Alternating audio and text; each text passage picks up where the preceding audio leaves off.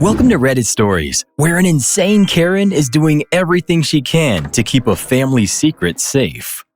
Karen demands I delete my ancestry account. I'm 20 female, and I've basically spent my whole life wondering about my dad. My mom never wanted to talk about him at all.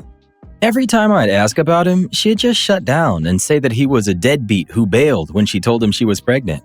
She told me that he died in a car accident a few years later, and then that was basically it. I never really pushed it because the look in her eyes whenever he came up told me that it was a deep wound that never really healed. I just had this itch to know a bit more about where I came from. Last week, I finally broke down and made an account on one of those ancestry sites. I was just hoping to maybe see what he looked like. I figured there couldn't be any harm in just knowing, right?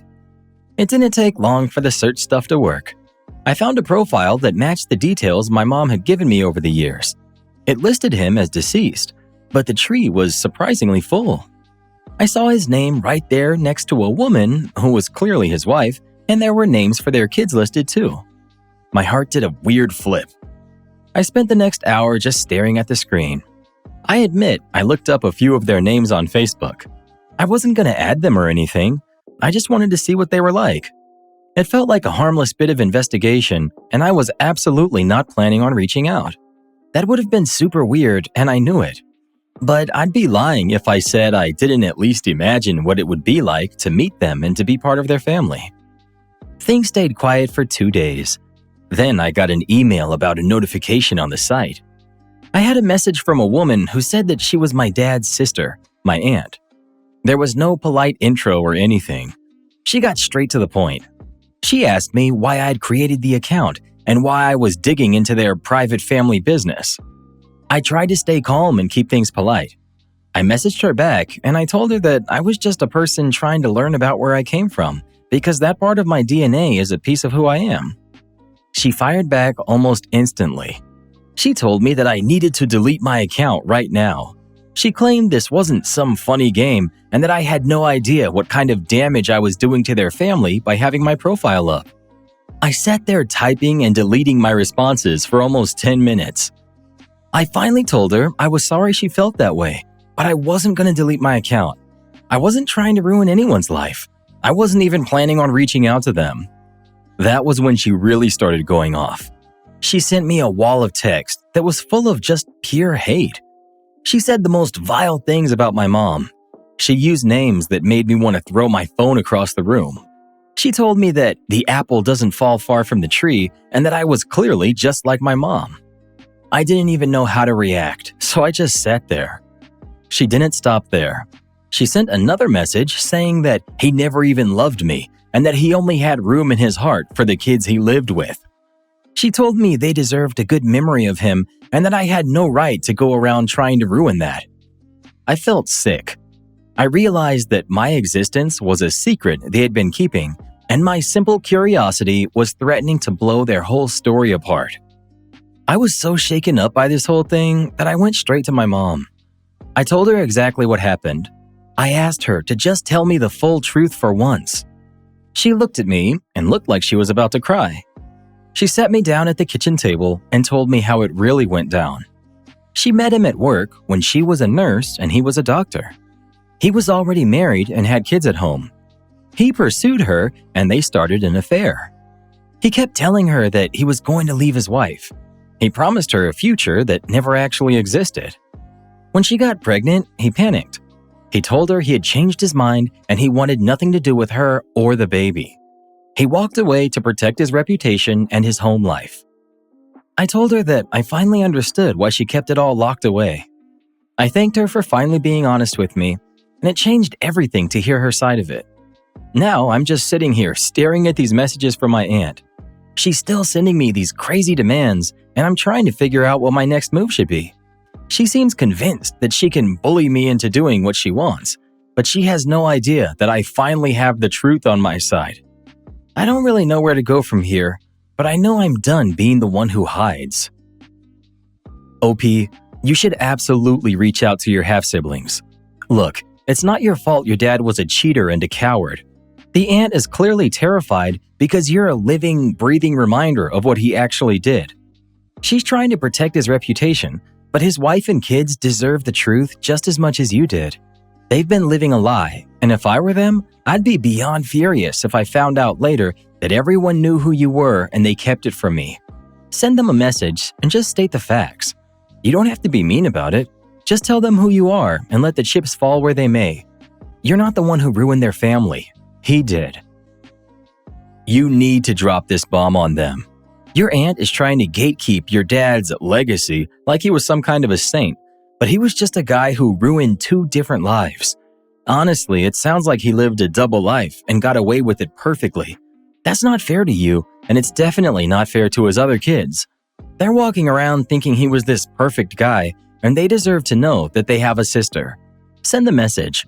Once they know, the aunt loses all her power over you because she can't hide the secret anymore. Honestly, do not reach out to any of them. Are you kidding me? You've seen how this aunt treats you, and she's the one who knew your dad the best. You think the wife or the kids are going to be any better? They sound incredibly toxic, and honestly, you're just going to walk into a disaster zone. They're already attacking you for existing. Why would you want to introduce yourself to a group of people who are probably going to blame you for your own father's choices? Your mom told you the truth. You have closure, and you have your life. Forget about them. They're not your family, and they clearly don't want to be. Keep your peace and just block the aunt. Update 1 week later. So it's been a week since I posted, and honestly, I've read every single one of your comments. You guys really gave me a lot to think about. I was so torn between just blocking that aunt and forgetting they exist, or trying to actually reach out. But after reading everyone's input, I realized that I at least deserved to know if they were actually the toxic people the aunt made them out to be. I ultimately decided that I couldn't just let her narrative be the only one I ever heard. I decided to go ahead and send messages to my half-brother and my half-sister. My heart was pounding so hard, I thought it was going to beat out of my chest when I hit send. I tried to keep it super simple and just stick to the facts. Here's exactly what I sent to both of them. Hi, I know this is super random and probably a huge shock, but my name is OP and I'm your half-sister. I know your father passed away, but my mom and he had a relationship years ago and I'm the result of that. I wasn't planning on reaching out, but I've been getting harassed by your aunt because I made a genealogy account and I felt like you guys deserve to know the truth about who I am rather than hearing lies from her. I'm not looking for money or anything like that. I just wanted to be honest about my existence. I really thought they were either going to block me or send me even nastier messages than their aunt did. I spent the rest of the day just hovering over my phone, waiting for the worst to happen. Then, later that night, I got a notification from my half-sister. It was super short. It just said, "Please call me," and then she gave me her phone number. I was so nervous. I hate talking on the phone with people that I don't know, and I was basically shaking, just ready to be torn to shreds. I told myself that even if she yelled at me, at least I'd know. I called the number and I just waited. When she answered, I could tell right away that she was struggling to talk. She was clearly holding back tears, and her voice was all shaky. She told me she was so sorry about everything, and that as soon as she saw my Facebook profile picture, she somehow just knew exactly who I was. I started crying too. I told her thank you and that it was okay, and that none of this was her fault at all. She told me that what our dad did was horrible, and that he was a piece of crap for it. She said they had already known he'd had affairs before he died, but they had never had any idea that they had a half-sister. We ended up talking for almost an hour. Her name is Sarah, and she's 4 years older than me. She lives in a different state, so we can't exactly grab coffee or anything like that, but it was crazy how much we have in common. We talked about everything from our interests, our jobs, what it's like living where we both do. It feels like we might actually end up being real friends instead of just strangers. Oh, she also told me that that aunt who'd been harassing me is a complete psycho that they tried to avoid at all costs. Apparently, when she's not sending threats to strangers online, she does nothing but watch YouTube videos about aliens and conspiracy theories. So, yeah, that made me feel so much better. I just want to say thank you to everyone who told me to go ahead and message them. I'm so glad I didn't just listen to my aunt and stay hidden. This has honestly turned out to be one of the best things that's happened to me in a long time. I feel like I finally have a little bit of the closure that I've been looking for my whole life. OP, I'm so incredibly proud of you for having the courage to reach out. You chose to be the bigger person by taking the high road and offering them the truth, even when you were terrified of the outcome. You stood up for yourself against that toxic aunt. You gave your sister a chance to know the truth about her own family history. This was absolutely the right thing to do, and you should be so proud of how you handled it. Hearing this made my day. It takes a lot of guts to put yourself out there like that, especially when you have no idea how the other person is going to react. You 100% did the right thing by not letting your aunt's lies define your choice. Now you have a new connection and a new friend, and that's something your crazy aunt can never take away from you. You did great. I don't know. This may be an unpopular opinion, but I still don't think you made the right choice. If I were in your half-sister's shoes, I would not have wanted to know my dad had another kid somewhere that I never even knew about. Sometimes it's better to just leave the past where it is, especially when it comes to parents who weren't there for you. Just because it worked out this time doesn't mean it wasn't a huge risk. You just got lucky, but you could have easily just opened up a massive can of worms for people who didn't ask for it. OP, look, you're sitting there acting like keeping people in the dark is some kind of a moral high ground, but all it really does is protect the cowards who create messes and then run away from them. You're basically saying that the truth is some kind of a burden instead of a basic human right. If you're that scared of reality, that's a personal problem, not a rule for the rest of us. I didn't get lucky. I chose to not be controlled by a toxic, lying aunt. The only can of worms I opened was the one my deadbeat father planted himself. My sister and I found something great out of a horrible situation, and if that makes you uncomfortable, then you're clearly the one with the problem. Got him! OP saw that comment and was like, nope, not today. But you know, the thing about life is that we all interpret it in our own way. What sounds absolutely crazy to one person can sound perfectly acceptable to another. Right. It all just depends on our perspectives, which are formed by our experiences. And you know what? I hope our audience experience here with us leaves them feeling absolutely wonderful. Let us know if it does by smashing that like button. Smooth, Reddit boy. Real smooth. But I am low-key offended by how OP was bashing alien videos and conspiracy videos. Don't judge my watch history. Maybe it's not so much the videos themselves, but if you watch too much of that stuff and you're already a little kooky, it can help you become a lot of kooky. Watch who you're calling kooky. I know where you sleep. Would I be the jerk for telling my brother that his wife tried to hook up with one of his good friends? Hey everyone. I wasn't really sure whether posting this was a good idea, but I could use some unbiased opinions due to the massive implications this situation carries. So here's the deal. A couple of weeks back, I got a call completely out of the blue from an old friend of my brother's. For some context, I know this guy pretty well.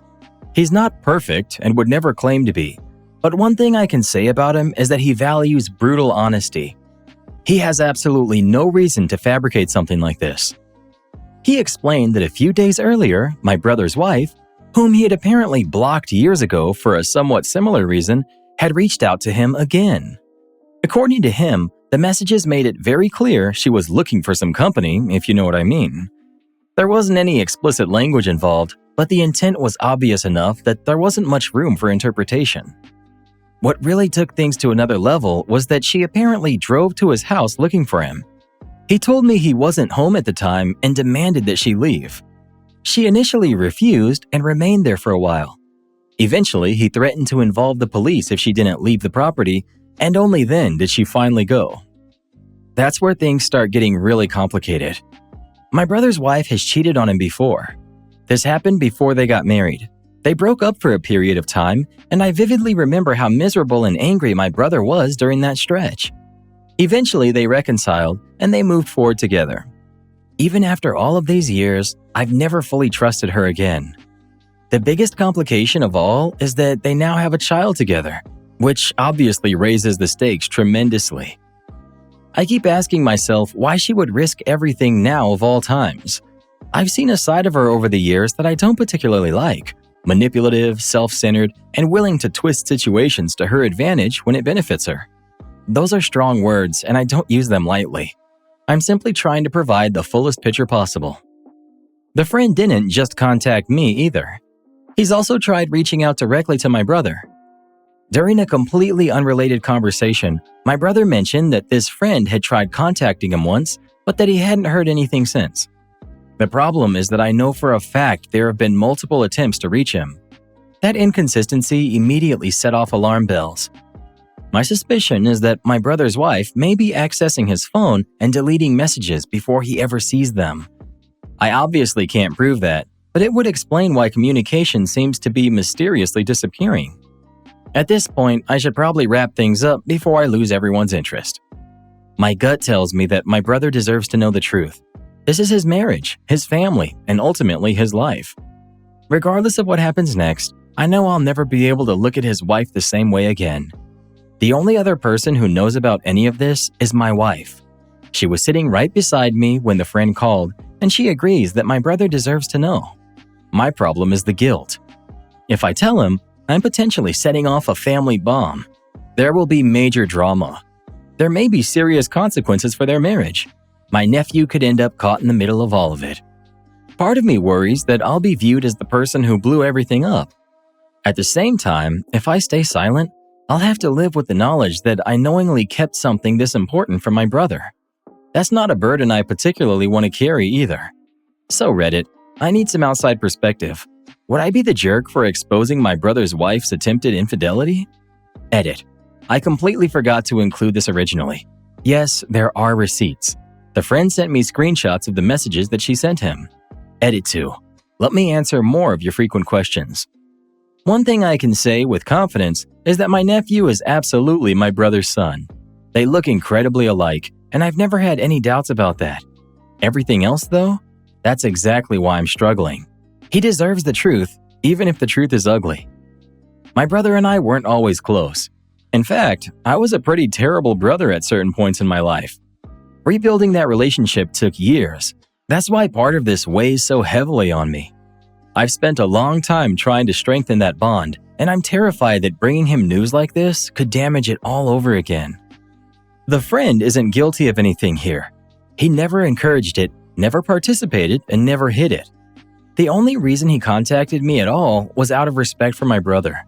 The police threat wasn't about protecting himself either. His mother was home at the time, and my brother's wife refused to leave until he came back. He wanted the situation over with and wanted no part of whatever she was trying to start. Not the jerk. Tell your brother and show him every screenshot. If she's bold enough to reach out to one of his friends and actually drive to his house, there's a very real possibility this isn't the first time she's crossed a line. Your brother deserves the opportunity to make informed decisions about his own marriage. Keeping this from him would protect the wrong person. The biggest thing I notice here is that you're more afraid of being blamed than you are of telling the truth. That's understandable, especially if you've worked hard to repair your relationship with your brother. Still, none of this would be your fault. You're not creating the problem. You're simply revealing it. What he chooses to do afterward is entirely up to him. The friend reaching out says a lot. Most people want nothing to do with drama like this. The fact that he contacted you and attempted to contact your brother suggests that he genuinely felt your brother deserved to know. The story also doesn't sound like a random misunderstanding. Driving to someone's house and refusing to leave until threatened with police involvement takes effort and determination. Update 15 days later. After giving the friend some additional time to reach out to my brother himself, I eventually learned that he hadn't been able to follow through due to some serious and unexpected health issues that came up in his own life. At that point, I felt like waiting any longer wasn't helping anyone, so I told my brother. He took the news about as well as anyone could reasonably expect. He was angry, confused, hurt, sad, pretty much every emotion you'd imagine someone experiences after hearing something like this. What surprised me was that he wasn't completely blindsided. He immediately remembered the night in question and admitted he had already been suspicious that something wasn't adding up. Apparently, his wife had given him a vague and unsatisfying explanation about where she had been that evening, and he had never fully believed it. The pieces started falling into place pretty quickly once he saw the screenshots. To his credit, he thanked me for telling him. That was probably the part I'd been the most afraid of. I'd spent so much time worrying that this would somehow damage the relationship we had worked hard to rebuild over the years. Instead, he appreciated the honesty. He told me he wanted a few days to think before confronting his wife. Last night, he finally did. According to him, the conversation started exactly how you'd expect. She denied everything at first.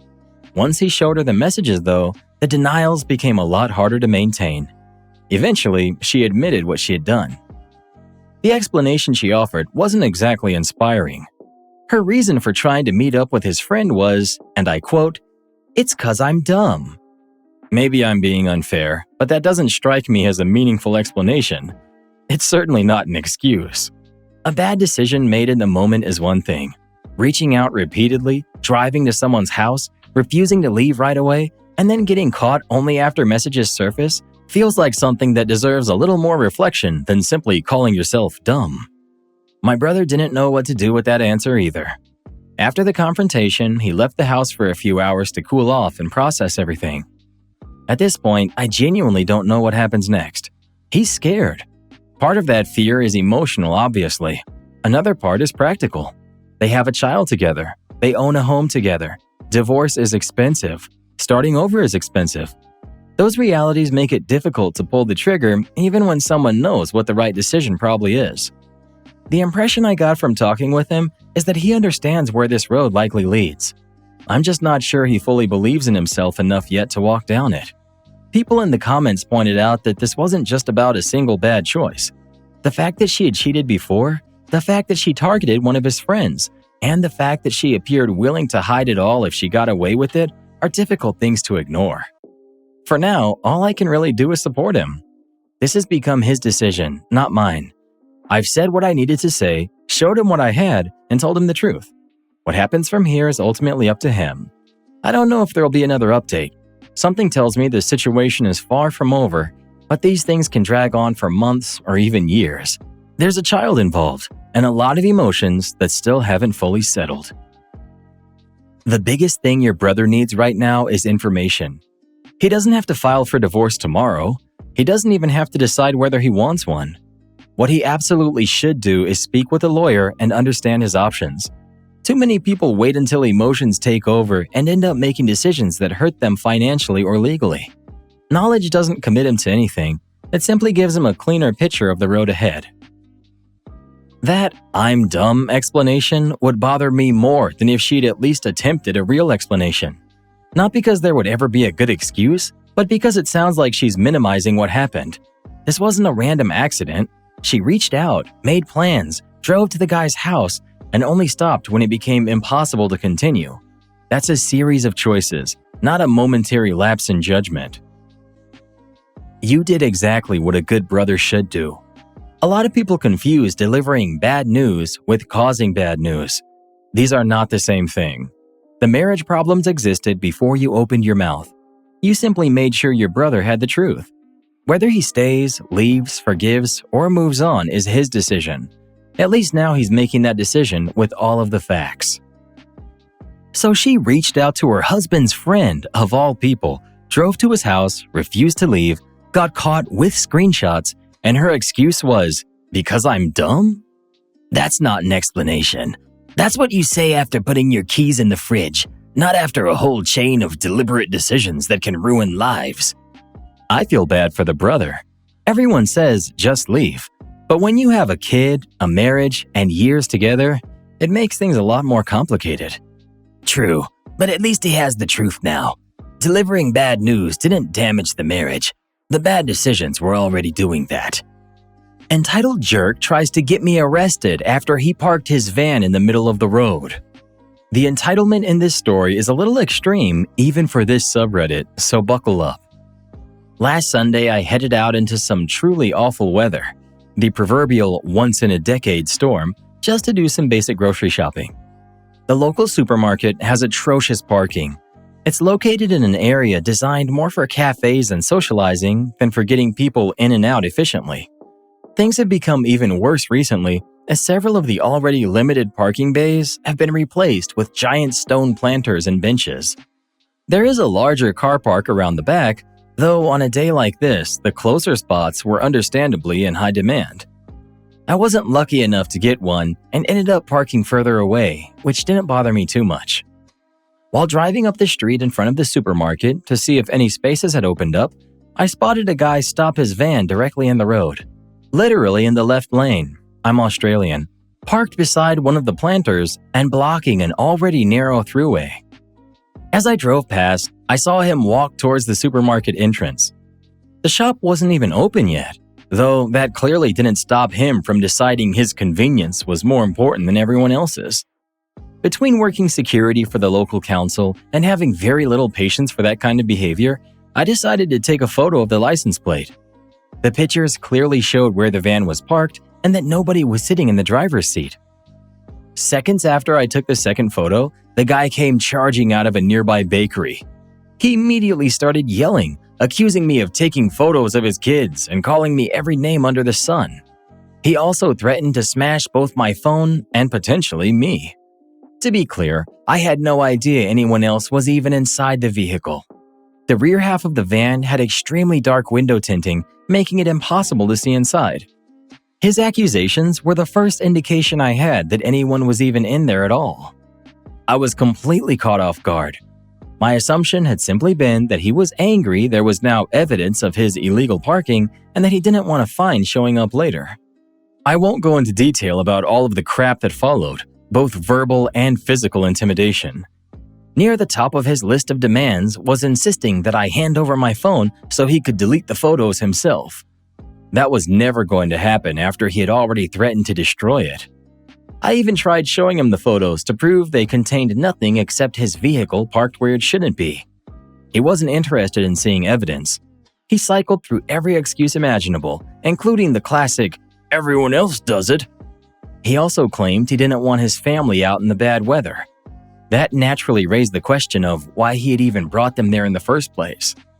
I later learned they had apparently been at a nearby indoor pool. Whatever the reason, he had convinced himself that the photos were about something besides the illegally parked van sitting in the middle of the road. By that point, facts weren't making much of an impact. Eventually, he drove away, though not before telling me he'd be back after dropping everyone off. Why he hadn't done that in the first place if it was an option remains a mystery. He left, I did my shopping, and by the time I got back to my car, I figured the whole thing was over. Nope. As I was putting on my seatbelt, he suddenly yanked open my car door and started yelling all over again. At that point, I was genuinely concerned for my safety. Hoping to de-escalate things, I deleted the photos while he continued ranting. He remained completely uninterested in anything I had to say and kept hurling insults. Eventually, he calmed down enough to let me leave. I was shaken and ready to go home. I made one mistake. I assumed he had returned without anyone else in the vehicle and thought I might be able to get another look at his license plate as I drove past. As I approached the corner near that same street, there he was again, crossing in front of my car, blocking my path, and shouting once more. I carefully drove around him and continued up the street. That's when I realized he actually lived nearby and had walked back to the shopping area. I went home and spent the next few hours wondering whether he had actually called the police like he had threatened. Turns out he had. A couple of hours later, a patrol car arrived at my house. I explained the entire situation and my reasoning for taking the photos. At first, I assumed I had no evidence left since I deleted everything. Thankfully, one of the officers was far more tech-savvy than I and located the photos in my phone's recycle bin on my phone. I didn't even know that existed. The officers reviewed the pictures and quickly confirmed there was nothing in them except an illegally parked vehicle. They then informed me that the man had also accused me of trying to run him over. I knew that claim was nonsense, though the lack of dashcam footage made me a little nervous. The officers said they would check nearby security cameras, including some operated by the local council building on that corner. At the same time, they admitted they already had serious doubts about his version of events, considering how much it had fallen apart. They told me they didn't expect the matter to go anywhere, though they asked whether I would be willing to testify if he attempted to push it further. After they left, I rewarded myself with a tall Johnny Walker. It's now been 5 days. Even allowing for a public holiday, I think it's safe to assume nothing is going to come of it. This isn't the first time someone has made outrageous accusations against me while I was carrying out security-related activities. It seems to be the go-to strategy these days whenever people are confronted over poor behavior. My biggest mistake was engaging in those activities while dressed as an ordinary civilian. That's a mistake I won't be making again. I also don't think I'll be returning to that particular shopping area anytime soon, especially after seeing how many people appeared willing to take the guy's side. I still have a few questions though. Why did he think it was acceptable to leave his van sitting in the middle of the road? If he was so concerned about keeping his family out of the weather, why not drop them off somewhere safe before heading to the shops? Most importantly, after dropping everyone off and returning to continue arguing with me, was there actually someone looking after them? If there was, surely that would have been the sensible option from the beginning. Something about the entire situation makes me wonder whether his determination to pursue this grudge ended up creating bigger problems for him than the parking violation ever would have. I'll probably never know. Still, the possibility brings me a little comfort after the amount of stress that this incident caused. The biggest issue here isn't even the parking. It's the fact that this guy escalated things over and over again. First, he parked in the middle of the road, then he confronted OP, then he came back a second time, and then he called the police with a story that apparently fell apart the second they looked at the evidence. If someone takes a photo of your vehicle, your first response shouldn't be to start threatening police and demanding their phone. You're giving this guy way too much credit. This whole "you were taking pictures of my family" thing sounds like a distraction tactic. OP had proof he was parked illegally, and suddenly the conversation wasn't about the van blocking traffic anymore, it was about OP defending himself. Whether that was intentional or not, it worked for a while. The fact that the police recovered the photos and found exactly what OP said was in them speaks for itself. My favorite part is that this guy apparently called the police on himself. If OP's version is accurate, all he had to do was drive away and accept that somebody took a picture of his badly parked van. Instead, he created a much bigger situation, got officers involved, made additional accusations, and gave them a reason to look more closely at what had happened that day. That's an impressive amount of effort just to avoid taking responsibility for parking like a clown. You took a picture of my van? That's basically a declaration of war. Pretty sure parking in the middle of the road was the opening move. Fine, I'll call the police then and tell them that you're the problem. Nothing says confidence like reporting your own evidence. Karen demands to sit at my table in a restaurant. I go out quite regularly, usually once or twice a week, always to the same 2 restaurants, and if I'm not with my parents or friends or a special occasion, then I'm alone. Now, 2 weeks ago, I visited one restaurant. The waiter directed me to a table of 4.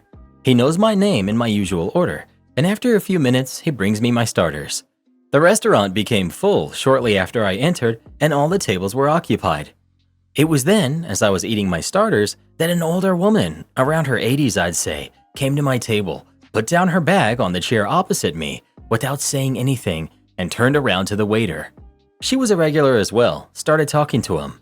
The waiter could see the confusion on my face. She was facing him and couldn't see my face. I was to her back, but the waiter could see both her and myself, and I shook my head once to signal to him that I did not want some stranger sitting with me. He saw that and told the woman that all the tables are filled up right now, but in around 5 to 10 minutes there should be a free table for her. The woman then chuckled and said, "It's fine, I can sit here."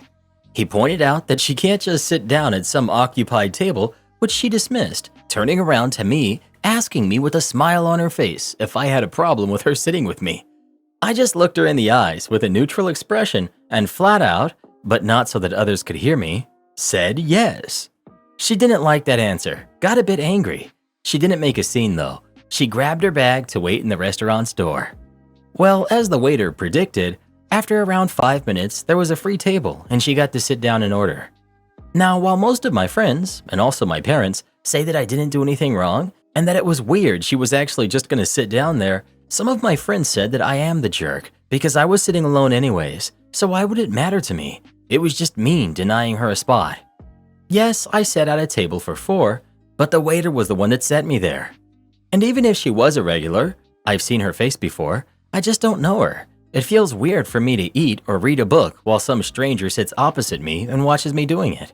Also, while I don't know her personally, I do know she is quite a chatty one and most likely would have talked to me without end. I go out alone to have peace and quiet and enjoy some good food. But still, does declining that woman a place at my table make me a jerk? Not the jerk. You were directed to that table by the waiter. She was weird, intrusive, and rude to just dump her stuff there without asking you. As a fellow lover of solo date nights, I'd have done the same and declined to let her sit with me. She can wait her turn like everyone else. Not the jerk. As an introverted person, I am totally on your side, especially if she's a chatty person like you wrote. There's absolutely 0% chance that you would be left in peace to enjoy your meal. There's something inside a lot of people's heads that says, OMG, how sad, a lonely person eating alone and reading a book. Well, I must go save them and give them someone to eat with. It's my moral duty as a human. They can't fathom that someone wants to eat or sit alone without constant small talk and chatter. You're the jerk. This younger generation is just sad. I don't think there's any way you can recover from this level of absolute low. Even when I go get the mail here at my apartment, if the other person getting theirs is under the age of 30, they don't even respond when I say hi. They just look at me bewildered. Oh crap, another human actually spoke to me. What am I supposed to do now? My advice to most of you on here, get off the internet and do things in the real world with real people. When you're so antisocial that you won't allow an 80-year-old woman to share your table at the restaurant when all the other tables are full and you're there alone, you're a jerk. Regardless of what these antisocial basement dwellers are telling you. Technology has really ruined your entire generation. Well, what do you think? Is OP a jerk for not letting her sit there or not? Please let us know. If this ever happened to me, I'd just start letting him rip. Sorry, my GI tract is really messed up. I'm sure you won't mind while we enjoy our meal. Am I the jerk for giving my brother's Discord to a girl without asking him? Last week, I, 21 male, took my brother, who's 15, to an anime convention in our state. It was my brother's first time going to one, and he's pretty nerdy to boot, so he had been very excited about going in the weeks leading up. My brother isn't a very social kid. By his own admission, he's a massive introvert. He doesn't have a ton of IRL friends, and on the drive up to the hotel room, he told me he wanted to make at least one friend during the weekend. I told him I'd help him if I could. Early in the second day of the convention, me and him are waiting in line for the dealer's hall to open, and in front of us is a girl about my brother's age, playing on a Nintendo Switch. I ask her what games she plays, and when she mentioned one that my brother, a huge Nintendo fanboy, had played, I say, "Oh, my brother here is a big fan of those too. Isn't that right, brother?" He sheepishly agrees, and to my surprise, actually starts talking to the girl about the game, and then some other ones, before moving on to the other nerdy things they had a shared interest in. It was the most I'd ever seen my brother interact with a stranger, and it made me very happy to see. Eventually, the dealer's hall opens, and me, my brother, and the girl all end up at the same booth buying merch. As we're checking out, I point to the girl and ask what my brother thought. He just as sheepishly tells me that he thought she was cool and kind of cute. "You should go ask for her Discord. I bet she'll give it to you." "No," is all he says in response. When I press him on why, he says he's nervous about coming off as creepy, and besides, what if she says no? I tell him that as long as he isn't approaching her in a creepy way, then he probably doesn't have to worry about that. And if she says no, then she says no. That rejection is part of getting to know people, and learning to handle it well when you're young would be a big help for when he's an adult. He tells me no again, and by that time, the girl is gone anyways. Later during that day, me and my brother got separated, and I was walking around on my own. At some point, I noticed the girl at a booth, and I go up to her. I asked what she thought of my brother, and her response was remarkably similar to my brother's. She thought he was funny and cute, and wanted to talk to him more about Switch games. I offered to give her my brother's Discord, and she agreed. A few hours later, she finally messages him a simple, "Hey," with an introduction on how she got his Discord. My brother was upset. He immediately started telling me that it was a total breach of his privacy to give out his Discord without his permission. I pointed out that he had told me that he wanted to make friends at the convention and that I basically dropped one at his feet. He went quiet and was chilly around me for the rest of the day. but he was fine by tomorrow. That was a week ago. I did apologize to him, and it feels important to say that he and the girl are still talking daily. Was I the jerk for giving out his Discord without asking him? I apologized to him that night before we went to bed. Another thing to clarify, my brother never actually told me not to give out his Discord, just that he didn't want to ask for hers. His complaint about privacy only came after she messaged him. Not the jerk. You pushed him a little out of his comfort zone, and he reacted in a way someone who is incredibly introverted would. As long as you don't push stuff like that on him too far or too often, it's actually good for him. Little nudges are healthy for people like that, in my opinion. FYI, I'm a huge introvert. Surely you don't expect to get serious answers on this from the vast majority of Redditors who never leave their rooms. You analyzed the situation and did a proper older brother thing. Not the jerk. You're the jerk. You asked, and he gave a clear negative response, and you went over his head and did it anyway. It's not a massive issue, he'll get over it, but it's a pretty big breach of trust. Most people don't enjoy others making choices for them, even more so after they already said no. Well, what do you think? Was OP the jerk for sharing his brother's Discord or not? Please let us know. Good job, OP. We're making some progress. Next, let's see if we can get this boy to touch some grass. Am I the jerk for cutting off my kid's inheritance? Backstory. 2 years ago, I, 46 female, lost my husband in an accident, and I was heartbroken. We had 3 kids, and I thought we were very happy until his mistress showed up at my door, demanding money to support the kid my husband fathered. I didn't believe her, but she was able to prove it with screenshots, messages, etc. The image that I had of my husband was forever tainted, and he left me with this mess. Because of bitterness about the betrayal and how offended I was by the mistress' lack of remorse and entitlement, I told her she wasn't getting a dime and that she shouldn't have hooked up with a married man. She kept harassing me, and when it wasn't going to work, she went to my husband's family to put pressure on me to give her what she wanted. She even tried to involve my kids, leveraging her silence for money. I knew that once I gave her money, she would come back, so I told them myself. My husband and I had well-paying jobs, lucrative investments, savings, and I got a sizable amount from the life insurance policy. I consulted a lawyer, and while she could prove the affair, it didn't prove paternity, and since my husband wasn't on the birth certificate, nor could she produce that my husband acknowledged the kid, she had no case. After my lawyer sent her a strongly worded letter, I didn't hear from her for a while, and I thought it was over until my oldest, Alex, who's 19, female, came to me and said that she did a DNA test with the mistress behind my back. She said that she did it because she wanted to get this resolved. The kid deserved to know who their father was and get the financial support that they were owed. My husband had a will that stated each of his kids were to split an inheritance that they would only have access to when they went to college, and they couldn't get full control of until they were 25. When the results came back, proving that my husband was indeed the father, the mistress took me to court. It was a long legal battle, but eventually a settlement was made. I sat Alex down and explained to her that her inheritance would be split 50-50 between them and her half-sibling as part of the settlement agreement. When she asked if my other kids had to split theirs, I told Alex no. My husband's will stated that it had to be split up, but it didn't say it had to be equally, and until each of the kids turns 25, I had full control. Alex was upset, saying that it wasn't fair. I countered, saying that it wasn't fair that my other 2 kids had to get a lesser share because of my eldest choices, and if they wanted their full share, they shouldn't have done a DNA test. There's still plenty of money for Alex to finish college, she just won't have that much after that, and I do plan on dividing my own estate equally in my own will. All of this Alex knows, but they're still giving me the cold shoulder. My own siblings think that it wasn't fair, and I'm punishing Alex for doing right by her half-sibling, but I don't see it that way. Am I the jerk? Am I the jerk for telling my wife I didn't enjoy the birthday surprise she planned for me? I'm 36 male. My wife, who's 37, said she would plan something for my birthday. She asked if there was anything I wanted to do, and I told her no.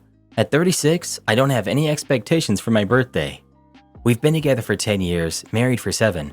We have 3 kids under 6, so planning activities can be tricky. Traveling is tough, and staying in uncomfortable places with kids is stressful. So my wife plans something, packs an overnight suitcase for everyone, and loads up our van. We drive an hour and 45 minutes to a small town, then take a long, rocky, narrow road to a tiny cabin Airbnb in a remote, heavily wooded area. It's a single room with a gallery kitchen, one bed, and a pull-out couch. It's cramped with 3 kids. There's not much to do, no walking trails, and nowhere to drive except back to that awful road. I'm asked to drive back to get dinner from a nearby bar. I'm surprised, and not in a good way. I don't say anything bad about the property, but I can't hide my feelings, and she can tell I'm not a fan. We unpack, walk around. She has some gifts for me to open in front of the kids.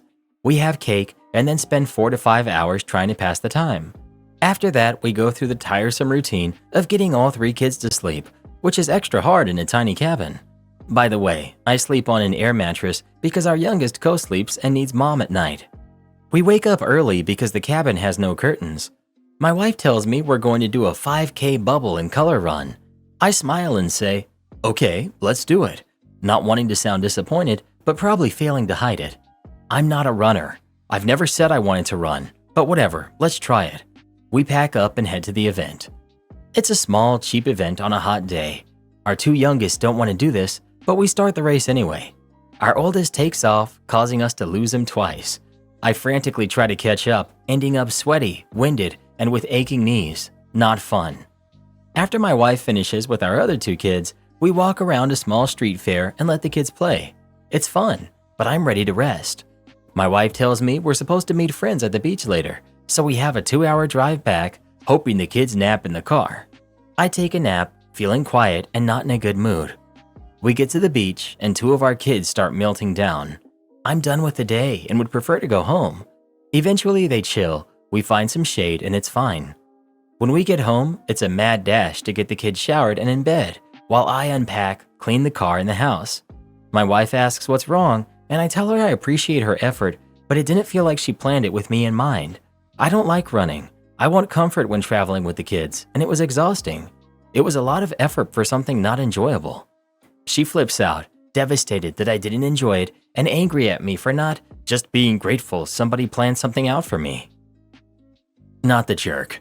I mean, it's nice that your wife planned a surprise birthday trip for you, but at the same time, some situational awareness on her end would have been nice.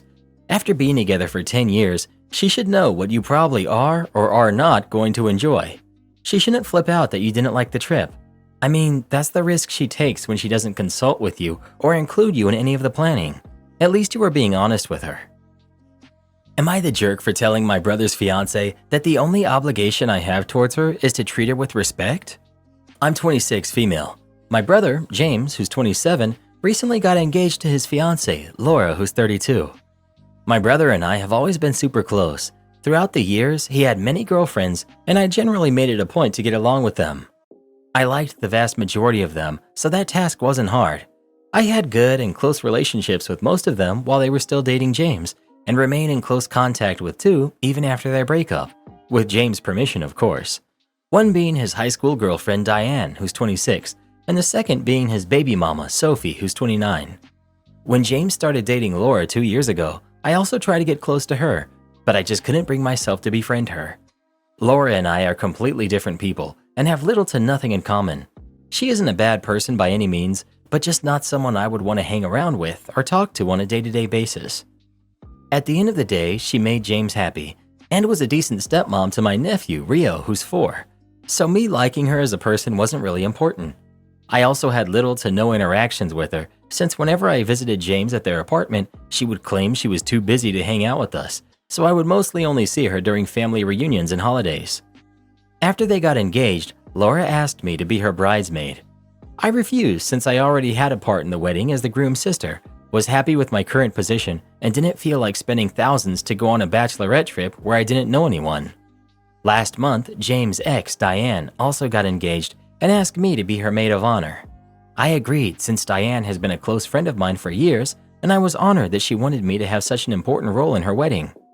When Laura heard about this, she called me saying that I was really immature for rejecting her request to be a bridesmaid, but agreeing to be Diane's maid of honor. I told her that Diane was my childhood friend, so this was different. Laura then began to interrogate me and asked if Diane and James were the ones getting married, would I also refuse her request and be content with only being the groom's sister in the wedding party. I told her that situation was irrelevant since it'll never happen. Laura continued to bombard me with questions before I finally told her that as her future sister-in-law, My only obligation towards her is to treat her with respect, and I'm already doing that, so I don't understand what more she wants from me. After hearing that, Laura ended the call and blocked my number. Her friends are now harassing me and telling me how awful I am for saying that to Laura. I'm genuinely confused since I don't think I've said anything remotely awful or offensive, but I might be missing something. Am I the jerk? Update. I decided to call James, like some of you suggested. I explained to him the entire situation with Laura and sent him screenshots of the texts her friends keep sending me. He was surprised since Laura never mentioned it and said he'd get back to me. Instead of calling me back, James showed up at my apartment an hour ago. He told me that he talked with Laura about the entire situation and he finally understood what made her act that way. Turns out, when James' friend group held a get-together last month, some of his childhood friends were reminiscing and mentioned how they always thought James and Diane would get back together eventually, and how odd it was that they are now both engaged to different people. Another friend also mentioned how James and Diane were clearly a better fit and tried to prove his point by pointing out how I like Diane better than Laura, and since I'm basically the female version of my brother, that must count for something. Apparently, while James was completely unaware that this conversation happened, Laura overheard the whole thing. Instead of telling James what she overheard, Laura fixated on what those friends said and tried to use my approval like some sort of weird competition to prove that she was better than Diane. So when I agreed to be Diane's maid of honor after I refused to be her bridesmaid, she kind of spiraled and tried to use her friends to pressure me and make me feel bad for not joining her bridal party. Although James understands what led Laura to act this way, he is mad at her since she went about it in the worst way possible, and this entire situation could have been avoided had she communicated with him like an adult. He told Laura that he needs some time alone to process what went on, so he'll be sleeping in my apartment tonight and meeting her tomorrow morning.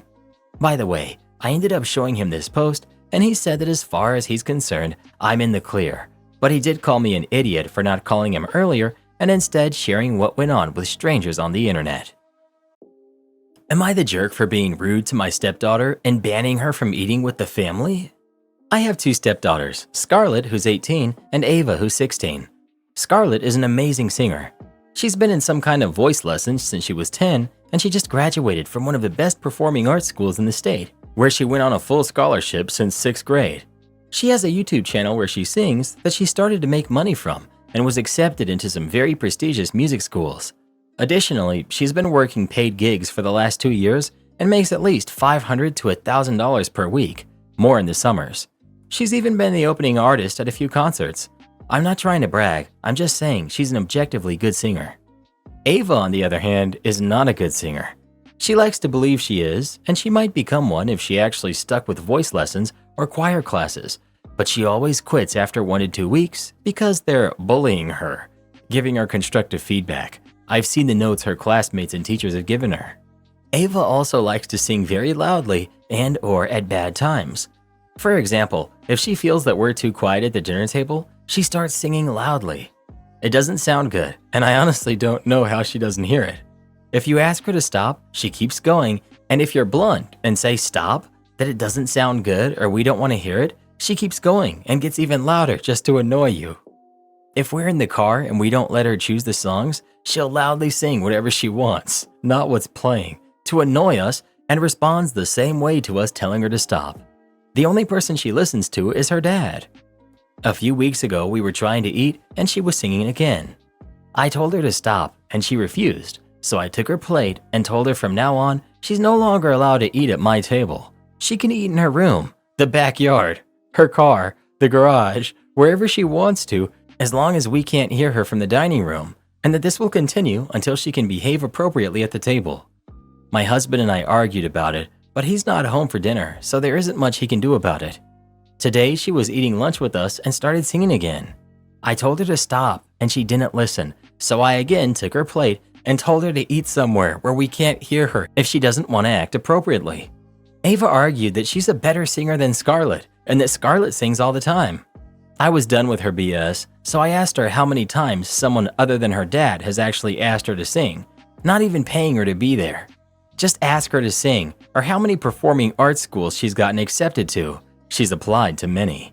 She started to cry, and my husband wants me to apologize for being rude to her and is insisting I allow her to eat with the family again. Am I the jerk? Okay, For almost the entirety of this story, I was ready to say not the jerk until the very end. So her sister gets to sing at the dinner table, just not her? I mean, I think it's weird to sing at the dinner table anyways, but if you have a double standard going on here, then you're the jerk. Ava is younger than her sister. Sometimes it takes some time to get better at something, and acting rude to her and discouraging her because you clearly don't like her makes you a jerk. Either ban singing at the dinner table completely, or keep your mouth shut and invoke the thumper rule. If you can't say something nice, don't say anything at all. Everyone sucks here. Ava just because she sounds really annoying, and you because you're a parent and she's a kid, and you've, seemingly repeatedly, told her she's not good at something she's passionate about, and not in a nice way. Encourage her to follow other pursuits, and definitely continue to enforce that it's inappropriate to loudly sing when others want a quiet meal.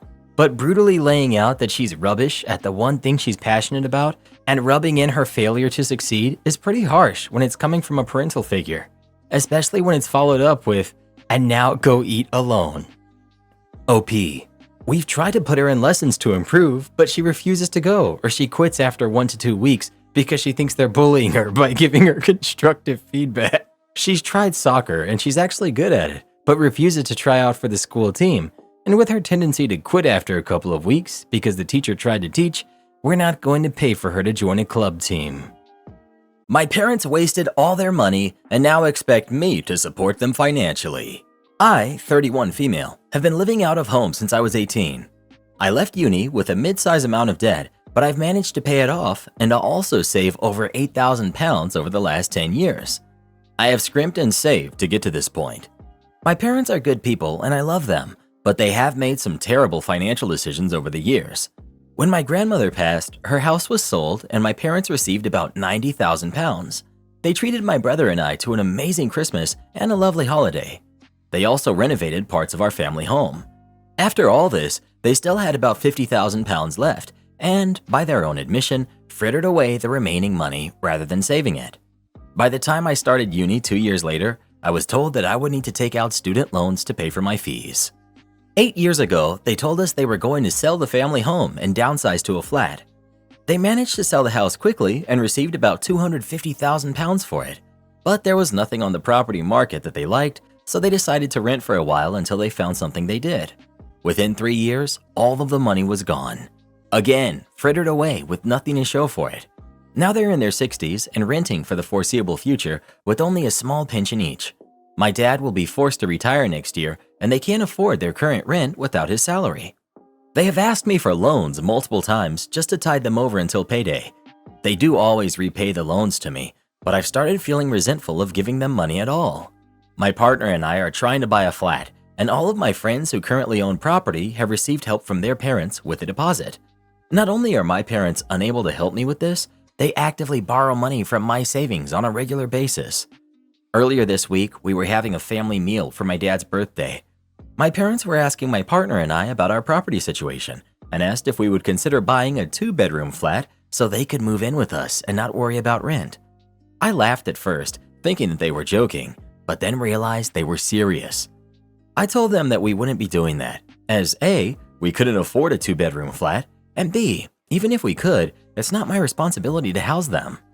My dad argued that he and my mom had provided for me over the years, and now it's my turn to repay them. I told them that I'd been virtually on my own since I turned 18, and just because they made poor financial decisions over the years, I shouldn't have to foot the bill. I said that I resent the fact that they could have helped me with my uni and maybe even a flat deposit, but instead, they spent their way into a life of living hand to mouth. This did not go down well. Both of them erupted at me and called me ungrateful. My brother told me that I was being entitled. Even my partner said I was overly harsh. Am I the jerk here? Not the jerk. Your language was harsh, but your parents misspent at least £300,000 according to your post, and now they expect to live for free off you for the next 30 years or so? No. Stop lending them money immediately. Your parents need to learn to live within their, albeit limited, means. Goodbye, Internet. At my last job, my main duty was the IT manager for the entire location, among other duties. I had been there for about 3.5 years at that point, and I was trusted by everyone. If I had something important to say, people listened. During lockdown, while other departments' budgets were getting slashed, and employees were getting laid off, I was able to replace a lot of our aging IT infrastructure. At the beginning of my last year there, the owner hires a young, I only tell the truth, even though you won't like it, narcissist as his second in charge. He hired this bonehead as his successor to run this location, while the owner would focus on opening up a second. In the first 3 months, Bonehead upset everyone, to the point where 15 people from various positions leave the company to find other jobs. This is during lockdown, where a lot of people were thankful they had a job, and 15 people were like, I'm going to risk finding another job in the middle of lockdown rather than stay here. He was that bad. As Bonehead started to upset our customer base and our sales started to suffer, we switched over to cost-cutting mode. The owner had largely checked out at this point, so longtime vendors were replaced with friends and family of Bonehead, services were downgraded or cut, pay plans for the sales department were jacked with, and further eroded the morale of the workforce. One day, Bonehead comes to me and tells me to stop doing safety checks and maintenance repairs on our products so sales could post larger sales grosses. I loudly objected and went to the owner, but as the owner is always happy to hear something about making more money, he threw his support behind Bonehead's idea. A few months of this goes by, and after he fired one of my employees on my birthday because he refused to give Bonehead access to the server room, it was restricted to me, owner, and employee. I knew it was time to go. I find a new job, put in my 2 weeks notice, and of course, Bonehead stops my direct deposit on payday, the day after I put my 2 weeks in. I decide it isn't worth working the extra 2 weeks and inform them that I'm out of there, while filing with the state over my wages being withheld. As I'm walking out the door, Bonehead reminds me I'm no longer an employee of the company and not to get involved with the company's affairs and possible legal repercussions if I say anything negative about the company. My new job pays more, less hours, less stress. Fast forward to this Monday, I get a call from my local internet provider. They tell me my internet service bill has gone unpaid for the last 6 months and will get cut off if I don't pay immediately. I log in and see my account is paid. So after a few back and forth, I find out that I'm still the point of contact for my last job's account on their internet service. Remembering what was told to me when I left, I just informed them I could not get involved as I no longer work there. They asked me for an updated point of contact. If they cannot get one, they will be forced to suspend their service. I repeated, I'm not allowed by threat of legal action to be involved in their affairs and left it at that. An hour later, a buddy I know who still works there called me and told me they had to stop working as their internet service had shut off. I played stupid, but it took 3 days to restore it. Am I the jerk for refusing to pay for my boyfriend's food on his birthday and getting him banned from a restaurant? I, 18 female, have been dating my boyfriend John, who's 20, for a little under a year. We have a pretty toxic-free relationship, but there's quite a bit of tension when it comes to me being vegetarian. I've been vegetarian since I was 11, and I have very strict morals around it. The one thing John has a problem with is me refusing to spend money on meat.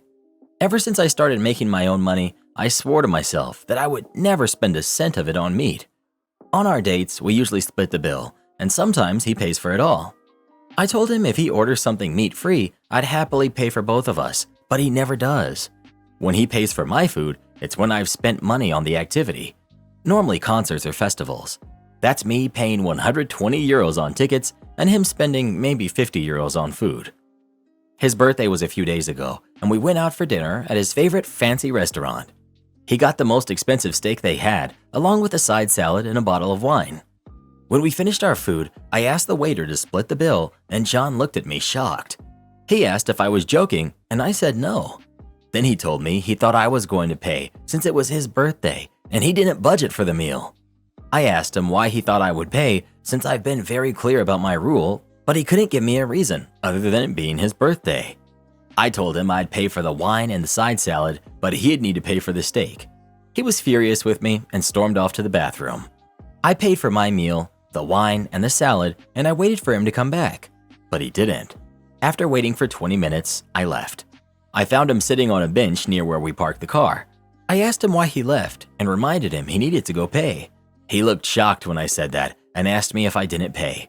I told him I had paid for everything but the meat, and he lost it. He started yelling at me, telling me I was selfish, that I needed to grow up. I stayed calm and told him he needed to go back and pay. He scoffed and walked away. I ended up driving home without him. Now he's saying it's my fault that he can't show his face in his favorite restaurant since he dined and ditched. It's a pretty small restaurant, so he'd 100% be recognized and kicked out. So, am I the jerk? Edit. To the people commenting about me not treating him on his birthday, yes, I did. I even dipped into my savings for his present.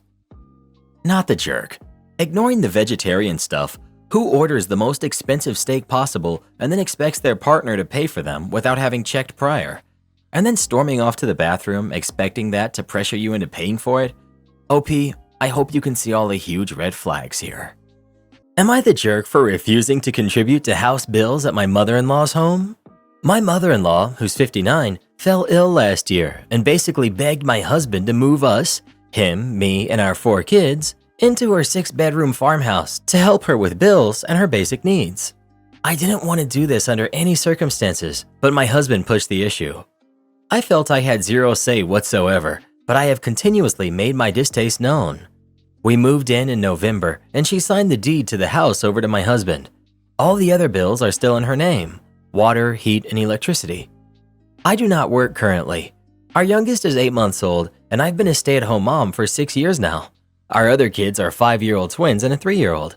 I've been home since I got pregnant with the twins, as it was a high-risk pregnancy. I do have income, however, doing hobby work. I make and sell customized quilts, and I make a decent amount of money from it. My husband is currently paying nearly $2,800 a month here, and I pay for all of the food. His mother literally only contributes by cleaning and maybe $400 a month, despite working full-time and making around $4,000 monthly. She basically says that she's putting away all of her money into her retirement fund, which is darn near non-existent.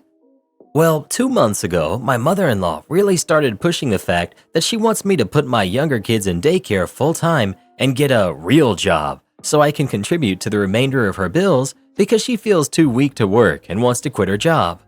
I've refused. For starters, I'm not putting my kids in daycare. My husband agrees. I also naturally feed the baby. And I also made it abundantly clear that I wouldn't be responsible for any of her bills because I didn't want to be here. My husband told me from day one that I would be responsible for nothing outside of food, which I have held up on. So mother-in-law is eating for free and having 90% of her bills paid for by my husband. She doesn't need anything else from us. But last night she started screaming at my husband about how she apparently wanted us to come here so that she can retire early, and that the least we could do is pay for everything here since she signed over the house to us and said that I needed to get off my butt and contribute because he shouldn't be made to pay for everything when I'm more than capable. I walked in and told her that she had better stop running her mouth about me when I'm not in the room to defend myself, and that I'm not putting my kids in daycare to make her life more cushiony than she already has it. I told her if she wants to retire, then there are plenty of retirement homes, or we could move out and she can pay for 100% of her bills as she was before. But I refuse to do anything more than I'm doing. My husband told me I should have stayed out of it and let him handle it, but his way of handling it is by saying, "I know, Mom, I get what you're saying," and nothing more. Am I the jerk? Not the jerk. That wasn't the argument. Why is she only paying $400 a month all in to include full room and board? She's making out like a bandit while her lifestyle is now being subsidized, allowing her the luxury of contemplating early retirement without having the funds to justify it. Also, to pay for an infant plus a toddler in daycare at the same time would wipe out the earnings from many jobs in many areas after factoring in taxes, etc. I took days off to avoid burnout. My wife used it to unload the baby and add chores. I, 35 male, have had an insanely rough time over the past few months. We had our first kid back in January. My wife, who's 34, does not work, and the dream we have always worked towards was that she could be a stay-at-home mom, keeping the house, looking after our kid, and creating a lovely environment for us to live in. I'm back at work and things have been crazy. We lost a key member of staff at a critical time, and several projects are now on the verge of failure. So for the last 3 months, my work days have looked like this. 5 a.m., I get up with our daughter. Breakfast, playtime, nap. I do chores while she naps. Nap time, changes, getting dressed, and general bonding. 8:15 a.m., my wife takes over with our daughter. 8:15 to 8:30, shower, coffee, breakfast at desk. I work at home. 12:30 p.m. to 1 p.m., Quick snack, I do the laundry, dishwasher, and make sure we have something for dinner. Quick cuddle with our daughter and back to work. 5 p.m. to 7:30 p.m., I pause work, come downstairs and make dinner, or go shopping first if we have nothing, take over with my daughter until bedtime, and get her ready for bed. I work more from 8 p.m. until I go to sleep, and at 5 a.m. the next day, rinse and repeat. Saturdays and Sundays, I still get up at 5 a.m. with our daughter, and my wife sleeps as late as she can. We share baby duties, and I take care of bigger chores, like do-it-yourself projects, garden maintenance, etc. It's just not sustainable. I've lost so much weight from the stress and exhaustion. My wife says that I look like a zombie now. I can barely convince myself to get out of bed. We've had several conversations about changes that can be made, but the outcome is always that this is just how it has to be until the work crisis calms down. I'm not in a position to be looking for another job at this time. On Friday, I hit my breaking point, and I booked emergency time off for yesterday and today. I felt unstable and like I was going to fall apart. I desperately needed 2 days of absolutely nothing to avoid a meltdown. My wife understood and supported the decision, reiterated that she's grateful for everything I do to provide the life that we have, etc. Until the day came. All of a sudden, she has plans. She's getting her nails done, going out for coffee, has gardening things that simply cannot wait. When she came home, she had bought things for the nursery that had to be built and put in place that afternoon for some unknown reason.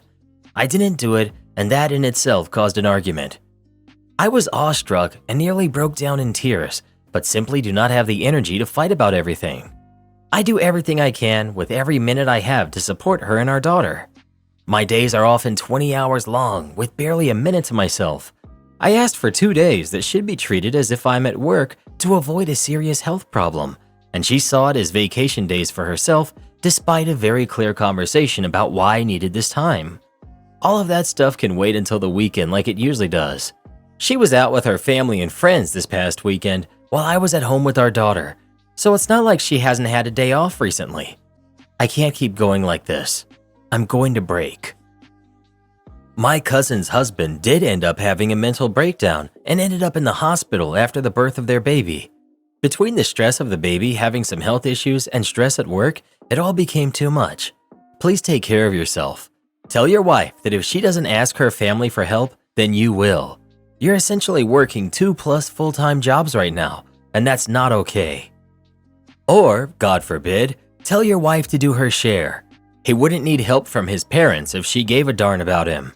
He's getting up at 5 a.m. 7 days a week, and she sleeps in every weekend? What the heck is wrong with her?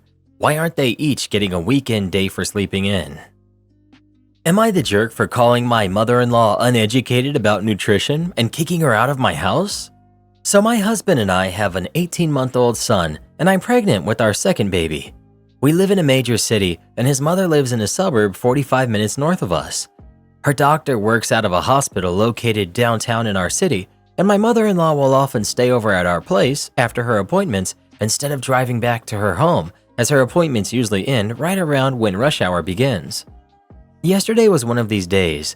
She went to have some labs drawn at the hospital and then came over to our house when I was just about done cooking dinner. My husband was at the gym. I had a long day yesterday.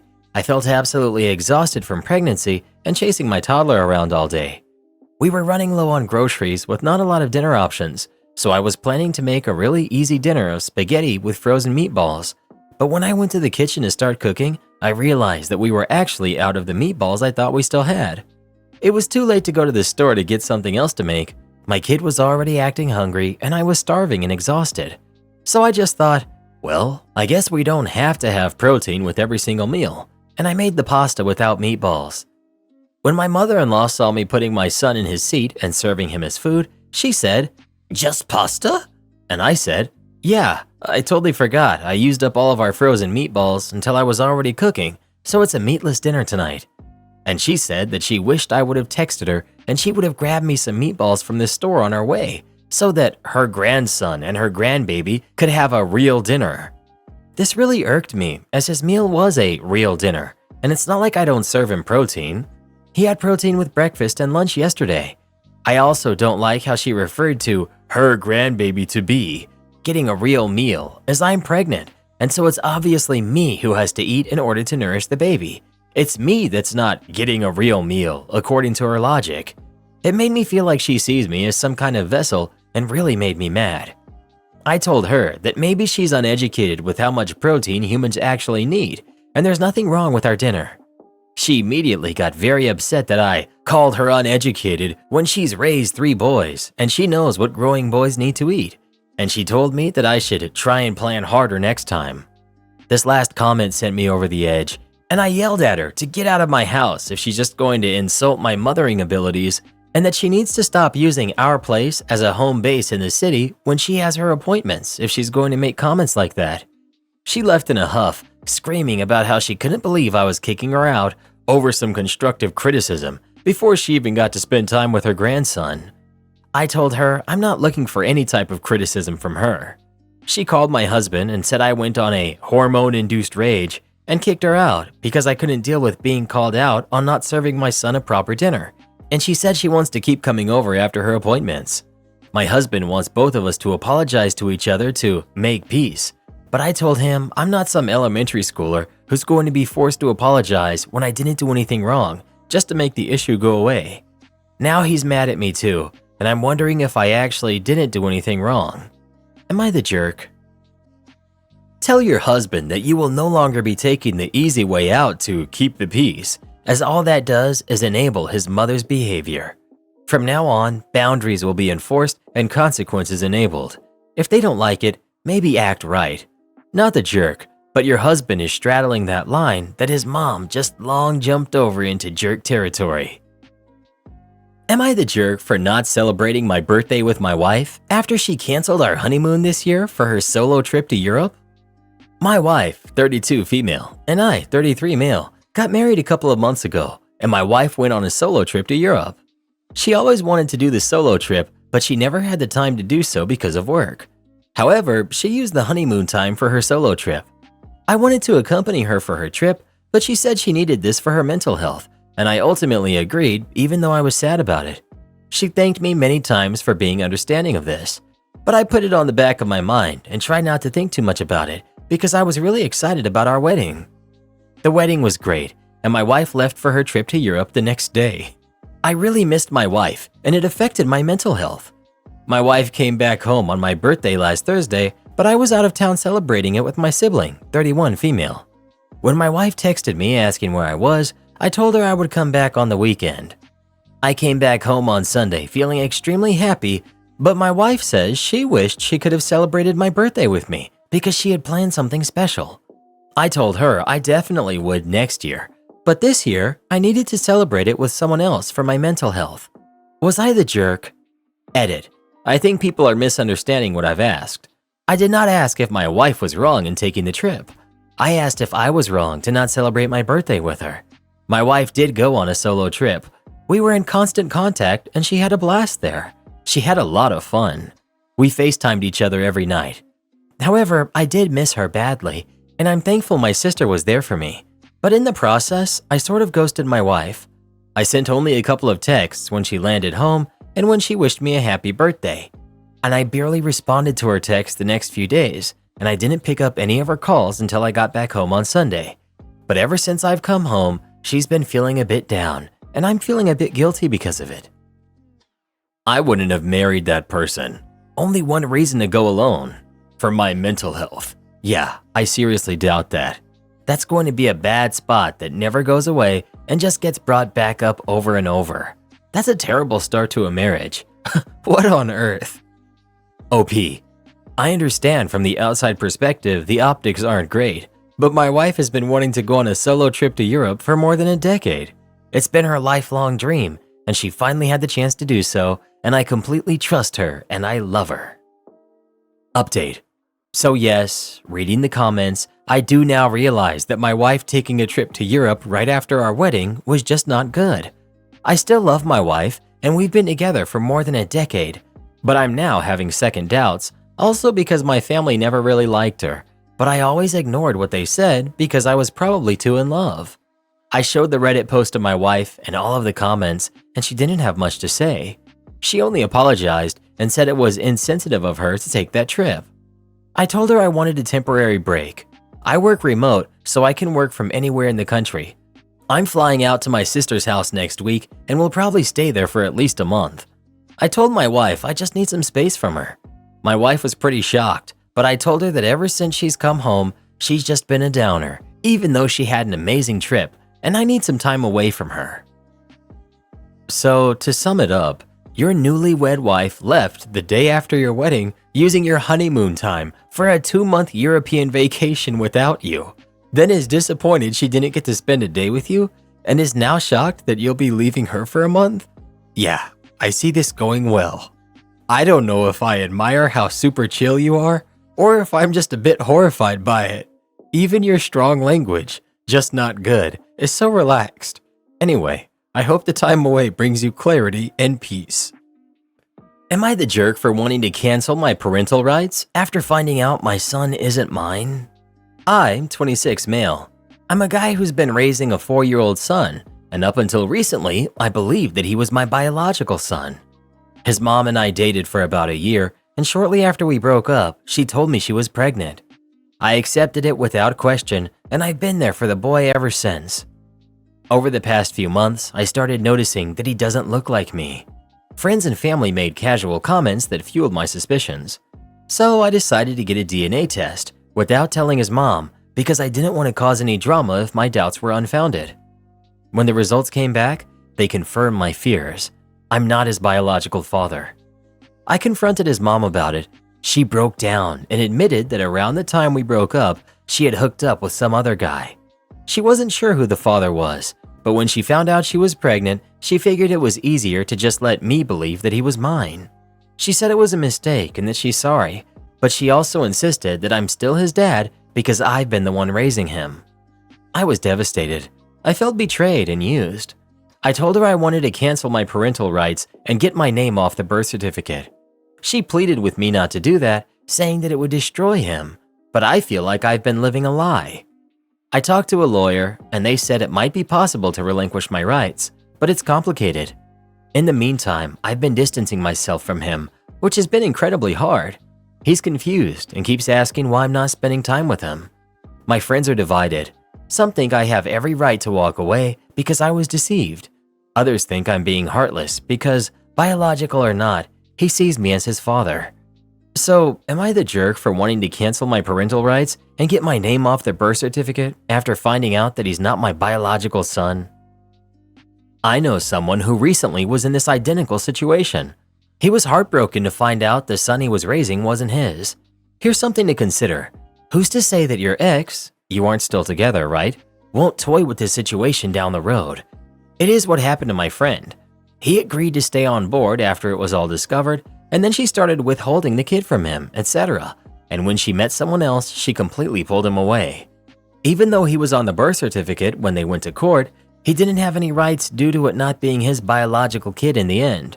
It ended up being a very painful and emotional experience, and it's a few years past now, and he still isn't right. It took him 7 months to get the child support he had been paying stopped, and he was not able to get any of the money that he paid prior to that. It was a total nightmare. If you're wanting to let go of the rights and get your name off the birth certificate, you have your answer. And I think you're not a jerk at all. Karen is trying to sell my family heirloom. I'm 26, female. My dad passed a couple of months ago.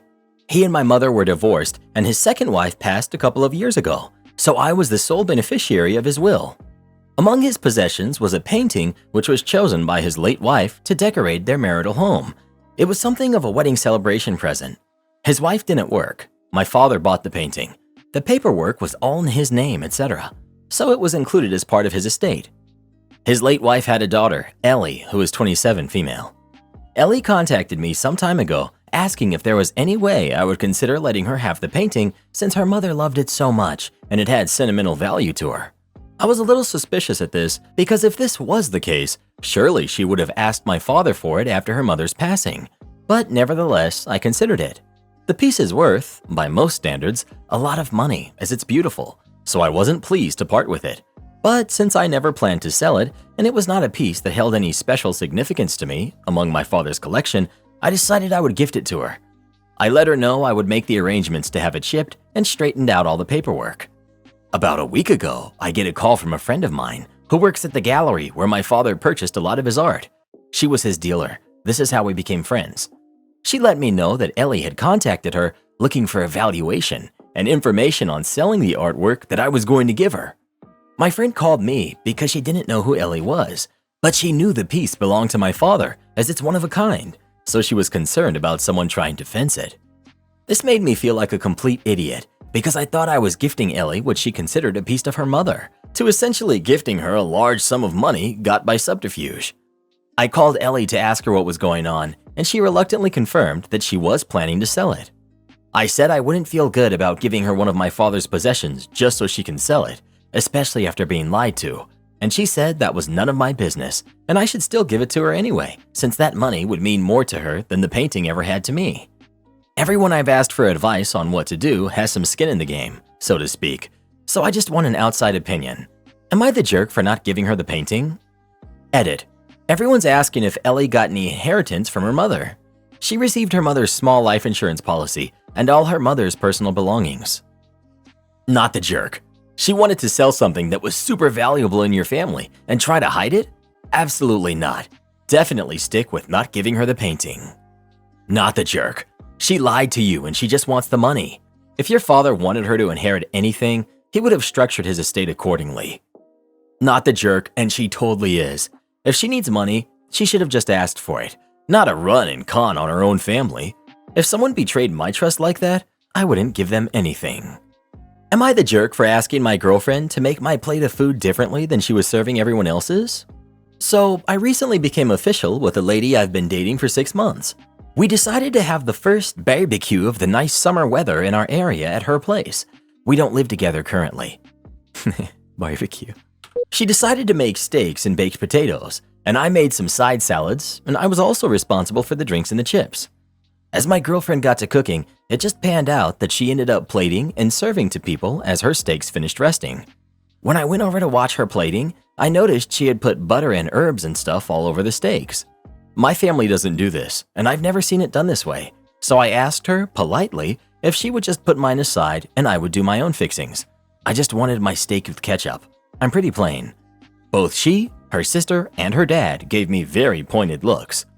Later that evening, she said she felt that it was rude to the chef, her in this instance, to ask for my food separately, and that she wished I would have just trusted her to make me a nice plate of food, and that I shouldn't do that when I'm a guest somewhere. I pretty commonly, politely ask for my food to be made differently or more plain when I'm a guest somewhere or at a restaurant, because I generally prefer plain food. I don't think this was rude. Am I the jerk for asking for my own food to be served differently outside my own home? I'm not gonna say you're the jerk, but you're dangerously hovering. She was literally just flavoring the meat, and it wouldn't have hurt at all to try it. It could have been leaps and bounds better than putting ketchup on it. Not the jerk, but you should have tried it. Please, as an adult 25-year-old man, expand your palate. I promise things taste better with seasoning and not just ketchup. Please. I disagree. I'm just gonna say this once. Leave adults alone about their food preferences. I have 50 years of frustration at being looked down on for being a picky eater when the taste of certain foods are just downright unpleasant to me. And yes, I've tried it. I promise, I've tried almost everything multiple times. It still tastes horrible to me. I cannot be more passionate about what I'm saying. People get to have their preference, and as long as they don't expect others to go out of their way to accommodate them, they're fine. And no, asking his girlfriend to not put seasoning on it is not asking her to go out of her way. Not the jerk, but herbs and butter is a pretty common way of treating steaks.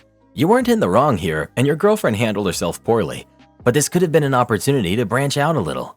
Worst case, it's one meal that you didn't love. You're the jerk for putting ketchup on steak.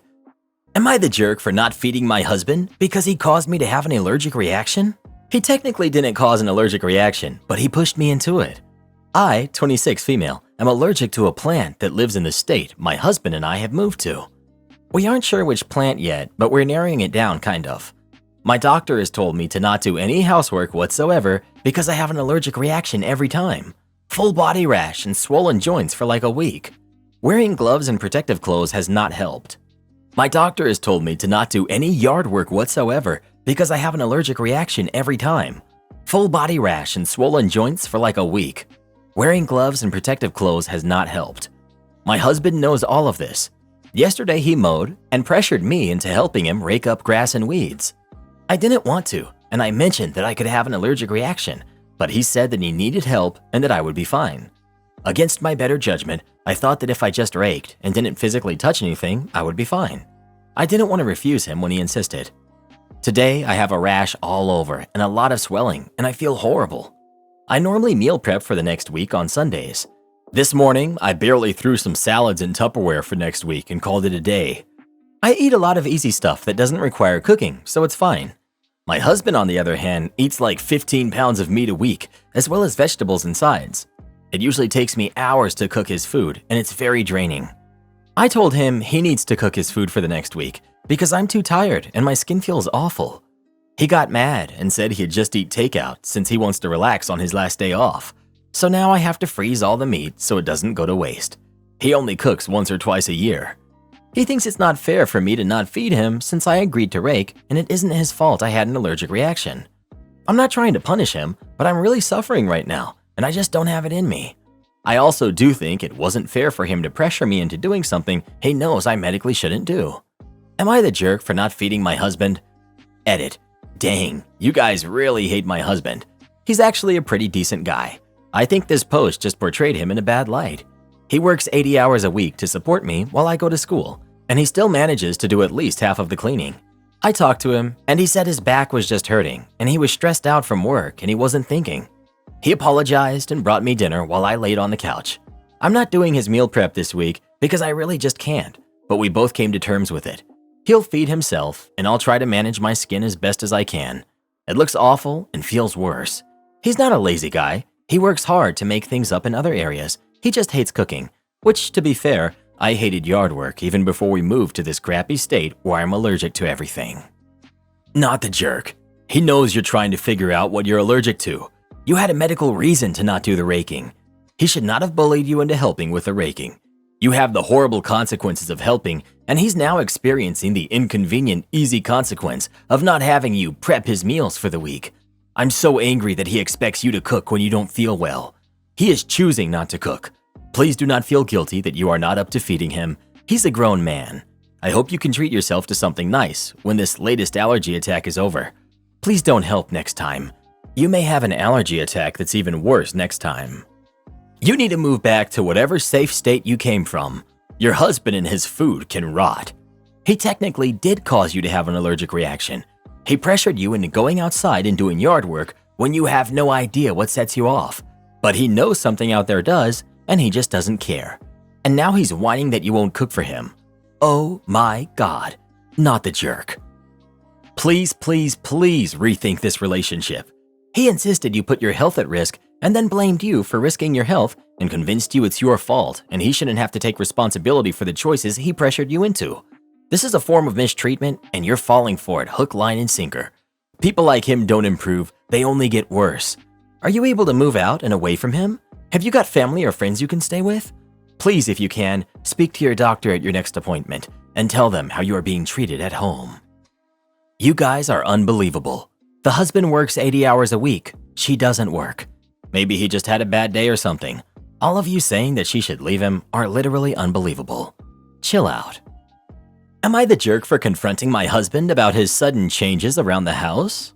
I, 40 female, have a habit of taking my two kids, who are 8 and 10, to visit my family in a suburban area close to the city we live in during the 1-week break they get at the end of their first semester each year at school. We've been doing that for as long as I can remember. This all started 3 years ago when my kids and I came back from my families. My husband insisted he had a surprise for me and that I would absolutely love it.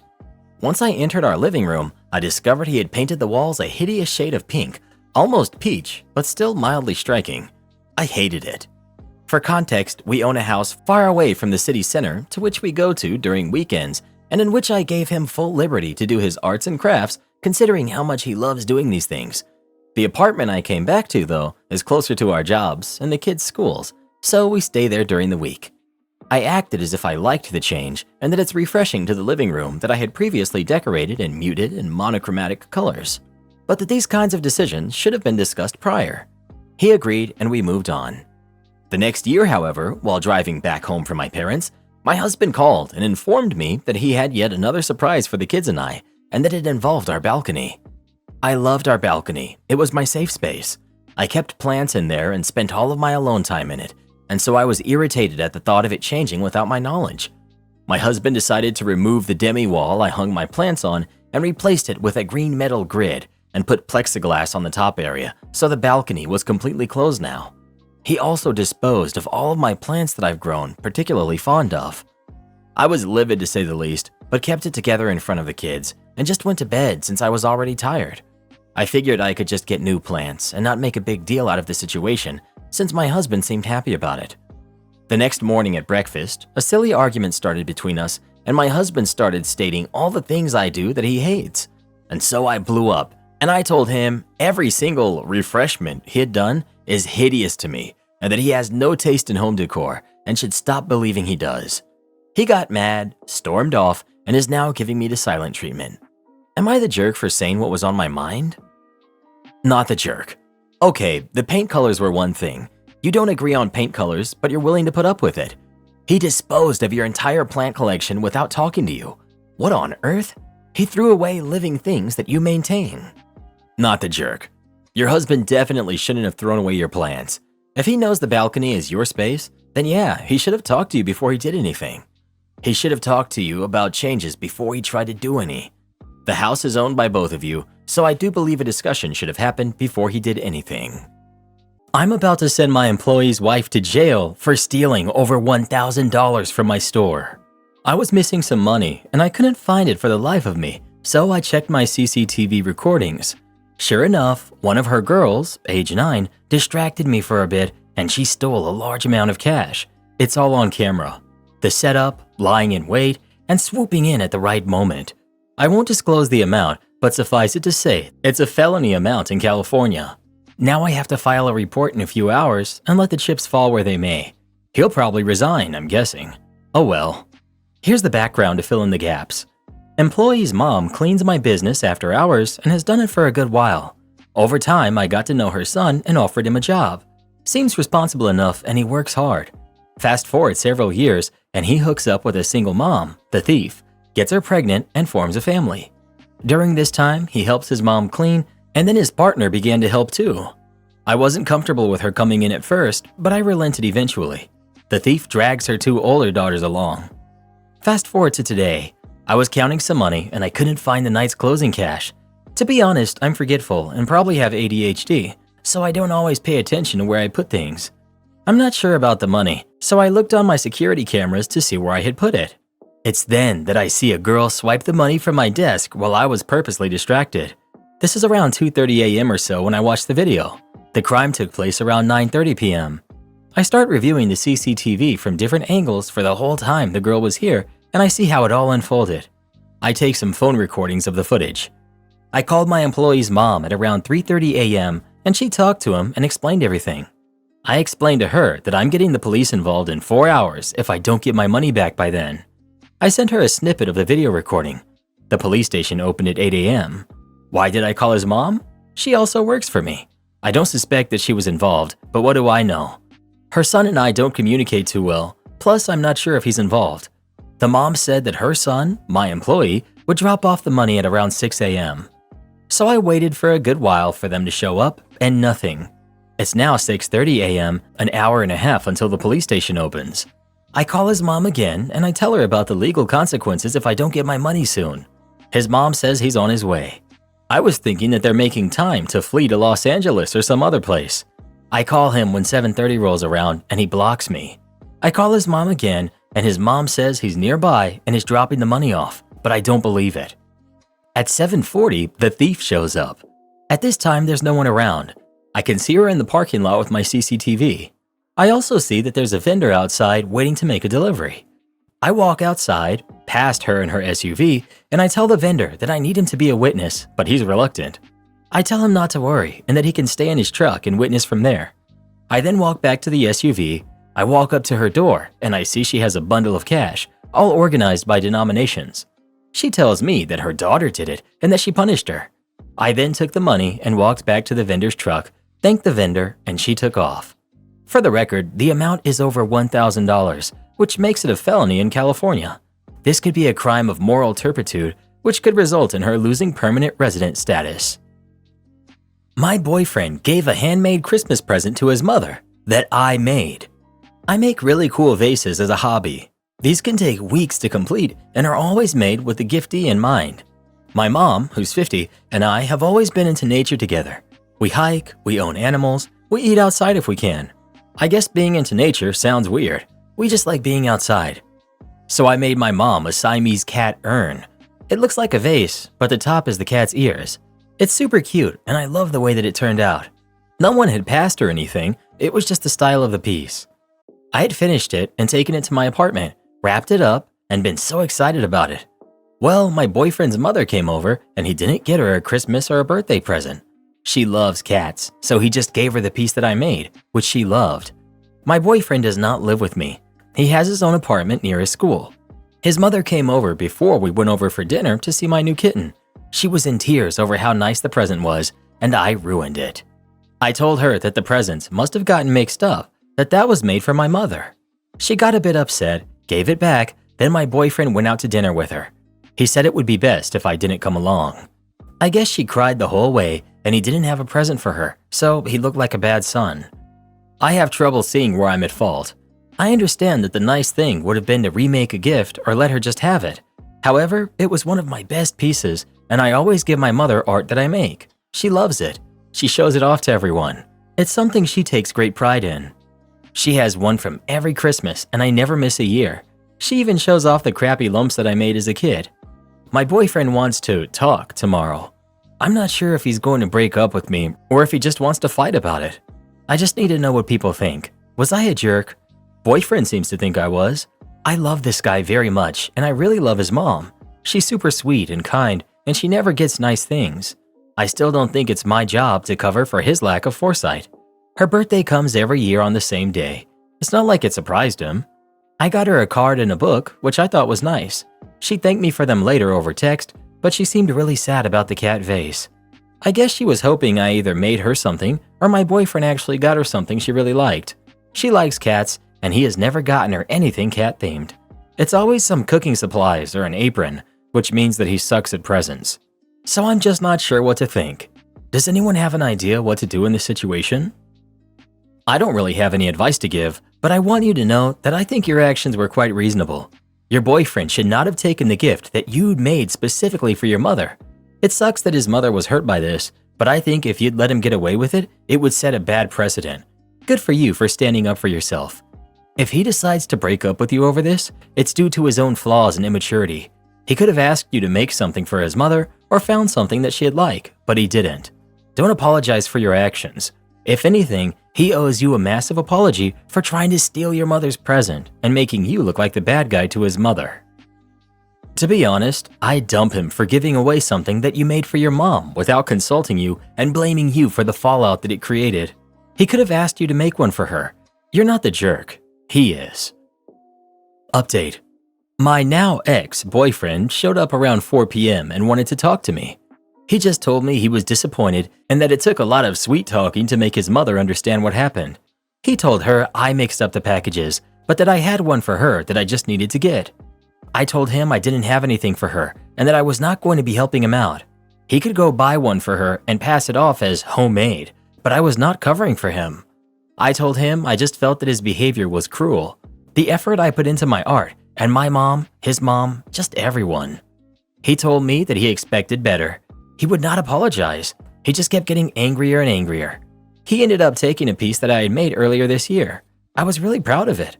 It was a mermaid on a rock. He said he would give this to her and that I could find a new boyfriend. I told him if he left with it, I would call the police. We weren't screaming, but we were both really angry. He slammed it back down on the table. He told me that he never wanted to see me again and I should call him when I grow up. I told him we were over, that he was no longer my boyfriend and I wanted nothing to do with him. I said he could take the clay back if he wanted, but I had already returned his Xbox to the store. He told me to keep the clay and he wouldn't have apologized if he knew I wasn't giving him the present. He called me a liar and said that I had ruined his holiday. According to the dribble coming out of his mouth, his mom was really hurt and had left town early. He thought giving her a piece and shifting the blame to me for getting would make it better. I told him to just leave. So now I'm single. but with a lot of clay and a lightly cracked mermaid statue. I'm not sure how to feel about this, but Dobby is free. Am I the jerk for making my wife confess to all of her friends and family that she cheated on me if she does not want a divorce? I, 34 male, have been married to my wife, who's 32, for 5 years, and we have 3 kids. A few months ago, I found out from my wife's text that she's been cheating on me, and I confronted her about it. She confessed to it and gave me an entire breakdown of her affair, which had lasted for a month. I was devastated and asked her why. She gave no excuses for it. She just said that she had caught feelings for her affair partner, which was wrong, and she had acted on them. He was her coworker. I asked her if I lacked in anything, and she said no, and she was in tears. I needed a few days to process this. My wife gave me space, but she asked me many times to reconsider divorce because it would uproot the lives of our kids. She said she would do anything I wanted for the rest of her life. After a week, I decided that I needed only one thing from my wife to completely forgive her, and that was to call each and every one of our friends and family and confess to her affair. I told her that was my only condition. She was really hesitant and asked me if I could reconsider the condition because this would ruin a lot of her friendships and family relationships. But I told her that this was what I needed as part of my forgiveness process, and that if she didn't do this, I was going to start looking for a divorce lawyer. Over the next week, my wife made a phone call to all of her friends, parents, grandparents, siblings, uncles, aunts, pretty much everyone that she knew, and confessed to her affair. It was hurtful, and there was a lot of crying. My wife was hurled with a lot of shouting. By the week's end, my wife had called everyone I wanted her to call. It's been a few months, and my wife and I actually have a really strong relationship now. However, my wife has pretty much become isolated from her friends and a lot of her family. This has hurt her a lot, and she spends a lot of nights crying, but she says that this was worth it, for our relationship and for our kids. Am I the jerk? Incredible that anyone who has 3 kids could actually find the time to cheat. I only have 1, and I barely have time to take a shower. I just feel that's embarrassing for you too. You stayed with a cheating spouse, like your wife messed up, then had to tell her whole family and friends that she messed up. Everyone sucks here. I hate cheaters, but I don't understand what you're trying to do here. I guarantee you your relationship is not stronger than ever. The public humiliation you put her through will stay with her until she explodes. It would be one thing if she had told a bunch of lies about you that needed to be corrected. I just don't know what you're trying to do here. I understand the need to get your wife to confess to someone other than you, but from the number of persons you describe her calling, it seems to be more of airing the dirty laundry. Aside from parents and siblings, what was the point of letting other relatives and friends know? Update. I feel really guilty even typing this out, but I'm now considering divorce.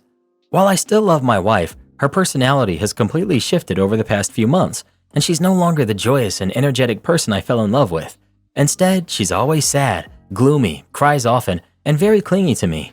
I admit that I made a mistake asking her to confess her affair to everyone because it's just changed her whole personality completely. I wish she could go back to her joyous nature, but I don't know if it's possible anymore. I'm not sure how to tell my wife I'm considering divorce because it would just break her heart. Bruh, she needs therapy. So does OP, to be honest. He thought they had a strong relationship when she was crying herself to sleep most nights after making her confess her affair to everyone he wanted, effectively isolating her from everyone. And now he minds that she's clingy. I've been cheated on, so I know it hurts, but that's about as graceless a way to handle it as I've seen. What she did was terrible, but you just should have divorced her from the beginning, instead of essentially dragging other people into your drama by asking her to confess to everyone, and then being shocked that after she quit her job and had no support, she's no longer happy. I think breaking her like this and leaving her was OP's plan all along. Talk about bro-revenge. Yeah, we're all playing checkers while OP's playing chess. Am I the jerk for taking away my brother's +1 and inviting his girlfriend myself? My brother's 29 and he's been with Leah for 2 years. We all like her, she's super nice. I'm getting married next April and sent an invite to my brother's apartment. We decided to send invites to households and not individuals. For example, our aunt received an invite for her family and not for each individual. Last Thursday, we met at my parents' place. It was just the core family because of some tax reasons. While there, I asked my brother about Leah's dietary restrictions. I know that she's a vegetarian for health reasons and that she can't have certain raw vegetables.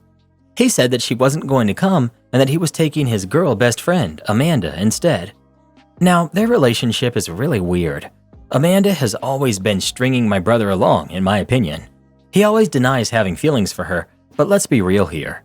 Amanda would date other guys, ignore my brother, then when things were on the decline with her partners, she would be attached to him again. Her last boyfriend broke up with her right around the time that my brother, his then ex-girlfriend, Amanda, and her ex were supposed to travel to Spain. What did my idiot brother do? Go with Amanda alone because Amanda was uncomfortable with his ex-girlfriend. Obviously, he acted blindsided when his girlfriend broke up with him. I didn't even say anything anymore because it's just so weird. So when he said that, I asked if Leah already had other plans. But my brother said that Amanda had asked if she could come because it would be an opportunity to finally see the old gang. We were in the same friend group in high school. I told him that I would have invited Amanda if I wanted her there. Amanda is mean and cold. She always makes disparaging comments about other girls. At every event, around 1 hour in, she will make some sort of scene that either has her running away crying or sitting mad at a table telling everyone to leave her alone, and then making a cryptic comment about something hurting her. I told my brother I was revoking his +1 and Amanda was not coming to our wedding. He accused me of being a jerk because I don't understand opposite gender friendships, which is BS. My husband has a female friend who is going to be his best woman. I love her too, and she's been amazing, and she respects boundaries. She always includes me and made a huge effort when I started dating my fiance to integrate me into their friend group. Anyway, I said my decision was final. He could take it or leave it, but I would be inviting Leah myself because I like her. He screamed at me and told me to keep out of his business. I said to get rid of his weird feelings for Amanda. He's mad at me. My dad said it's none of our business. My mom is furious with my brother. So, am I the jerk? Edit to answer some questions. The invite was addressed to the Smiths. Funny enough, Leah has the same last name as us. Granted, we have one of the most common last names. Yes, they live together. The tax thing is nothing huge. My parents have a small business, but are really bad at keeping track of all their receipts. So every month we go and help them. We digitize the receipts and put them in a bookkeeping software for the accountant. Not the jerk. I think bottom line is you don't want Amanda at your wedding because she causes a scene and brings negative energy. I think you're well within your right to say she's not allowed at the wedding. You can invite Leah yourself, but by the sounds of your brother's behavior, who knows if they will even still be together by then. Even if they are, I wouldn't count on her sticking around if he keeps prioritizing Amanda over her. Am I the jerk for ignoring my injured mom after she cut me out of her will? I, 50 female, am the eldest of divorced parents. My father is happily remarried and they had more kids, but my mother stayed single and relies on me and my younger brother, who's 45, to come help her out in her retirement village regularly. It's a flight and a rental car to get to her, so it is kind of a pain. But what makes it worse is that my younger brother, who is single and has no kids, will never go down when she needs something, only when it aligns with his schedule. So he'll go down during his summer vacation and then help with things like moving furniture or taking her car in to be serviced. However, if it's an emergency of any kind, it's all on me. I'm married and we have kids in school, and I have a decent career and a side gig. But all heck breaks loose if I don't go. Passive-aggressive texts, relatives pestering me, etc. When I ask if anyone else could step in, the answer is always, but you're the one she wants. How big of a deal can this be? This woman is the most accident and illness-prone human you'll meet, and it's all for real. In the last few years, it's been a head-on car collision, cancer twice, another accident, T-boned, and pneumonia. She wasn't like this growing up, just since retiring. So even staying the least amount of days, I've burned through PTO, cashed in savings, left the kids to have milestones without me. And usually when I'm with her, she talks on and on about my golden brother. See how he hung that new picture when he was here? He's so handy. Really annoying, but I've had a lifetime to get used to it. A few months ago, I found out by accident that except for some small amounts from my kids, she's leaving everything to my brother. It will be a decent amount, over $250,000. I was so perplexed and admittedly hurt. She refused to talk to me about it, hung up on me, and ignored my texts. So I was stuck trying to figure out what I did to make her decide to do this. Eventually, one of her siblings told me that it was to ensure my brother can retire comfortably. He's always worked low-wage jobs. However, he has few expenses because he lives completely free with a wealthy relative who has a large home that he will also be inheriting. Recently, she had another accident and called me to help. I got the call from the hospital and then her rehab center because even though my brother is her medical POA, I'm always the name and number she gives out. When I didn't say that I'd be going, she sent texts complaining of how hard it is to not be able to drive or do many things, and she pushed for my travel plans. My love for her and care for her was never based on money. She's my mom. But I ended up telling her that I couldn't come down. I couldn't bring myself to do it. I know she's in pain and struggling. I know that her siblings and friends are too old and too far to be much help. But in a moment of spite, I told her to get my brother to do it. And of course, she defended him and added that he couldn't, as a guy, help with certain things. My spouse says I'm in the right, that I've prioritized her needs all my life, and even if it's because of the will, it was past time for me to stop doing everything. But others, especially family, can't understand why I haven't gone down yet, and I end up feeling so disappointed in myself. Mom sends me "woe is me" texts about how she will manage without me even though everything's a struggle. The injuries are legitimately difficult. Now she's sending texts about how she understands I'm too busy and she'll call the youngest of her siblings, who's 67, if she has to. So, am I the jerk for leaving my injured mom on her own because she cut me out of her will? Update. Before I could talk myself out of it, I texted my mom's youngest sibling and told her I was tapping out. I ranted a bit. She bought a plane ticket and is going down to help mom. She completely understood and was super supportive. She told me that mom has been having memory issues and is planning to move to assisted care. Okay, she said she's going to make that a priority when she's down there to help. Technically, she's my aunt, but I never knew her growing up, but it was nice to feel like a family member had my back. I don't know if she told mom or shared my texts, but mom has been calling. I muted her. I don't know what happens next, but I think a good night's sleep is definitely first. My girlfriend's mom is demanding to move in with us. Not gonna happen. I, 23 male, and my girlfriend, who's 22, have been together for almost 6 years now. We just moved into a house that I bought and own a month and a half ago. I'm a first-time homeowner, and this is my first time living on my own away from my parents. She's been living in an apartment for a few years prior to moving in here. We make enough to live comfortably. We bring home around $80,000 combined, and as a result, I was able to buy a pretty big house for the two of us, nearly the size of my parents' home. I alone pay the mortgage and utilities since it's my house. Girlfriend has been generous enough to buy groceries, subscriptions, etc. She's also paid for some of the furniture we have when we moved in. The issue here came about 2 weeks ago. Girlfriend's mom, Anne, isn't well off. She lived in a trailer with her boyfriend, and they broke up a few months ago, so she had been living with her mom and mom's husband. Anne's mom passed a couple of weeks ago from cancer, and now her mom's husband is kicking her out. She has the possibility of living with my girlfriend's sister and her boyfriend, who live with the boyfriend's parents, but Anne's been insistent on moving in with us. I am firmly against this. It's my house. I'm very much enjoying living on my own, and honestly, I don't want anyone else here. It's not my fault that her mom hasn't done anything to improve her financial situation, and I shouldn't be forced to endure her consequences of her actions. The fact that, to my knowledge, she isn't even looking at apartments, other trailers in that area, or a job just shows me that she intends to move in here and stay here. I can tell my girlfriend doesn't want that either, but wants to cave and ask me to allow it, though she's been avoiding the subject directly with me given the uncomfortable situation she's understandably in.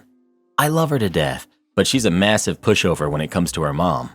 She had me driving to Walmart to get food and cigarettes for her mom when we started dating because her mom was too lazy to do it. My girlfriend's sister has been saying I'm a jerk because we have a bigger house and we can easily take her in.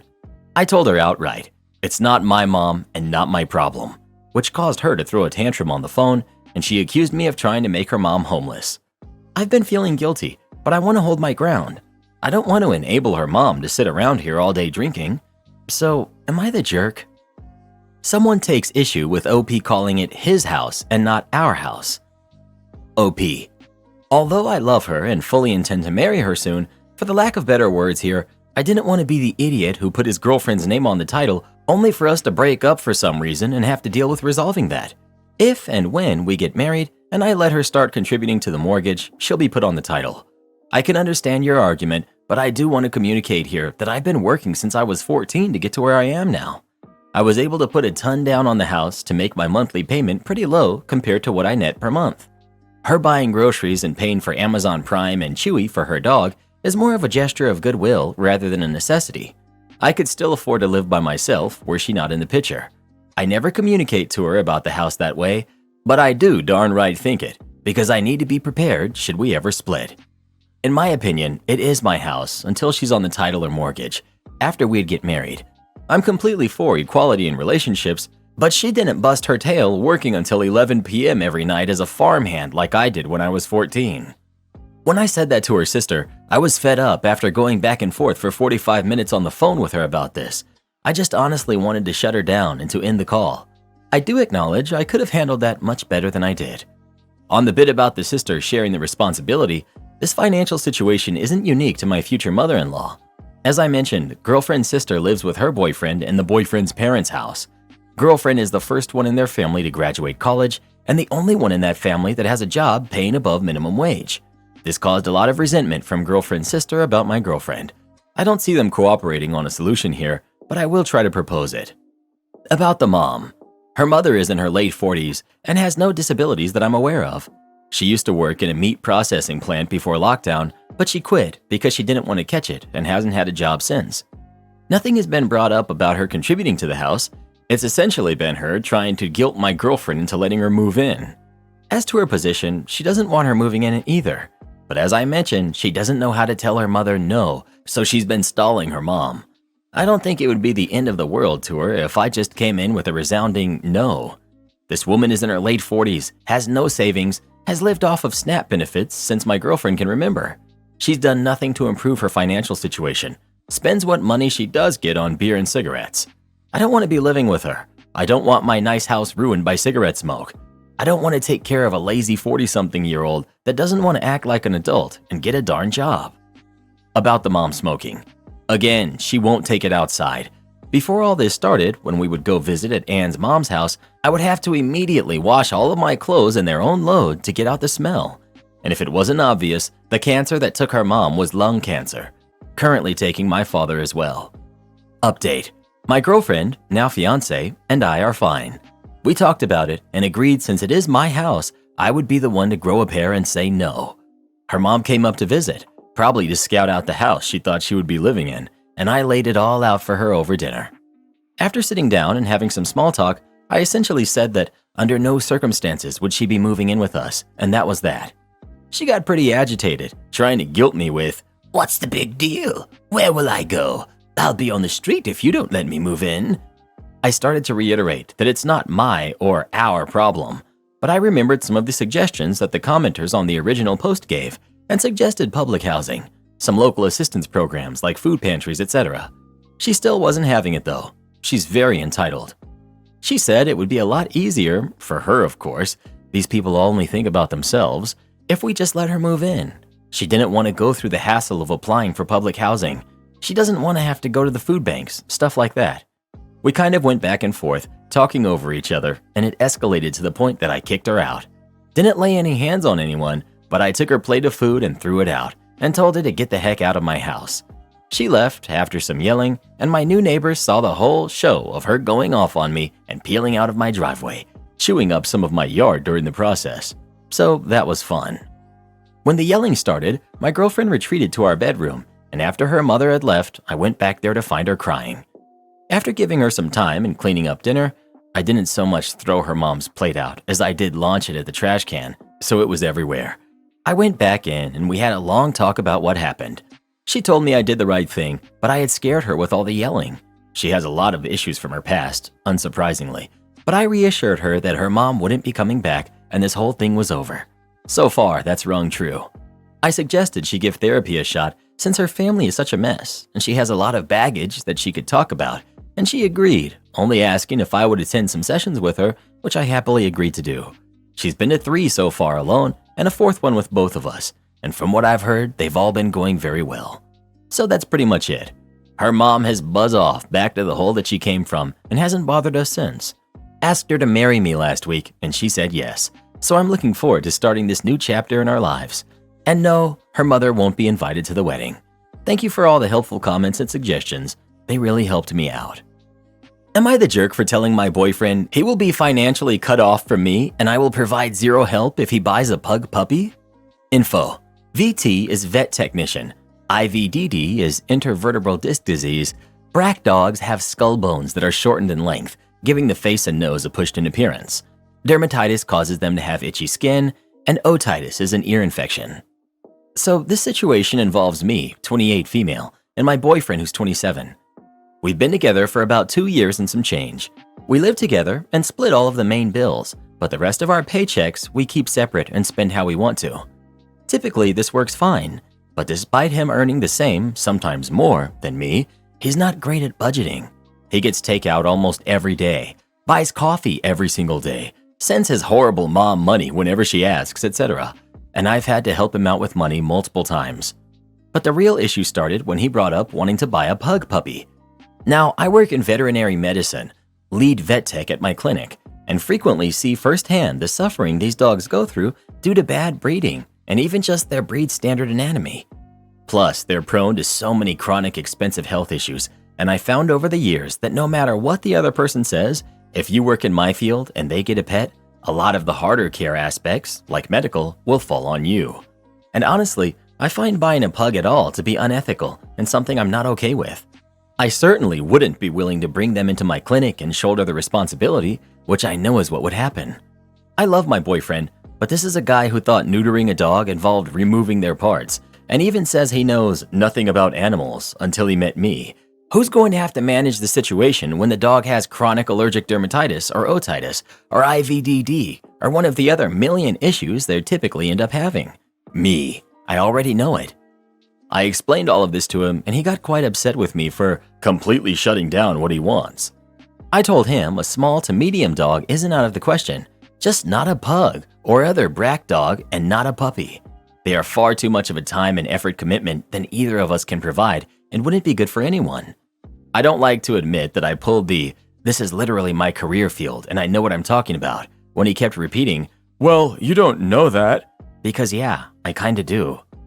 I'm also not proud of this, but I told him if he did get the pug puppy, I would never help him out again with money, and I would give him zero help with the puppy, including bringing them into my clinic as an employee-affiliated pet for at-cost care, cheaper but by no means free, or medications. He was pretty shocked when I said this and left our apartment to go cool off. I guess he told our mutual friend because they told me via text that I was being a jerk about the whole thing and must hate animals. All my coworkers agree with me, but I know they're obviously biased. Am I the jerk?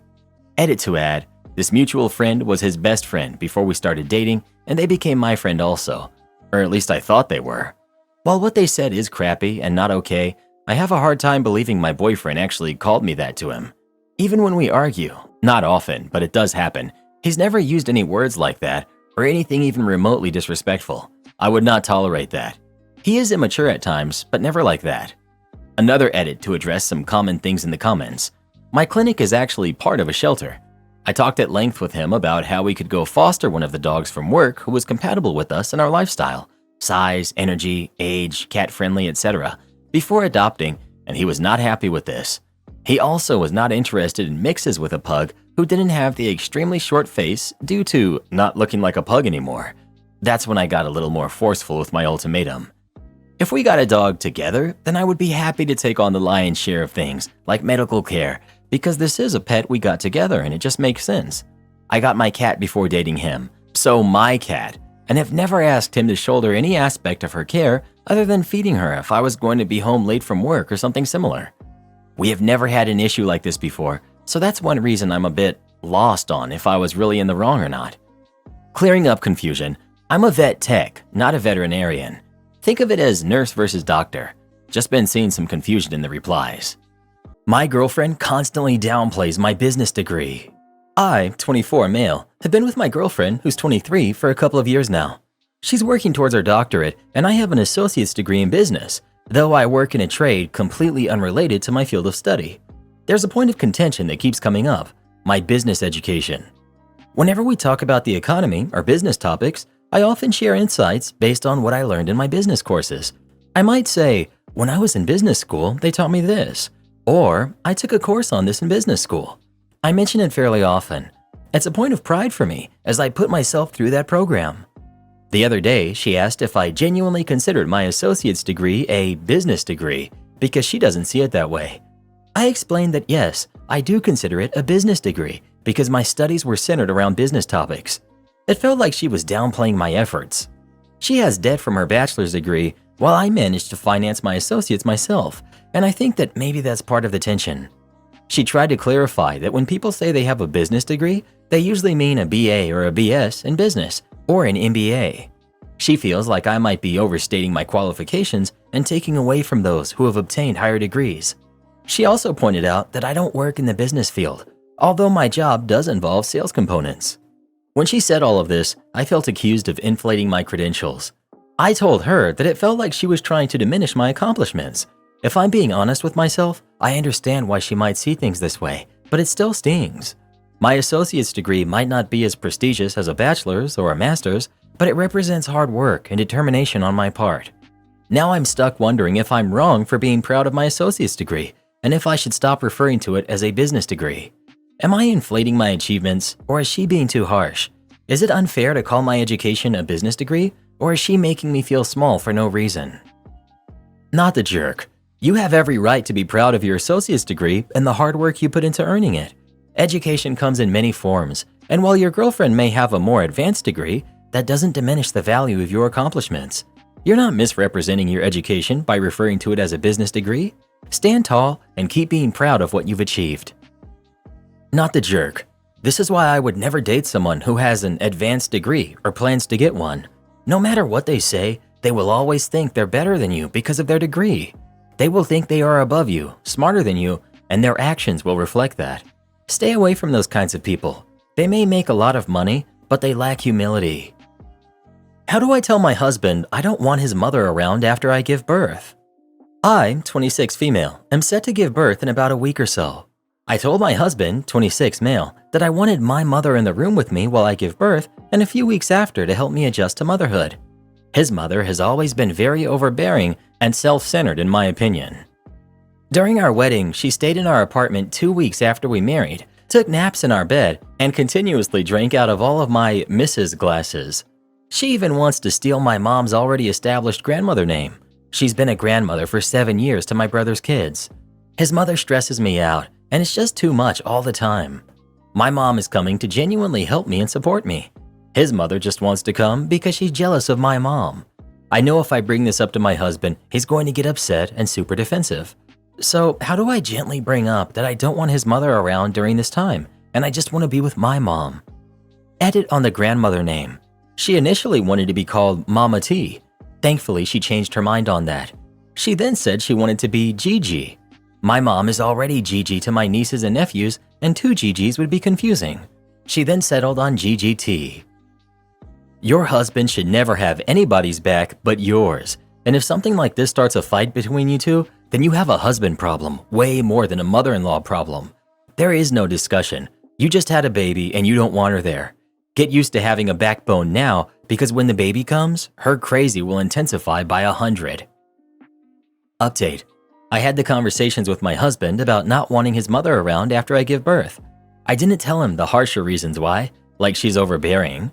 I just told him that I would prefer the privacy during the first month to properly recover with people around me. At first, he was a little upset because he knows as a mother of all boys, she might always be an afterthought during her son's life milestones, but understood my reasoning. He told me he spoke with his mother and she wouldn't come until the end of the month, and I was happy he honored my wish. A few days later, his mom called to check in and said she would be coming while my mom is in town.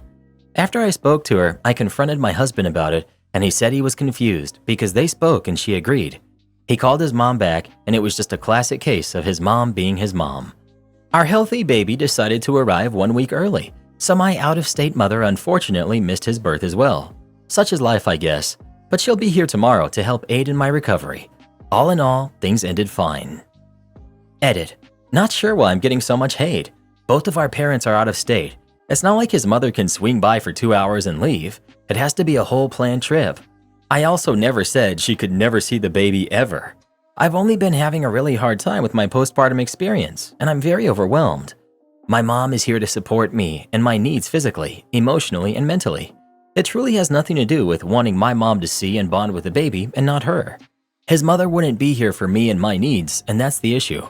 I don't need her here judging me, which she already has while I'm in a vulnerable state. I need love from the woman who made me. And for those of you saying that you hope you never have a daughter-in-law like me, I hope I don't either, because I wouldn't wish how I'm feeling mentally on anyone. I ruined my wife's life. I, male 43, try my best to provide for my wife, who's 38, and our 2 kids, who are 3 and 5, as well as my mother-in-law, and would like to think that I'm doing a decent job. Over the years, I worked to improve our family's living situation. Not only did I complete another bachelor's and recently master's in a STEM-related degree, I at the same time worked 2 full-time jobs while completing my second bachelor's and put my wife through school as well. She completed a degree where she could make good money, $60 to $70K a year, in a healthcare field that always has jobs available. But with the birth of our 2 kids, she has since given up on her career to be a stay-at-home mom for the time being. At first, it was a struggle while I was finishing up my master's. Once I completed it, after our youngest turned 3, my career took a jump, and now we're able to afford our single-income household in a more feasible manner. We're far from rich, but we do okay for a single-income family of 4, a little north of $150K base plus bonuses. The past year, life was overwhelming per my wife, so even though I now work 75% from home, I budgeted to hire a daytime nanny to help her around the house with 1 kid while the other is in school now. My day starts every day around 5:30 to 6 a.m. I get the house ready for the day before our nanny arrives at 8. I get our oldest up and ready for school, breakfast made, and plan out my day, bring our oldest to drop off, and be home in time to let the nanny in. My most recent task at work has me grounded for the next 2 months, meaning I'm now 100% work from home, which is nice.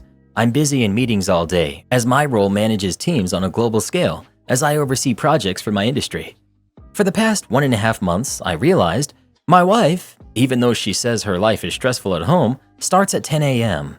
I asked my mother-in-law and nanny if this was always the case after a week or so of work from home, and they both responded more or less, sometimes earlier, sometimes later. My wife literally wakes up and cooks, and then scrolls through her phone and shops from home, which brings me to my gripe. I'm glad I'm able to provide for her that sort of life since we both grew up lacking in means. I get the possibility of postpartum depression, the stress of having kids, the feeling of being unfulfilled, the fact that I probably am a crappy husband. But for what it's worth, everything is taken care of and then some. I manage the house's finances. She claimed she was too busy to do so. I pay all of the household bills. I pay my own personal bills. I pay hers. I track and perform all of the upkeep of our house appliances, cars, pets, etc. And I also help pay for my mother-in-law's medical bills and car note. But apparently, my life is on easy street compared to hers. I can't decompress to her because it seems like she always feels the need to one-up me. I had a bad day, but she had it worse because I'm lucky I got to go away and work. My feet hurt from walking all day during work travel, which is nothing compared to her standing and cooking with a kid clinging to her. For the past 2 or so years, I've been told I ruined her life, her opportunities, etc. But when I reminded her of what she says, she denies and dodges accountability. My mother-in-law has brought me aside and stated she's noticed a change in both myself and my wife. I have a greater attachment to my kids, and I talk to the dogs more about my life than to my wife.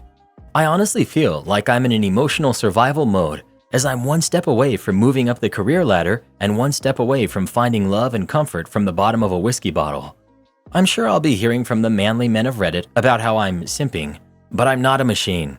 I just want to know and feel that someone I prioritize, aside from my kids, appreciates and loves me for what I do. I'm sure I'll hear from the stay-at-home moms of Reddit, which is fine. I grew up in a single mother household. It's not easy.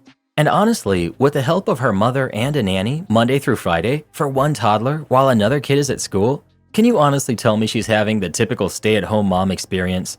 Because neither my friends or colleagues who are single parents can say she is. I'm sure the masses of holier-than-thou Redditors will consider this a poorly written fanfiction, but it is what it is. Update. I showed my wife my post the following weekend, and she read it in all the comments. Long story short, argument. She left our house to stay with her sister, and I've been a single parent since. It's sad to say, aside from the good nights to our kids, it's all pretty much the same routine. Nothing much else to say other than thank you for the kind words of encouragement. Update. My wife left. Came back like nothing happened. She made it about her. Nothing's changed. I'm continuing to suffer mentally, knowing nothing will change while trying to keep it together for our kids. Lots of takeout. The day after she packed up and left, my wife attempted to come back and take the kids with her to her sister's. Naturally, I was against this, and thankfully, so was her whole family, including her sister. Not only was it not fair to our kids for her to sweep them away into a home that's not theirs, but to put that financial and housing stress on the rest of her family since she doesn't work and her sister and her family, husband and 3 kids, stay with their dad in the house they grew up in. After a little over a week of being away, I guess she cooled off, so she decided that it would be fine if she just walked in the door with her bags, as if she just came back from Target. She came into my office while I was working and angrily stared at me while I sat on a conference call meeting with my team, and I couldn't just jump off of this. This is a busy time of the quarter for us. I guess that didn't sit well with her because once I took off my headset and closed my laptop, she started yelling at me about how much I really don't care about her and her well-being overall. At that moment, I couldn't do anything more than look at her and just shake my head. Mother-in-law came in after hearing my wife yelling and pulled her away, telling her to not bother me, while our nanny kept our youngest away from it all on the other side of the house. That night after the kids were put to bed, I sat in my office by myself with a drink, as I have been doing for the past nights, and my wife came in. We talked, we argued, we cried, we drank. One thing led to another, and we were in bed. I wish I could say that was our making up, but the next sobering morning as we laid there, she went on about how hard it was for her the time she was gone. Literally, it was about her struggles staying at her family's house in her old room with her dad and sister's family. How lucky I am to be able to stay here and do this, and buy this or do that, and not stress as much as they did. How easy my and everyone else in our family's lives are compared to hers, even though we had similar upbringings. My mind and heart broke that morning. I've been spiraling down since then, and this last week I made another attempt to reconcile and talk things out, but I was met with a shouting match while trying to express my current stress and anxieties with life and work in general. My wife: Well, do you know how hard this is for me? You're supposed to help me be happy. Me: So when it comes to my happiness, stress, needs, and overall well-being, forget me, right? Wife: We all have our own problems. You need to figure it out and get over them. I don't know who this woman is anymore, but she's definitely not the same woman I married and vowed to spend my life with and raise our kids together. Since that conversation, I've been noticeably distant with her. I've been sleeping in my office or on the couch. She's still starting her day at 10 a.m. and sitting on her phone talking to her mom groups. Nothing has changed, and I doubt that anything will change. Sadly, I think even if we get divorced, nothing will change or feel different anyway. My main fear is not that I wouldn't just lose my wife, but that I'd lose my kids in the process. So I guess it's sad to say the grand finale to my story, with like a lot of men and some women I've talked to here, I'll just continue to smile and suffer in silence. The weird thing is that it seems obvious to me that the wife needs to go back to work, but that never seems to have come up as an option. Not everybody is happier or even happy at all as a stay-at-home parent. Some people will do the human equivalent of chewing hot spots in themselves if they don't go out and pursue a career. This wife seems to be one of them, but for some reason she doesn't seem capable of just saying so, and OP doesn't seem capable of seeing that. Maybe a divorce with OP having majority physical custody will give her the wake-up call that she needs.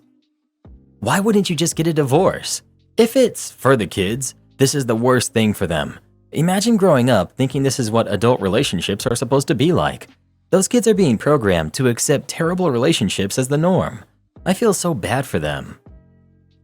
What should I say to my ex's mom who's asked to meet in person so I can explain why I broke up with her son?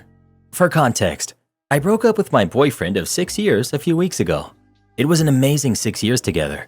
We were always happy and never had any issues, but I made a lot of sacrifices to keep us together. For instance, I paid thousands of dollars to get a visa and move to his country. I also turned down my dream job to get a job in his city. And over the past year, I started realizing that I haven't made any decisions for myself. I finally decided that I don't want to wake up one day regretting that I've lived my whole life for someone else. I doubt my ex gave as much of an explanation when he told his parents, so I'm sure they thought something must have happened to make me break up, which they must have thought because just this morning his mom messaged me. I was expecting something along the lines of, "We're sorry to hear about the breakup, but we hope you know we will always be here for you." But I was very wrong. She started with, "As you can imagine, we are rather shell-shocked after ex-boyfriend broke the news that you've broken up with him. Doesn't seem too bad," but then she says her and my ex's dad will be in town seeing my ex, but they want to meet up with me on their way home. She says they want to hear my side of things and explain why I broke up with him. She then ends the message by saying not to tell my ex about it because she doesn't want him to know that she's meddling in this. I told a couple of people about this, but they all think it's sweet and that I should do it. But it just feels wrong to me. She's always been normal and really nice, but I feel really weird about the whole thing. First of all, my ex will be living with one of my friends next year, so they're basically asking me not to tell either. Secondly, we are 25. She should not be asking me to basically defend my decision. I mean, come on. She should know as a woman how annoying it is to not have our feelings believed. Why should I have to explain my side of the story? Can't she just accept that whatever reason I have for breaking up with him is a valid reason, whether or not she knows it? Am I overreacting? Should I just do what my friends have said and meet up with them? Please help. Don't. She's meddling, and it's not your job to keep things she wants from her son. It wasn't sweet. Sweet is, we loved having you in our family, or we're sad we won't get to see you anymore. That's an olive branch to stay in touch. This is pure going behind her kid's back and creating drama. Hi, I'm not comfortable keeping things from my ex. It's been an amicable breakup, and I want it to remain so. Thanks for reaching out, but I don't think any questions you have should be discussed with me. It depends on the relationship you had with his mom. If you talked socially, met up regularly, got to know each other, then having a bit of closure for her and you is understandable after 6 years. If you didn't have a relationship with her, she just happened to be his mom, you rarely spoke or spent time together, then there's nothing to discuss. My sense is you've already moved on and that's fine, but other people might not be as efficient. Yeah, I'm gonna go against the grain here. I can see why his mom is curious. This is weird. We're strangers on the internet. You don't have to tell us anything either, I get that. But OP, you make it clear that I paid thousands of dollars to get a visa for and move to his country, and I also turned down my dream job in his city. They were both your choices. How can you say that I haven't made any decisions for myself when you've literally laid out how you made decisions for yourself? Did he force you to move? No, you never had any issues. Did he coerce or bully you into your decisions? No, he didn't. By your own admittance, you decided. To top it off, you started by saying the relationship was amazing and you were always happy and never had any issues. So why are you breaking up with him then? This just doesn't add up. Of course his mom is confused, especially after 6 years. So of course OP should show the respect she hasn't shown Reddit and actually explain to his mom why decisions she made herself are suddenly her son's fault. This is what I was thinking. Something doesn't add up here. If she truly was happy in this so-called amazing relationship and she left it anyway, then she's probably going to fully regret it one day. I feel bad for the guy in all honesty, as he's invested 6 years of his life into this woman and she's bailed on him for no good reason. I hope he finds someone he deserves. The grass is greener syndrome, perhaps. Except what people seldom realize is that the grass is greenest where you water it. Am I the jerk for moving across the country and telling my daughter that they are the reason I am an absent grandparent? So I have 2 grandkids that are 4 and 7. I live about 45 minutes away from them. At the beginning, I was still working, so it was hard to make time to visit them. I would go up to visit them, and it sadly was not fun. I'm not baby crazy, and I don't want to spend my whole day watching a kid sleep, so I would stay for 2 to 3 hours before going home. My daughter hated that I wouldn't spend more time, and I told her that when they're older, we'll bond more. I got into a car accident. It wasn't bad, and it was my fault. The sun got in my eyes, and I bumped into someone's car. In total, it was like $300 worth of damage since their car had dents in the back. It was a very minor accident. After that, my daughter forbade me from driving anywhere with her kids, so now when I go up, I can't do anything with the kiddos. There's only so much I can do in the house, and I would have loved to take them out to places. I've asked her to drive down since I live in a walkable area, but no, it's too difficult to get them loaded up and down here. I still tried, but the more she didn't want to visit me, the more I got tired of this. Not to mention, she was always on me about not being more involved. I've told her so many times that you don't let me do much with them. My breaking point was last summer. I was babysitting them in the summer, and I brought up a kid's sprinkler. You connect it to the hose, and they run around through it on a splash pad. The kids had a great time, but my daughter was upset since it ruined the grass. The water made mud, and kids running messed up the grass. After that, I just stopped trying. I told her to take the kids to me, and she refused. I'm retiring and selling my home. I wish to move near the Blue Mountains, which is across the country. I told all the kids, and everyone was happy for me except for my daughter. We got in a huge fight about me being a crappy grandparent. I told her she's the reason I'm an absent grandparent. She called me a jerk. Not the jerk. It's not that hard to get 2 kids in a car for 45 minutes. She just doesn't want to. I actually live at the base of the Blue Mountains, and my in-laws live near the airport. We go visit them with our 7-year-old roughly once a fortnight. Sometimes they come to us, but we like going out there and looking at the beach. We've done this since little one was a baby. It's not hard. They have the best adventures, can jump on the light rail, ferry, whatever, and go to different places. Good luck with your move. I accidentally started a family with my best friend, and it's the best thing that's ever happened to me. I had a very rough childhood growing up. I didn't have a dad, and my mom was never really there because she had a rough battle with health issues and she got hooked on things. I had friends growing up, but I had my best friend since I was 12. Her name is Lily.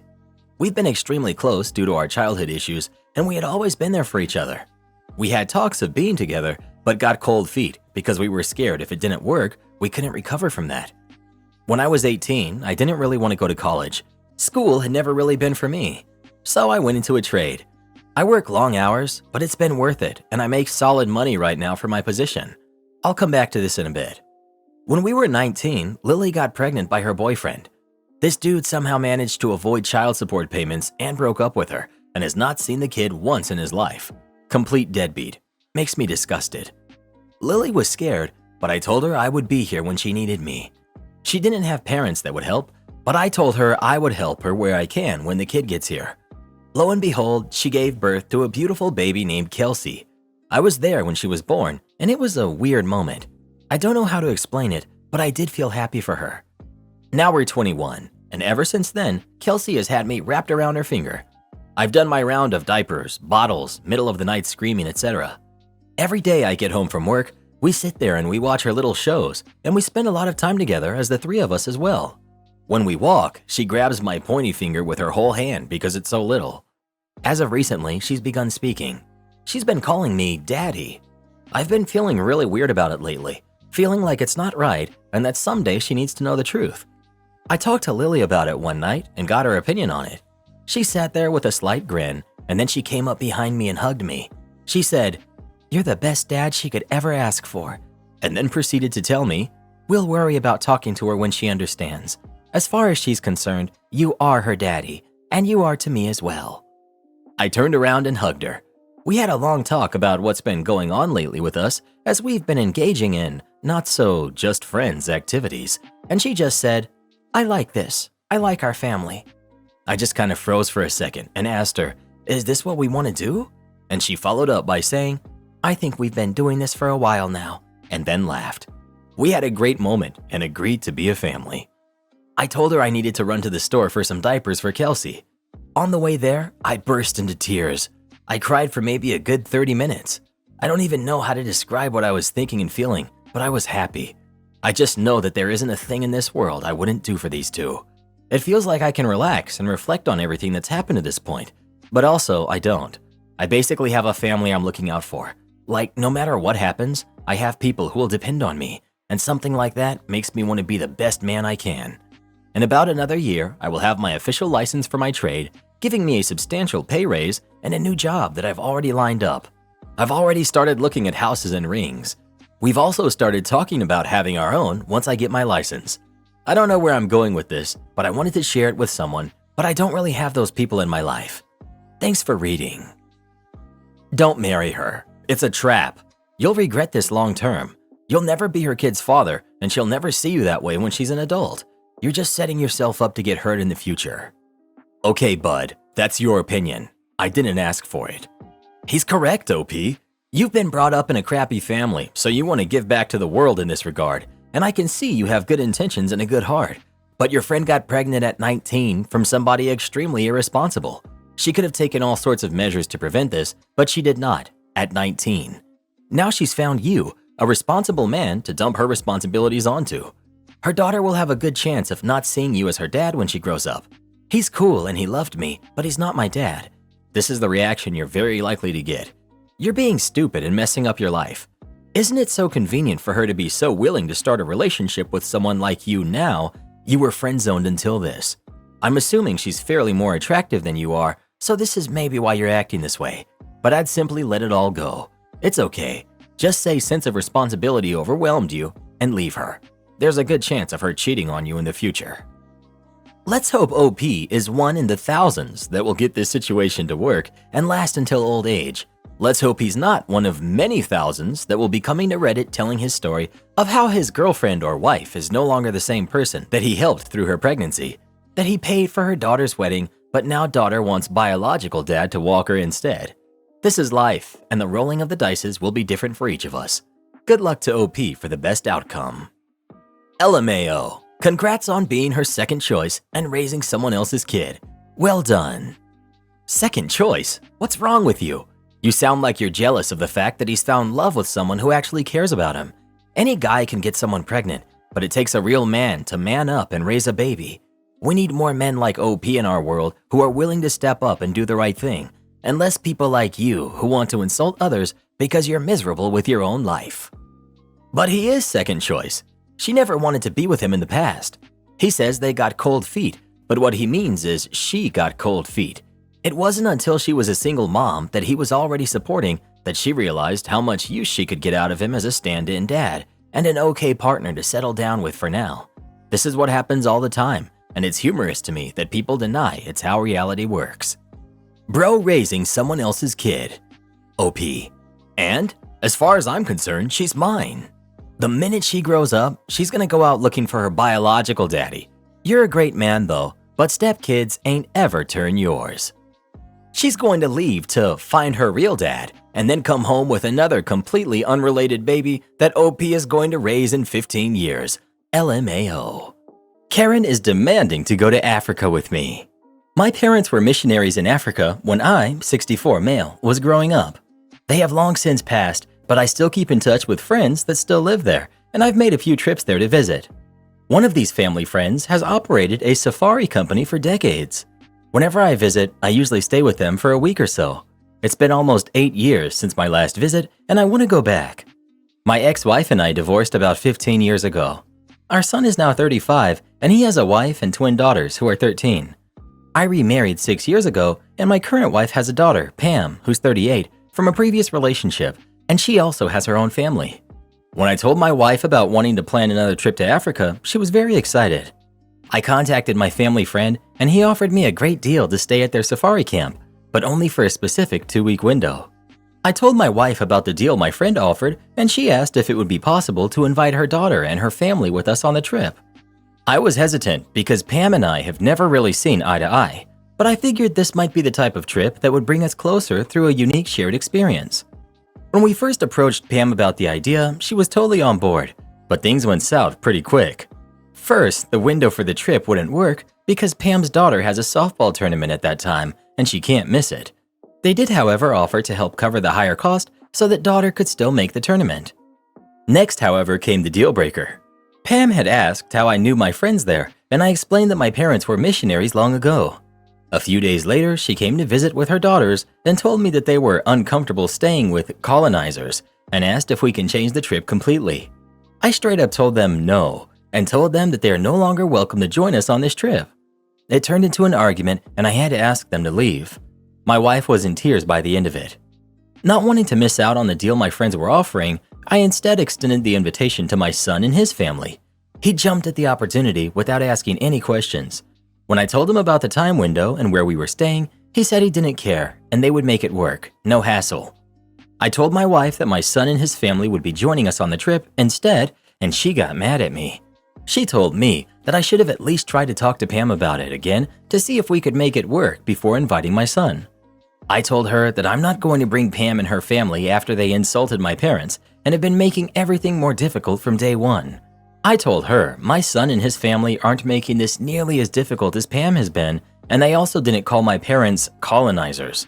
My wife thinks I should give Pam another chance, but it's too late for that. Not the jerk. If she wanted to go to a different place on a different date, then really it's not the same trip. So you haven't uninvited her from anything. You've simply declined to go on a different trip. I hope you have a great time out there. P.S. I recognize that there's a complicated history in Africa for which there is no easy solution. I don't really think that comes into this discussion though. Not the jerk. She was being difficult from the beginning, and the soapboxing was just too much. Of course, it's fine for her to hold those perspectives, but she can't be surprised that you're not interested in hearing them at home, much less on a long-awaited intercontinental trip to visit old family friends. You're the jerk. You're part of the problem. Not only were your parents missionaries, ew, but they actively participated in the undermining of an entire civilization which predated all of us. This is why I don't identify as white, even though my biological caregivers do. I would just be too ashamed. She's honestly the one dodging a bullet here, and if I were her, you bet your butt I'd be going no contact with you. Get out there and vote, people. Stay blue and stay true through the power of love, light, and harmony. Thank you, Mother Earth and Father Sky. Rainbow emoji. Well, who do you think is the jerk? OP or Pam? Please let us know. You can't just break up with me. So I need the opinion of people not attached to me or him, but my boyfriend got mad at me Sunday, and he's been ignoring me since, so I feel like maybe I'm the jerk. So I'm 35 female, and he's 35 male, and we've known each other for 10 years and dated for 2. He knows how much I like writing books. I self-published a kid's book last month, and he's been really quiet about it. This past weekend at my family cookout, my father mentioned the book and how proud he is of me, but boyfriend walked inside saying he was grabbing our drinks.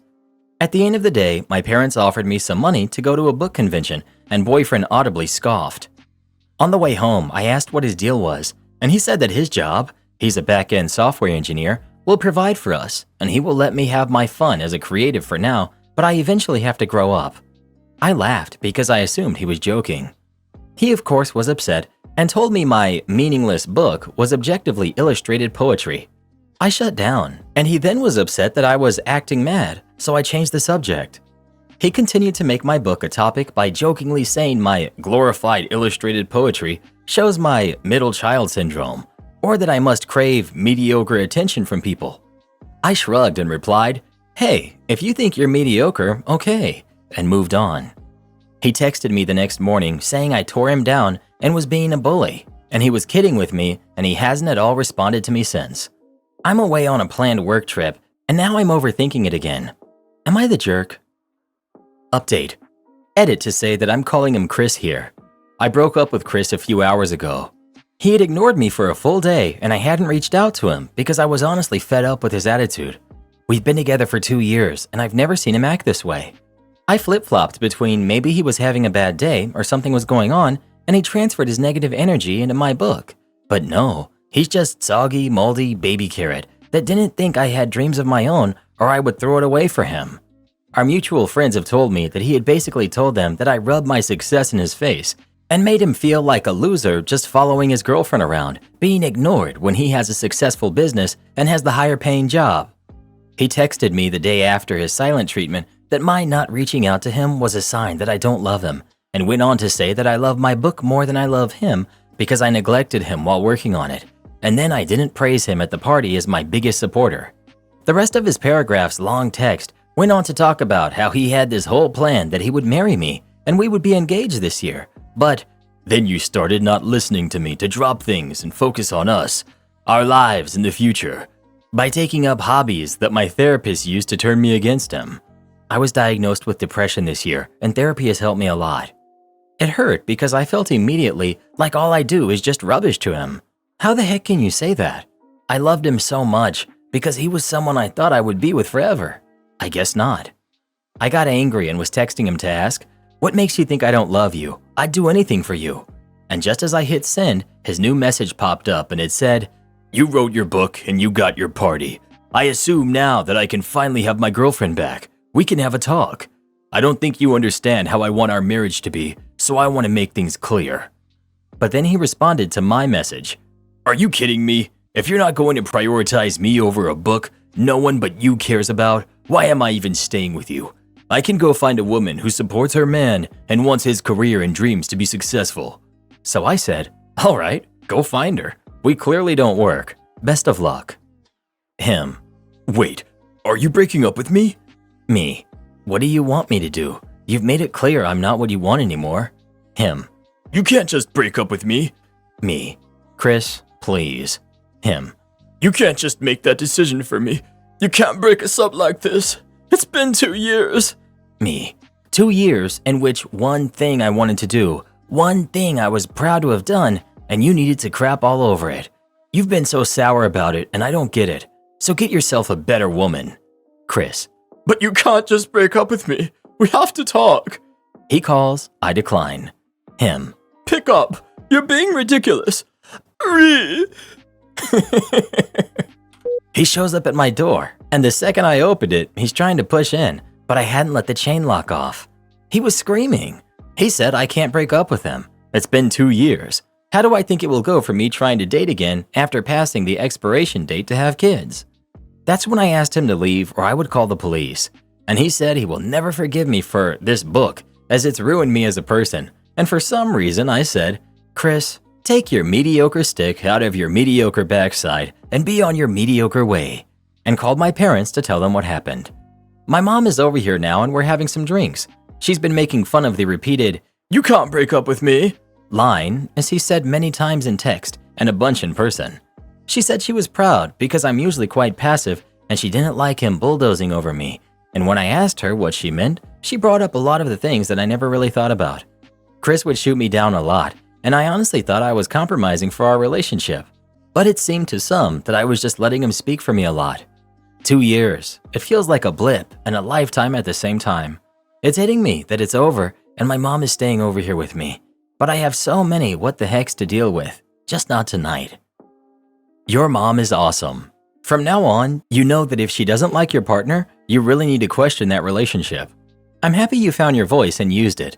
Dude was a total jerk. OP.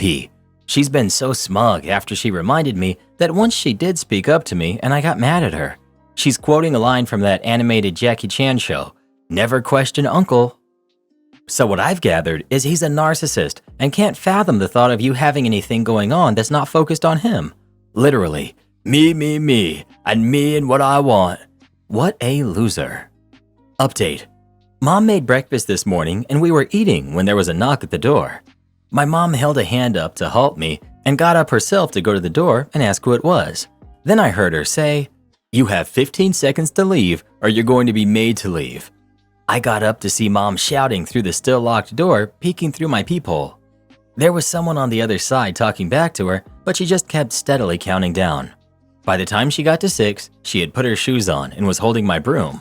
I'm not stupid. I knew it was him even then, but then my phone went off and I didn't reply. It was him again. He left flowers and an apology along with a stuffed owlbear. Mom asked me if I wanted to read the card and I said I did. It basically was a long-winded apology admitting that he was a jerk, but work has him stressed and he's underappreciated in general, and it all came out in a nasty way. He's so sorry. He should have given me space and respected me more, and he will never do it again. He didn't sleep last night and he's feeling so much regret over what he did, and he'll do better. To please call, that he misses me, and let's not throw away 2 good years of foundation over a stupid fight. I handed it to my mother, who read it, snorting and chuckling. "Yeah, I bet," to herself, and then stood up and went to the kitchen, returning with a trash bag and my cell phone. "What's the play, coach?" she asked, and just to freak her out, I took the phone and pretended to call the pizza shop. "Yes, Domino's? We need a pizza." "Yes, I'm breaking up with my ex, and we need to toss his crap out." All that to say, it's now evening. The sun is lower, and my neighbors are watching my house as I'm in my parents' pool in their backyard drinking margaritas and with my sister and brother. Mom tells the story to all of them over and over. I had texted him, "Chris, we're done. All of the things you left at my place are in garbage bags on your porch. The neighbors have their camera pointed at the house, so please just take your stuff and go. Don't knock, I'm not in. If it's all there on Monday, it goes with the rest of the garbage to the curb." He replied, asking if I'm not home, then where was I? But I won't be giving energy to this. I will spend the weekend with my family, and I feel so lucky to have them. I've decided that I will go for another book. Celebrity Karen. So I'm a builder. I primarily do high-end custom homes, $1 to $4 million price range. I'm a female, 34, which isn't common in this industry, but I really love what I do, and I'm fairly decent at it. In the past, my projects were primarily in rural areas on large ranches, but this particular project is in the middle of a large city, which means there are neighbors in close proximity, which is something new for me to deal with. The neighbors around this area are some of the worst, most entitled, nasty people you can imagine, and one of them is a celebrity and his wife. We'll call her B, who is also well known. I haven't personally had too much interaction with the couple.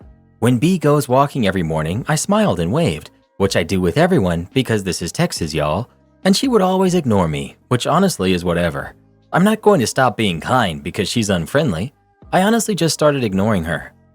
My job site has been really busy this last year, and most of my subs park alongside the street in front of the house. We all park on one side facing the proper flow of traffic. If someone happens to park on the other side of the street, the neighbors call the cops or the city building official. I find this incredibly annoying and childish, but whatever. I have my guys move and it's not a big deal. That being said, I stop by my project every morning to line my guys out and check on work that has been done, make my lists, etc. Most of the time, I park on the very right side of B's property, which is just to the left of my project's construction drive, so my guys have parking in front of the project house. I'm not there long, usually 2 to 3 hours. One day I was outside the house and a woman approached me. I wasn't sure who she was, but apparently it was B's maid. She informed me that I needed to move my car, which was on the correct side of the public street, or B was going to call the cops. I looked at her and said there was nothing wrong with me parking there. The maid then proceeded to tell me that B was going to charge me $500 a day for parking in front of her house. I laughed and told the maid I didn't know they were that hard up for money that they needed to charge for parking spaces for the public street. I went ahead and called the police myself to get ahead of the situation. He informed me that there was nothing B could do about me parking in front of her property, which I knew, but I could get a ticket for parking within 15 feet of a fire hydrant, which is on the property line between my project and B's house. The officer informed me I needed to be 15 feet away from the hydrant. I thanked him and he left. So I did end up moving my car. I took my measuring tape and I measured out 15 feet, which put me almost smack in front of B's house. I decided to park in front of her front sidewalk for 2 weeks after that. Every time she does something rude to me on the street, which happens more than I prefer, I park in front of her house just to upset her. Honestly, if she had just come to me in the beginning and asked me nicely not to park in front of her house, I probably never would have again unless absolutely necessary. But the fact she was okay sending her help to threaten me really upset me. Am I the jerk for keeping this going? I don't like when people think that they are above you because they are well off. I know billionaires that have better manners than her. My fiance is so much worse than I could have ever imagined.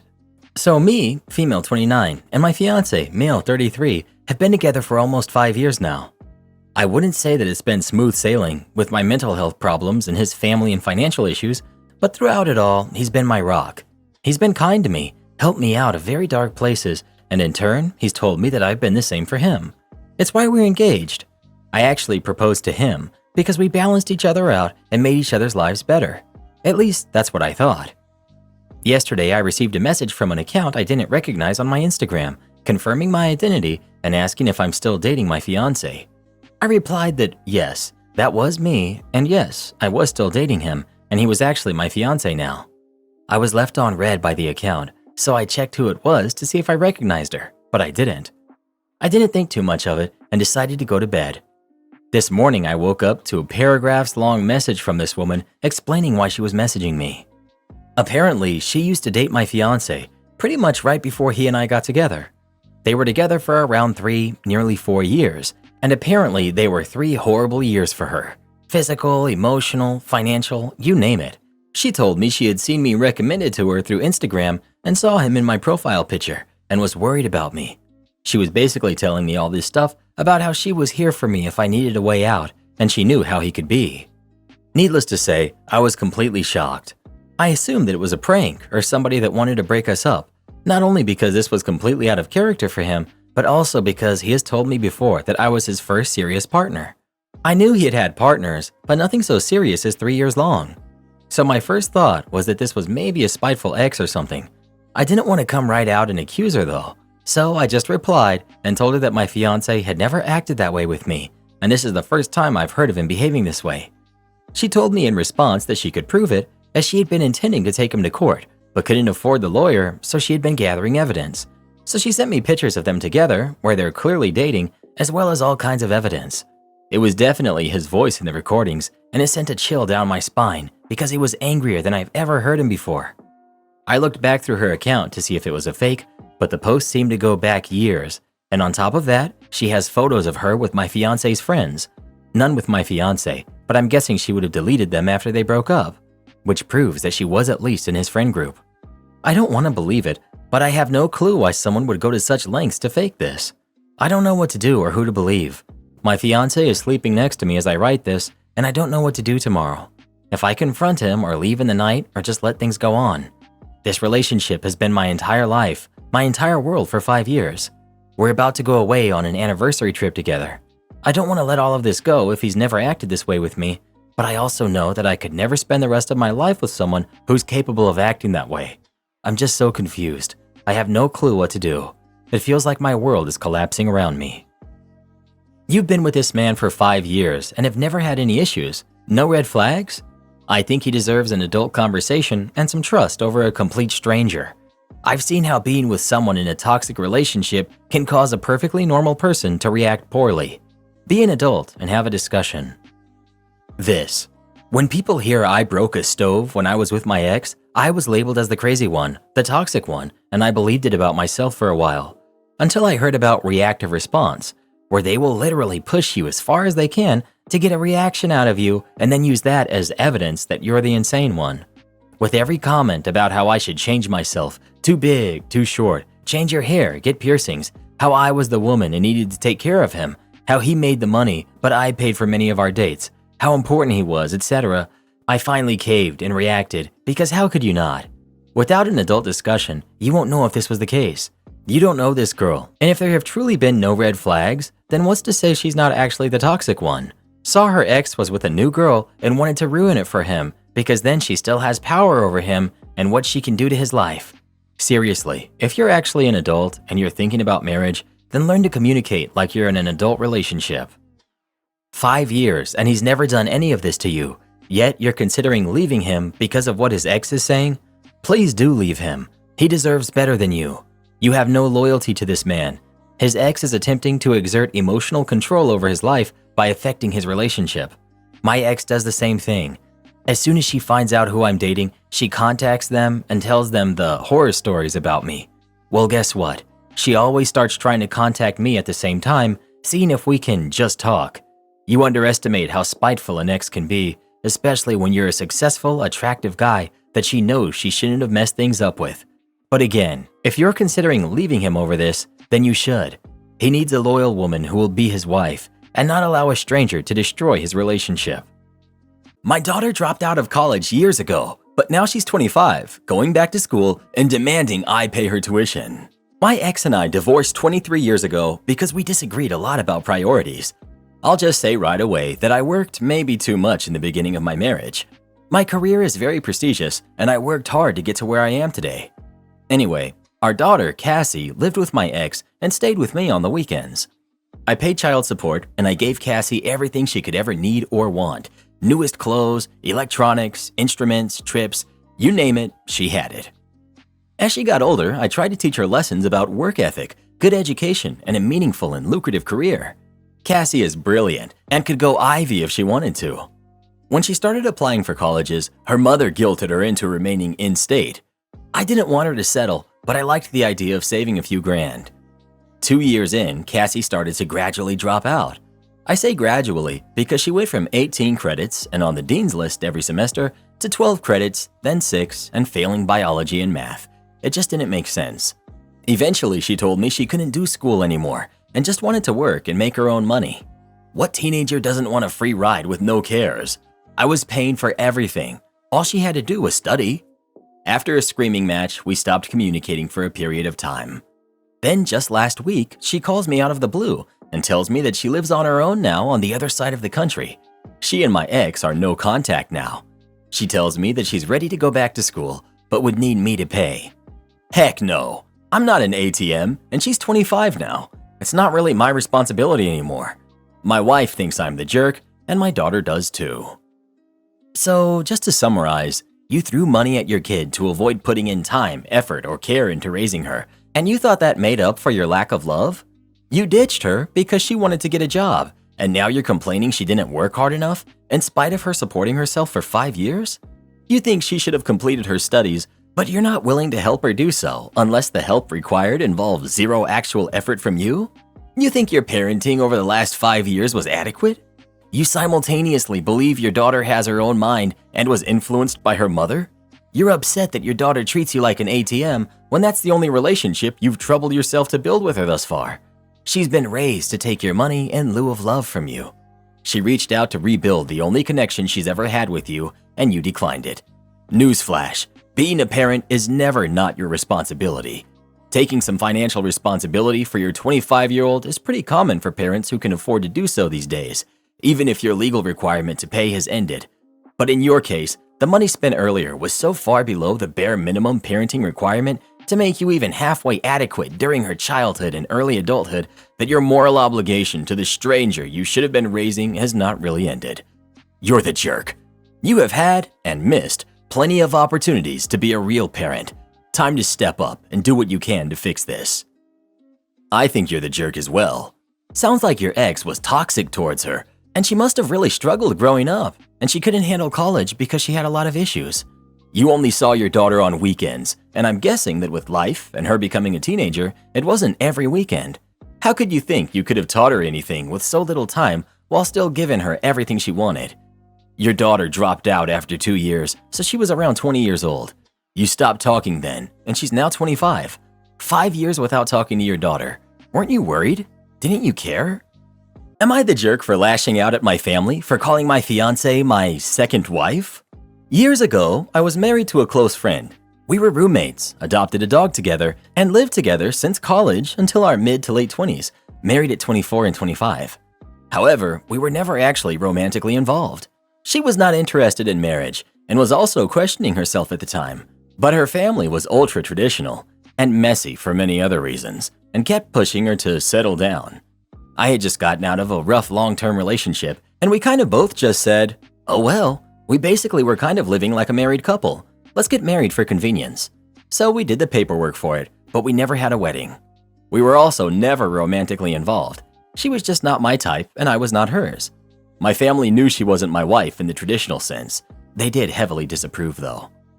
When I started getting back into the dating scene, we split up and legally divorced. She remains one of my close friends to this very day, and I care for her a lot. It's been a few years, and I'm now 32 with a lovely fiancé who I can't wait to marry. However, ever since I announced the engagement, my family has been making weird comments like, oh, so Roxy, my dog, is getting a new stepmom. Wife number 2 at 32, huh? That's a lot of wives for your age. Let's hope this second one lasts. It makes both me and my fiancé uncomfortable. I keep on saying that my close friend wasn't really my wife in the traditional sense, but my family brushes me off by saying that they're just joking, or she's technically my second wife anyway, so it's not like they're wrong. Today at breakfast though, I blew up at them, and I called them disrespectful and rude for belittling my relationship. My mom and my sister both said that if I didn't want to hear these statements, I shouldn't have married my close friend.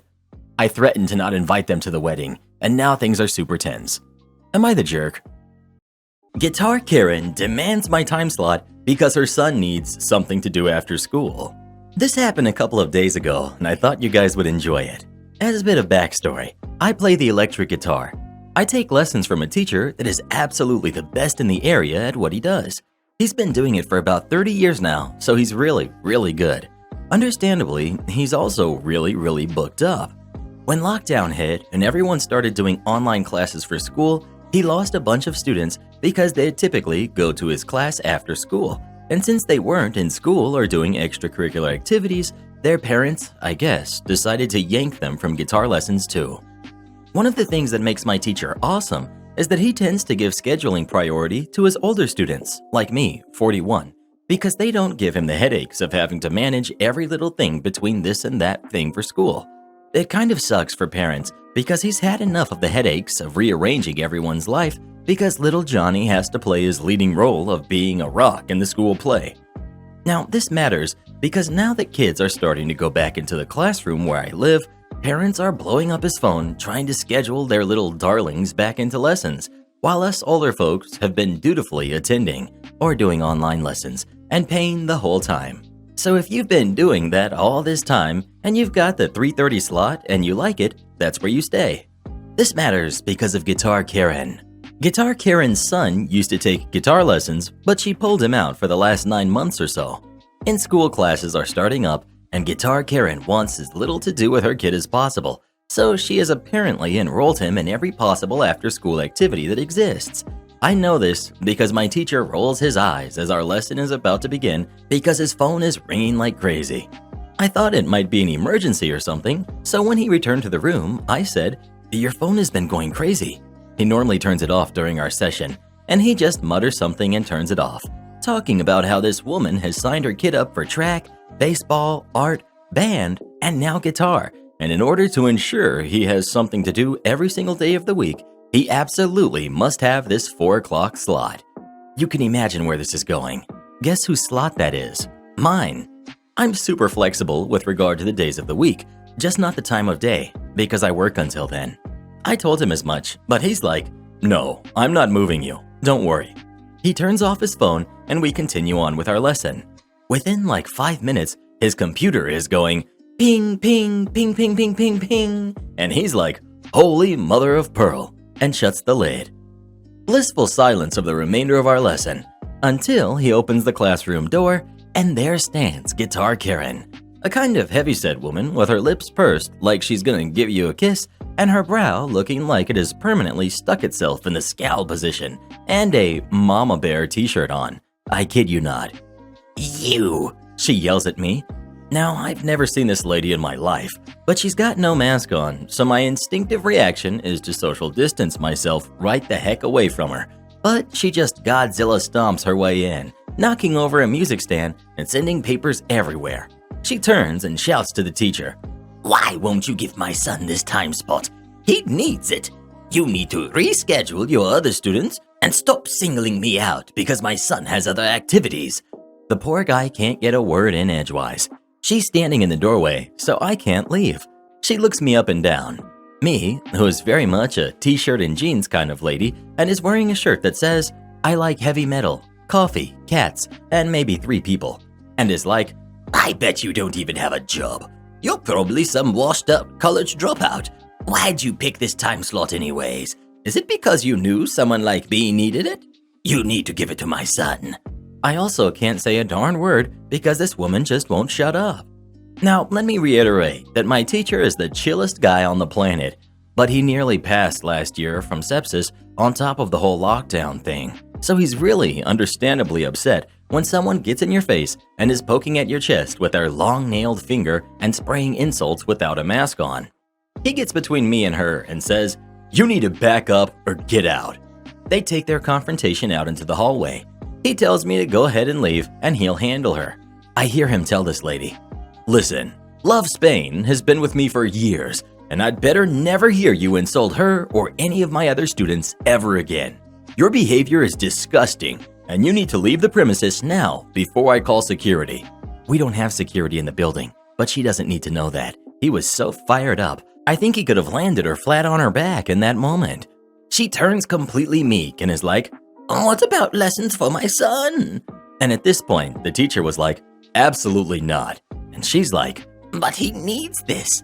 And the teacher said, "Not my problem," and acted as if he were dialing security on his phone. She scuttled out of there as I was leaving the parking lot. I wanted to give my teacher the biggest high five. He later told me he didn't hear from her since then, and he thinks this isn't the last encounter. I imagine she's the type of person that will come down there every weekday at that time to berate whichever poor student has that spot because her son obviously needs it. Speaking of guitar, do you play any instruments yourself? If so, what are they? Please let us know. I used to sing often. I was told I had a beautiful voice. Would I be the jerk for having a Star Wars themed wedding? My fiance, 26 female, and I, 27 male, recently got engaged on Valentine's Day 2021. We're hoping to get married in the next 2 years, so almost every conversation we have at the moment is about wedding planning. Star Wars has been a huge influence on my life ever since I was a kid. I've watched all the movies more times than I could possibly count, and it's something nearly all of my family and friends enjoy too. So when I was thinking of wedding planning ideas, it seemed obvious that we should be doing something Star Wars related. I've been brainstorming ideas, and I have some really great themed ideas. For example, blue milk drinks to serve our guests, hiring stormtroopers to party and dance, Jedi robes for all of my groomsmen, playing Across the Stars for the first dance. While I have more typically nerdy interests, my fiance isn't really interested in most movies or games. She's very much a typical girly girl, and the type of person who has been planning her wedding since she was very young. She has some very specific ideas about what our wedding should look like, much more formal and glamorous than I'd imagined, and her vision definitely doesn't include lightsabers. The problem is that my fiance really doesn't want anything Star Wars related at our wedding at all. All of my suggestions so far have been shot down without further discussion. One solution I suggested was that we could plan half the wedding, like she handles the ceremony and I plan the reception. That way we could both have what we want. However, my fiance says that plan would make me the jerk because even having a Star Wars themed reception would be an embarrassment in front of everyone we know. From my perspective, this is my wedding too, and I should get to decide at least half of the day. While money isn't much of an issue, we share finances, so I'm paying enough to get a say too. Am I the jerk for wanting a Star Wars themed wedding, even though my fiance really doesn't? Well, who do you agree with? OP or his fiance? Please let us know. I love me some Star Wars, but if you had insisted on us having a Star Wars wedding, I would have put you out with the dogs, Reddit boy. I've been waiting 20 years for this. I don't care if you're vegan. Hi, so I'm not one to waste any time and we'll jump right into the context. It is a bit long though. You've probably seen this label on your diet sodas and sugarless gum. Well, that's for me. I'm a 20-year-old guy living with a medical condition called PKU for short. To sum it up, I've lived my whole life on a low-protein diet since the day I was born. That means no meat, animal byproducts, eggs, dairy, etc., nuts, grains, soy, beans, and more. My body won't process a protein called PHE. It builds up in my body as waste, which it wastes out by basically turning it into a neurotoxin and causing brain damage. I've been on medication for it for just over a year now. To dumb it down, the medication is supposed to replace the chemical in my body that should be there to break down PHE so that I can eat properly. The medication has been working for almost a month now. So far, I've been allowed to increase my total protein allowance to 45 grams of protein, up from the measly 5 I've been limited to my whole life, and we're still testing to see how far we can push it. Here's to a new chapter. Sorry for the long-winded explanation, but onto the story. Recently, I've been spending a lot of time at various grocery stores in my area, just aisle shopping and trying to figure out what foods I can now eat and what I still can't. In this case, I was at Wingco, standing in the frozen foods area. I haven't yet introduced meat fully into my life for personal reasons, so I was looking at the vegan meat substitutes. I grabbed an orange chicken prep bowl and started to head down the aisle where I was cut off by Karen. Now, she wasn't a standard-looking Karen. Her hair went down to the middle of her back and there wasn't any obvious dye job, but she did emanate the aura of a Karen. Meat is wrong, you know. I sigh. Well, it's your lucky day. This isn't meat. I tried to shove past her, but she bumped me back. Red meat, poultry, fish, it's all the same, she shouted at me. Knee, facepalm. No, ma'am. What I mean is she cut me off before I could tell her it was a vegan substitute. Don't you ma'am me, brat. She swung her purse at me and I stepped back to dodge it. But I'm a big guy, 6'5" and 285 pounds, so I wasn't hard to miss. I stumbled back and ran into one of the freezer doors, luckily not breaking it. I sighed and just collected myself before walking off down the other way of the aisle. I eventually lost her after making a lot of maze-like turns and went home without another incident. Insurance company gave me a check for damage to my new car, then took it back. This happened in 2015. At the time, I was 20 and started taking my first steps into the real world of being an adult. I got my first job and bought my first used car. My commute took me through the 57 to 60 interchange, also known as the worst bottleneck in California at the time, and 8th worst in the US. For those not from around here, basically those two freeways merge for about 1.5 miles, 2 kilometers or so. Then they split into 2 freeways again. Everyone at the 57 always wants to get on the 60 and vice versa. The result is a cluster of lane merges for a little over a minute, with everyone moving at 60 to 70 miles per hour. And of course, there's always that one jerk who realizes he got in the wrong lane and needs to cut over all the lanes on the freeway to do so. I had got my first used car the day before. I was borrowing my dad's spare car before this point, but this was my first car in my name. My mom took some pictures of it before I left for work. Once I got to that interchange, a motorcycle gang started splitting lanes on either side of me, easily 15 to 20 of them, and it felt like they weren't going to stop coming. One of them decided to switch lanes and cut off the car in front of me. They braked hard, I braked hard.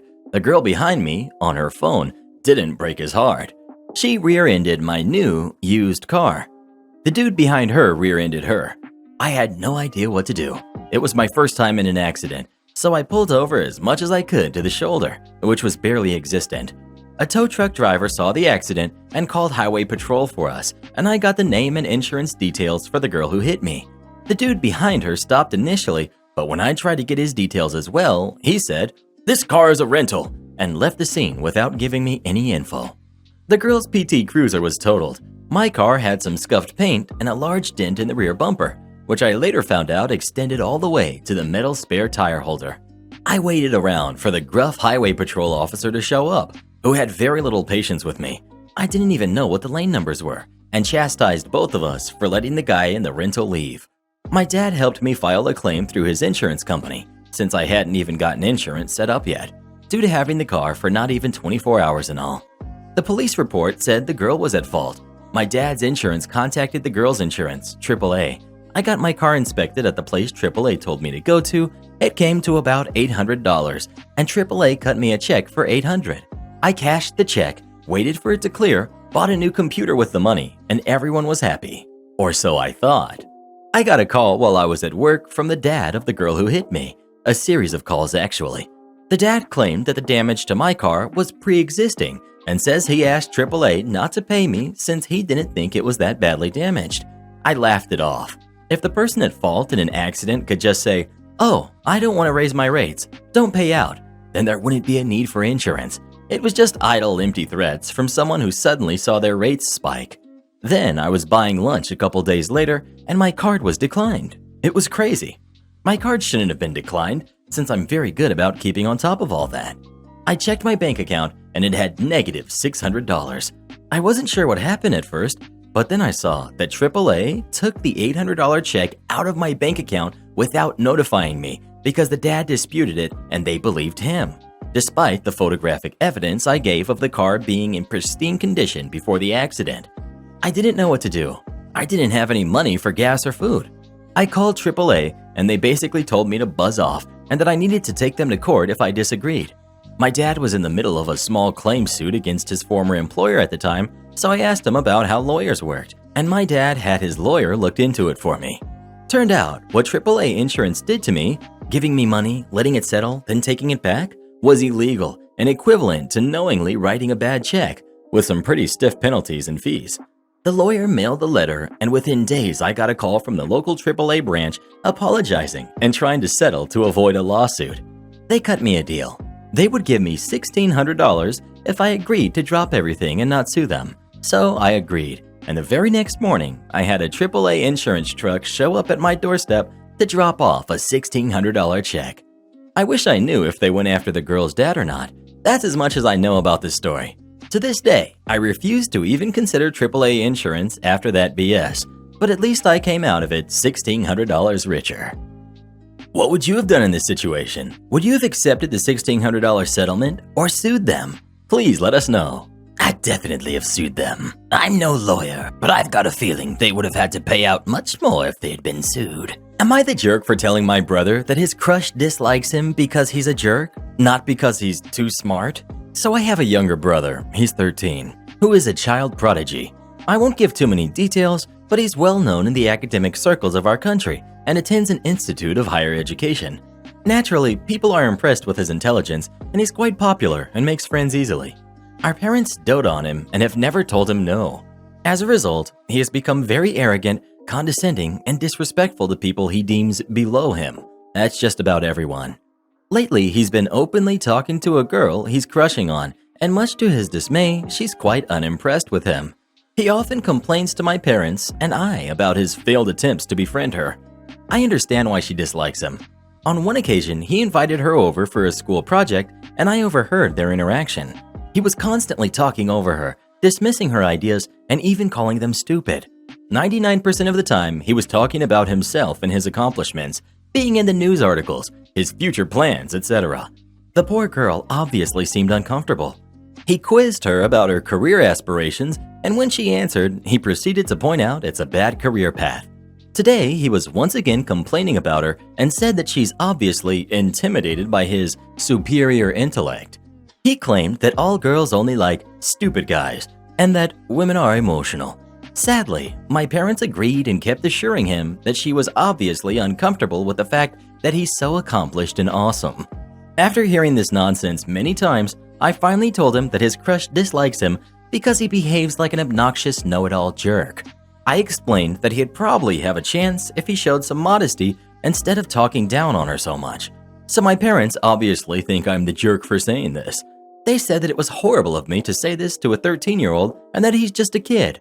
I told them that he needs to realize that his personality is becoming a problem and that his crush dislikes him because he's a jerk, not because he's too smart. Am I the jerk?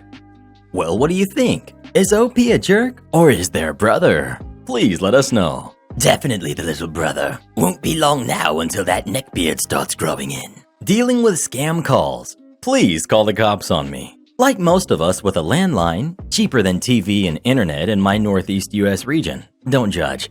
I was getting a ton of spam calls, all about my car warranty, which I never had/purchased, my wife's student loans, who never went to college, IRS collections, energy sales, etc. You name it, they called. Well, we decided to start picking up and harassing the scammers. Big mistake. They don't take you off their call lists. Instead, they start to spoof your number so that your number shows up on caller ID for everyone they call. It got so bad that we changed our voicemail from, "Hi, you've reached OP's last name. Please leave a message," to, "If you received a call from us and don't recognize our number, it's a scam. Please report this to the local police as we have reported it to our police and nothing has changed. Scammers are taking us all, and nothing will change if we ignore the calls." Yes, it was that bad. We were receiving 10 plus voicemails per day, most threatening. "Stop calling. Go love an animal. I'm calling the police," etc. We turned off our ringer, disconnected our phone so only our fax machine/printer picked up, and hoped for the best to no avail. Thus, I started the "I don't work here lady" approach. I had a few calls that I picked up during this time frame, and the "I don't work here lady" calls were surprisingly wholesome. A typical call transcript, paraphrased of course, is below. Phone rings. Me. "Hello?" Caller. "Stop calling me." Me. "Hey, I know this isn't what you expect, but I think you've been had by scam calls. They're spoofing my number to call you, and I've reported it to my local police. I made the mistake of answering and trying to give them a hard time, so now they spoof my number to call others and punish me. You can Google it and verify my story. Just don't answer their calls no matter what you do. Also, please call your local police and report my number and the calls so we can get these calls to stop. My name is OP, and I live in this town. I am just as sick of these calls as you are. Please report my number to your police. Maybe then there will be some legislature or pressure on the phone companies to stop this nonsense." Caller. "Oh, hey, sorry. I just get so many of these calls, and I'm frustrated beyond belief. Sorry to bother you." Except for Karen's. But the rest of the conversation on my part remained the same. Me. "Seriously, report my number to the police and block it. We have no prior business, and let your phone company know as well. I'm with this phone provider, and the only way they will make changes is if we all complain enough so that they have to deal with it. I'm happy to speak with local police about the issue, and just for the record, I do not want any information from you. Let's deal with this stuff guerrilla style." Conversations from that point typically ended with apologies and mutual understanding, or promises to call the police and report my number, to which I always reiterated, "Please do. This is how we can make the world a better place," or some similar sentiment. Maybe not the most extreme "I don't work here lady," but I hope you enjoyed the read. I'm happy to answer questions and will provide any insight or clarification requested. Edit. Okay, wow, I didn't expect this to blow up overnight like it did. Thank you, kind strangers, for the awards. Let me address some of the common questions or comments that I've received. 1. This is my landline, and changing the number only shuffles my spam calls to someone else, and someone else's spam to me. The phone company puts a shiny "complaint resolved" sticker on their books, and nothing actually changes. Also, have you ever changed your phone number? How many people have your current number? It's a royal pain and not worth the effort. I'd rather spend the same amount of time talking to other people of this crap, and maybe they will talk to others. Eventually, something might change because the people took action. 2. Why didn't I report it to the phone company?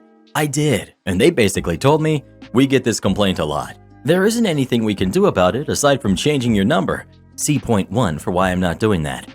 We were also getting a lot of hateful voicemails, even with my updated answering machine message, so I thought the police should be involved since it could be considered harassment. 3. Spam filtering is enabled through the phone company, and as a landline, my phone isn't running Android or iOS, so the smartphone tricks don't work. I definitely think these are great tools. Unfortunately, blocking all numbers not in your contacts can have adverse effects. The doctor's office calling to verify your appointment using a secondary line at their office, automated calls from your work/school regarding inclement weather closings, family or friends calling from an unfamiliar number, and so on. For anyone with a landline experiencing the same thing, unplugging your answering machine and setting a fax machine. Most multifunction printers nowadays have fax machines built in. To pick up on the second ring seems to stop the calls. I did this for 3 months, and when I plugged my answering machine back in, my inbound call volume was way down, from 10 to 30 calls per day to maybe 1 or 2. Just out of curiosity, do you remember ever having a landline or not? Please let us know in the comments. I bet many of you will remember having them, but not actually purchasing a landline yourself as an adult. Am I the jerk for telling my mom that since I'm paying for my apartment, she doesn't really have a say about anything? Hi, I, 26, female, am finally moving out of my parents' house after 4 long years of living at home. My mom, 61, female, has been nothing but overbearing through the process. I know that this is because she's nervous and scared, and I've truly been trying to be extremely patient with her. My mom really likes to decorate, and she has a really good taste, but it's not my taste. I like things to be more neutral colors when it comes to furniture, while she likes things to be more colorful. I tend to lean towards a Scandinavian style of furniture because it's modern, but not too modern, and it's a sleek, simple design. I decided that I was going to get some stuff from IKEA just because it's affordable and I like the style. I found a pull-out couch that I liked in light gray. Ever since I showed it to my mom a couple of weeks ago, she's been constantly telling me that it was an ugly couch and that I shouldn't get it. We went to IKEA last week to buy it, and my mom was still protesting me getting the couch and telling me that it was ugly. We weren't able to buy it though because the card system was down, but we went and looked at it. My parents, younger brother, and I were talking about the trip to IKEA later that day. My mom started going off about how the couch I wanted was ugly and how she still thought I should get a different one. I was incredibly fed up with her constantly saying it was ugly. I said since it's my apartment and I'm paying for the couch, you don't really have a decision on what goes into my apartment. She got mad and started telling me that I have no idea what I'm talking about when it comes to setting up an apartment. I said that she's done nothing but say that everything I picked out is ugly, and that if she wanted a say in what goes into my apartment, she could either pay for a couch or help me pay rent. My mom then went off and told me that I was being extremely ungrateful after she took the time out of her day and drove me to IKEA. She insisted that she come with me after I told her I wanted to go alone. I said it doesn't matter. I still have the final say. My mom then went off about how I have terrible taste in furniture. I cut her off and said I'm tired of talking about this stupid couch with you because it always ends in an argument. It's my decision and I'm getting the couch. My dad ended up speaking to my mom after she stormed off to the kitchen and made her apologize. He said that I was right. If she wanted to say, she'd have to financially contribute, but I made it clear that I don't want that. He also pointed out to my mom that because of lockdown, it's affecting their business negatively. They really couldn't afford to do that, and that I also expressed that as being part of the reason why I didn't want them to help financially. Even though she apologized, she's still kind of upset. So, am I the jerk for telling my mom that since she wasn't helping financially, she couldn't have a say in what went into my apartment? Edit. I just want to post up here a few things. 1. A few people have asked why I let her come. As I said above, I didn't want her to come, but she insisted. 2. My parents will not be getting a key at all. I'm moving several states away, and it'll be very hard for my mom to just randomly show up. Am I the jerk for putting rules on the money I give? I, 22, female, graduated in nursing at the beginning of December and got a job at the end of December. My parents, early 60s, helped me pay for tuition and housing that scholarships didn't cover. Each semester, they would give me around $5,000 to $6,000.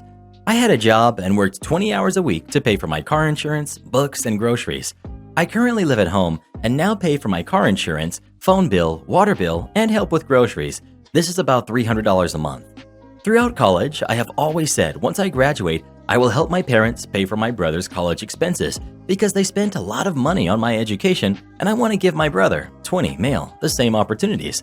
My parents are older and they want to stop working soon, so I was more than happy to help. They currently pay for his tuition/fees, which comes out to $10,000 a semester, and rent, which is about $650 with utilities. He also gets an allowance of $50 a month because he doesn't have a job. I make about $6,000 each month, and I mostly save my money after bills are paid. I offered to help with rent and buy his books each semester as long as he keeps his GPA above a 3.0. If it goes below a 3.0, I will only pay half of his rent and still buy his books. We all agreed to these rules, especially my parents. This semester, it looks like his GPA will be a 2.7. He shared he will not be able to foot half the rent on his own. I told him to get a job and work at least 10 hours a week so he can pay $100 a month plus his groceries. I will cover the rest, which is basically $550 a month. This wouldn't start until the semester ended in mid-May. He told me it wasn't fair to expect him to get a job while in school, and he's already having a tough time. I told him I understood that it's been hard to learn throughout the lockdown. My last 2 semesters were online learning, but I still worked. I told him my new offer is the only thing I can do to help, or he can go back to the original and pay half like we agreed. He called me controlling and greedy. He hasn't talked to me since. I know I can continue to pay the full amount, but we agreed to the rules, and I even offered a little grace by going from half to $550. My parents agree with me and say they won't help more than they have been. Am I the jerk? Edit. Information I didn't add. 1. My parents did put conditions on financial help for me when I was in school. I had to maintain a 3.0. Originally, my brother had to maintain a 3.5, but I persuaded them to go down to 3.0 because it seemed a little much. 2. I do believe my brother is having a hard time with the lockdown, but related to school, he finds 2 classes boring and doesn't participate or turn in his work. This is why his GPA is low.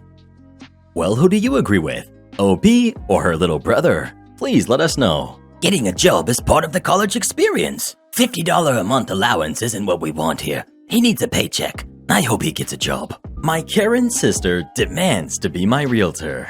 I am a real estate flipper. Early on in my career, I met up with Tina, a realtor of 25 plus years who showed me a home that I ended up not buying. We weirdly hit it off as a sort of mom/daughter vibe. She's about 30 years older than me, and I'm the same age as her daughter, and became sort of a mentor/mentee situation. Tina took me under her wing, taught me half of everything I know, found me deals, found me people to buy my fixed-up places, and basically taught me the ropes. She handles situations I'm still learning to handle, like when a foreclosure auction goes wrong. I'm definitely just starting to learn. Tina is very experienced. The problem: my younger sister, Penny, 26, female, is about to get her real estate license. We were having dinner with our dad, and our dad says to me how great it's going to be when Penny and I are working together. I gave him a confused look. Penny then piped up that once she got her license, she'd be handling all of my flips, purchases, and sales because she is family. I told her that if I was looking for my own house, sure, I would go with her.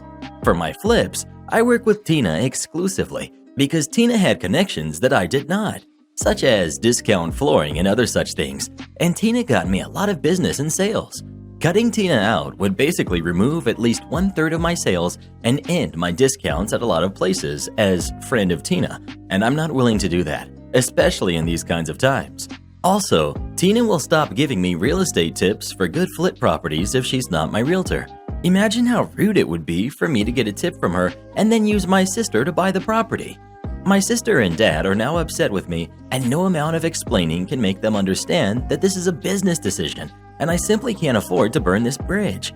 I told Tina what was going on, and Tina so very graciously offered to help mentor Penny, like she has been with me, and Penny was having none of it. Penny is so offended that I would continue to give my business to someone outside the family. I think I've done more than enough to help my sister here, but my father and sister think I'm the jerk. I feel like I might be the jerk because you are supposed to prioritize family, but then again, I feel like it's unreasonable for me to take a huge pay cut and loss of all my resources just so my sister can get sales, which again will be fewer due to Tina's clients not buying them.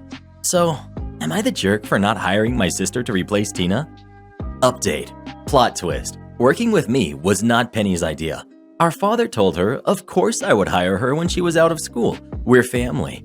Penny is a little bit naive and a little bit airheaded is the nicest word I can come up with here. I'm sorry, I love my sister, I promise. It's 1000% plausible to me that she simply just believed my father without coming to me about it. Penny then felt like I reneged on the deal to employ her when she brought it up so casually when we had dinner, as in her mind it was settled and done. She apologized, and we are both annoyed at our father, who caused this communication mess.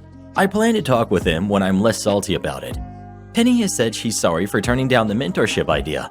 I hadn't told Tina because I was hoping Penny would reconsider Tina's offer, and that she only said no because she was angry with me in the moment for breaking my word, but realized I had never given it in the first place, and it was all our father. I'm going to cautiously link Penny and Tina up, but I'm giving Tina a warning about Penny's potential behavior and a complete okay to cut things off if my sister behaves unacceptably. To the person that asked if my father had funded my business, no, but my late mother did. She left me and my sister a significant 25% each part of her assets, which was in the mid six figures for both of us. My dad got the rest, but he has plenty of his own already. He used to love helping us out before Mom passed, but stopped entirely when we received the inheritance from Mom because he said we didn't need any more help, which, fair enough. I've done well with my business. Penny has been smart with her share and invests in the stock market. Our dad has taught her. To everyone calling me an evil flipper, I specialize in foreclosures and homes nobody wants. Homes that can't even get renters. Homes you can't even get financing for because they're so bad. I fix them up and make them habitable homes again, when previously they are not fit for human living. If that's evil, okay. I've evilly expanded the amount of available housing. Karen wants a refund for her multi-$1,000 move because she doesn't want to pay taxes. So, tales from one of my jobs in customer service. I work for a moving company that also offers storage services as well. And no, it's probably not the one you're thinking of. This company has an international presence and covers most of the US as well.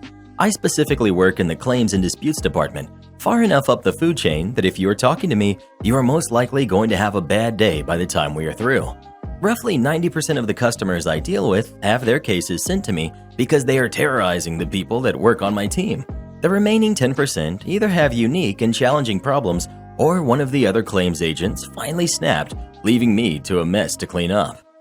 So, July of 2020, in the middle of our busiest summer ever, that's triple threat, because the normal summer rush plus masses of people moving due to lockdown job issues and all the people that normally moved in the few months leading up to our busy season but couldn't because lockdown, we were drowning. This case came across my desk because 1, the agent it was assigned to had no idea how to handle it, and 2, this woman was your atypical Karen. It was a pricing dispute. Typically our most common issue next to scheduling disputes, because people don't think about the logistics of moving a 2,000 plus square foot house across the country. Now, normally for things that make it to my desk, I take the time to read through all of the agent notes to see what they've found or seen on the account, as well as what communications they have with the customer before I reach out or do my own investigation. But because of the literal flood of people, therefore flood of new cases coming in every day, instead of the normal 2-week turnaround time for case resolution, it was taking 2 weeks for initial contact from an agent, let alone a resolution after the investigation. Being as swamped as we were, I was calling people on my list going from oldest incident forward, trying to reach a resolution on my initial contact call because I had literally hundreds of new cases a day, which meant I was giving people money I would normally not give away. Normally, I would do a proper investigation, and more than half of the people I talk with get their claim denied. So I call this Karen about her pricing dispute that got forwarded to me 2.5 weeks prior. I see on her account that she has been calling our regular customer service line daily, demanding to speak to the CEO or CFO of the company. Why they think they will actually get them is still a mystery to me. I also see from the agent's notes that she's claiming there's a difference on the price from what the document we sent to her was and what was being billed. Odd, but not impossible. Errors happen. But when the agent couldn't resolve her issue immediately, the exact way that she wanted, out came the craziness and demands to speak to their manager's manager. Joy, as if my day wasn't hard enough already. She picks up her phone. Karen. Hello? Me. Hi, is Karen available? Speaking. Me. Hi, this is me with the moving company, calling you on a monitored and recorded line about insert reference number here for your billing. OMG, it's about time you called me. You guys are so incompetent. Literally, all you do is steal people's money. My God, I was about to file a complaint with the Better Business Bureau. Me. My apologies. Unfortunately, due to the current events, there has been an unprecedented number of people moving, which has caused delays in every department, which is why I'm calling you today. I see that you've spoken to, insert other agent's name here, and you weren't able to reach a resolution, so this was escalated to me. I'm reaching out so we can try to get a resolution on this matter as soon as possible. Oh, good. Finally someone with sense in your company. So, you're calling to credit me back for everything I've spent with your company? Me, stopping dead, hoping I hear her wrong. Excuse me? Karen. That's what my dispute was for. Everything I have spent with your company for the last 3 years. I was originally going to do it with my bank, but my broker explained that a claim that large would mean having to close out, then reopen my entire account, and it would be so much easier if I handled it through your company, since you were the one billing me. I am floored by this, because this woman stored with us for almost 3 years before having all of her stuff shipped almost 4,000 miles away from her starting area. We're talking billing in the range of about $15,000. We are definitely not one of the cheap services in this field, and people usually pay the extra because of the reputation we have. Me. No. I'm calling you about the specifics of your dispute. I see you didn't give them to the other customer service agent when you spoke to them, or the other claims agent. What part of this isn't correct? Because from what we can see, all of your billing matches up with our order documents we have been sending to your online account like you requested. You know when people talk about something going from 0 to 60 at the drop of a pin? Yeah, she got on her high horse and did 0 to 120 in half that time. I legitimately had to take my headset off, holding it at arm's length, and I could still hear her screaming every name in the book at me. One of the perks of working from home is that now I won't have to live down the ribbing my team would have given me if this had happened in the office. After several minutes of this, she seemed to run out of breath, or hot air, and I was able to finally get a word in edgewise. Me. Ma'am, it's my job to find the discrepancy in the billing and the documents provided to you. And if there is a discrepancy in your favor, then credit you back for it. Now, which part of this are you showing a different amount charged versus what shows on your bill? This starts her in another tirade, albeit a much shorter one where she throws a mess of numbers at me, which is rather confusing to me as I'm not seeing any of the numbers she's giving me on her account before it clicks. Me. Is the difference you're seeing on your long-distance move this dollar amount? That's what I've been saying. God, you people need to learn to listen. Me. And is the difference you're seeing on these charges this? Yes. Oh, I see what the problem is. The document you've been referring to must have been a quote, because the difference in all of your billing is the taxes. You see, quotes don't include the taxes. If you look at the top of the quote, it says that in bold. So, credit me back the taxes then. You never said how much they were, or that you were taking them. Me. I apologize, but I can't do that. When you booked your order, the official document with all taxes, fees, and discounts was presented to you at that time. You've been charged the correct amount. Then get me someone who can, because I want my money back. You guys are nothing but a bunch of thieves. Me. Ma'am, there's no need for that kind of talk. Now, I regret to inform you of this, but nobody in this company can issue you a refund for this matter, as it's not a company policy or charge, but rather charges that originate at the state and federal levels. I hate paying taxes as much as the next person does, but if you have an issue with those charges, that is something I recommend you reach out to your state senator and discuss it with them. Karen. That is unacceptable and unprofessional. I demand to speak to your manager. Me. Yeah, that's not going to happen. See, I'm the highest level person in this company that talks to customers, period, full stop. There are exactly 4 people in this company that are above me. None of them talk to customers ever, and I have final say on any account or dispute in the company that gets escalated. Basically, I'm the manager you've been asking for, and I'm telling you no. We will not be issuing a refund on your account. This is unacceptable. I'm going to write bad reviews for your company everywhere and report you to the Better Business Bureau. Me. Go ahead. But so you know, any dispute filed to the Better Business Bureau or social media case opened about this will come across my desk in about 2 weeks, as I'm the one closing this dispute, and we both know exactly how far that will get you. In addition, since all of our calls are recorded, any bad-mouthing you do on social media can and will be removed, as there is proof we have been more than accommodating with you in your frivolous demands. Fine. I'm just going to dispute everything with my bank. They will stand with me. They have been my bank for years. Best of luck with that, and have a nice day. Karen hangs up, and I get busy notating everything about our exchange on her account, as well as her dispute, close her dispute as denied, then send emails to our accounting department and social media manager flagging her name and account, listing the details of what happened. Now, this wouldn't be a satisfying r/entitled people story without the follow-up I got later.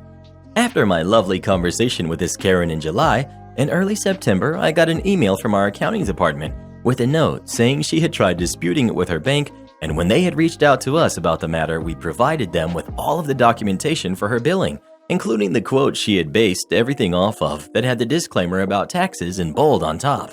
Needless to say, she didn't win that. So all of her accounts had to be closed, then reopened for what amounted to a slap in the face. But wait, it gets better. Last month, I get an email from my social media team. She had tried filing a complaint with the Better Business Bureau, which was dismissed when we sent them a transcript of her call with me. Then she tried bashing the company on social media, which was also very, very short-lived, as the social media team responded to her saying something along the lines that taxes weren't something to be acting like this about. They had sent me a screenshot of the responses other people were making on her post that were just tearing her a new one before she eventually deleted it. Haven't heard anything else about this Karen, but with her antics across multiple departments, she did get blacklisted by our company. So I'm happy in the thought that I will never have to deal with this particular woman ever again. Have you ever had to pay taxes on something that really upset you? If so, what was it? Please let us know. Haven't we all, Reddit boy? Haven't we all? How fast was the heathen going when he backed into you, father? I'm going to be deliberately vague about places and exact dates, for reasons that will be apparent shortly. Any and all dialogue is to the best of my memory, and probably sounds a lot cleverer than it really was. But isn't that always how one remembers these things? Background. This was back in the 1990s. I had recently been medically retired from the military and was attending college in Texas. My wife was working in her chosen field while I did my level best to decide what I wanted to do with the rest of my life. Anyway, one day I left the campus, going around the backside to avoid the traffic. I was heading over to pick my wife up for lunch and ended up sitting behind another car at a stop sign. The car in front of me was a brand new Chevy, one of their little crappy models. The actual trade name escapes me at the moment, in candy apple red, being driven by a fairly new blonde. Also a little crappy model, whose name will also slip by unuttered. I sat, an old sailor in an old pickup, just listening to the radio and thinking about lunch, when the Chevy drove into the intersection and then stopped. I didn't think anything of it, so I hadn't done more than put my hand on the gear shift in preparation of pulling up, when suddenly, with a suitable squeal of tire, the Chevy shot back at me. I slapped the shift into reverse, but was too late. The little Chevy smashed into the front of my truck, doing around 25 to 30 miles per hour. After a second, I cut my engine, got out of the cab, and walked around to the front of my truck. The good news was that I could see that I wasn't going to have to worry about that loose belt squeal anymore. The bad news is that the front of my little pickup was pretty much totaled. Grill drove back into the radiator, water all over the pavement, headlights smashed. I bent down and noted that there seemed to be oil leaking as well. With a sigh of total incomprehension, I walked further up to the passenger door of the little red Chevy and its blonde driver. I was upset, but not enraged. I guess I was still trying to figure out exactly what had happened and why she had ended up stopping in mid-turn and put it in reverse like that. I looked through the tinted windows and she was on the phone, talking agitatedly to someone. With all the cell phone silliness I'd been seeing since leaving the military, seeing her yapping on one really didn't surprise me. Although, had I thought about it, I should have wondered who exactly she was calling. Instead, I tapped on the window and she turned a bland face to me, then screamed into the phone, loud enough to break the glass. Oh my God, he's got a tire iron. Naturally, I spun around and looked behind me. Then the nickel dropped. I turned in a slow circle and noted that there were no businesses, houses, or apartments in view, nor was anyone on the sidewalks or walking down the roads. For that matter, the only traffic was several blocks away in any direction. Her little car was sitting at the stop sign almost exactly where it had been when I pulled in behind her. I stepped back and looked at our vehicles. Yup, it looked for all the world as if I'd rear-ended her. Dang it, this little jerk had set me up. I quickly walked back into my truck, thinking as fast as I could.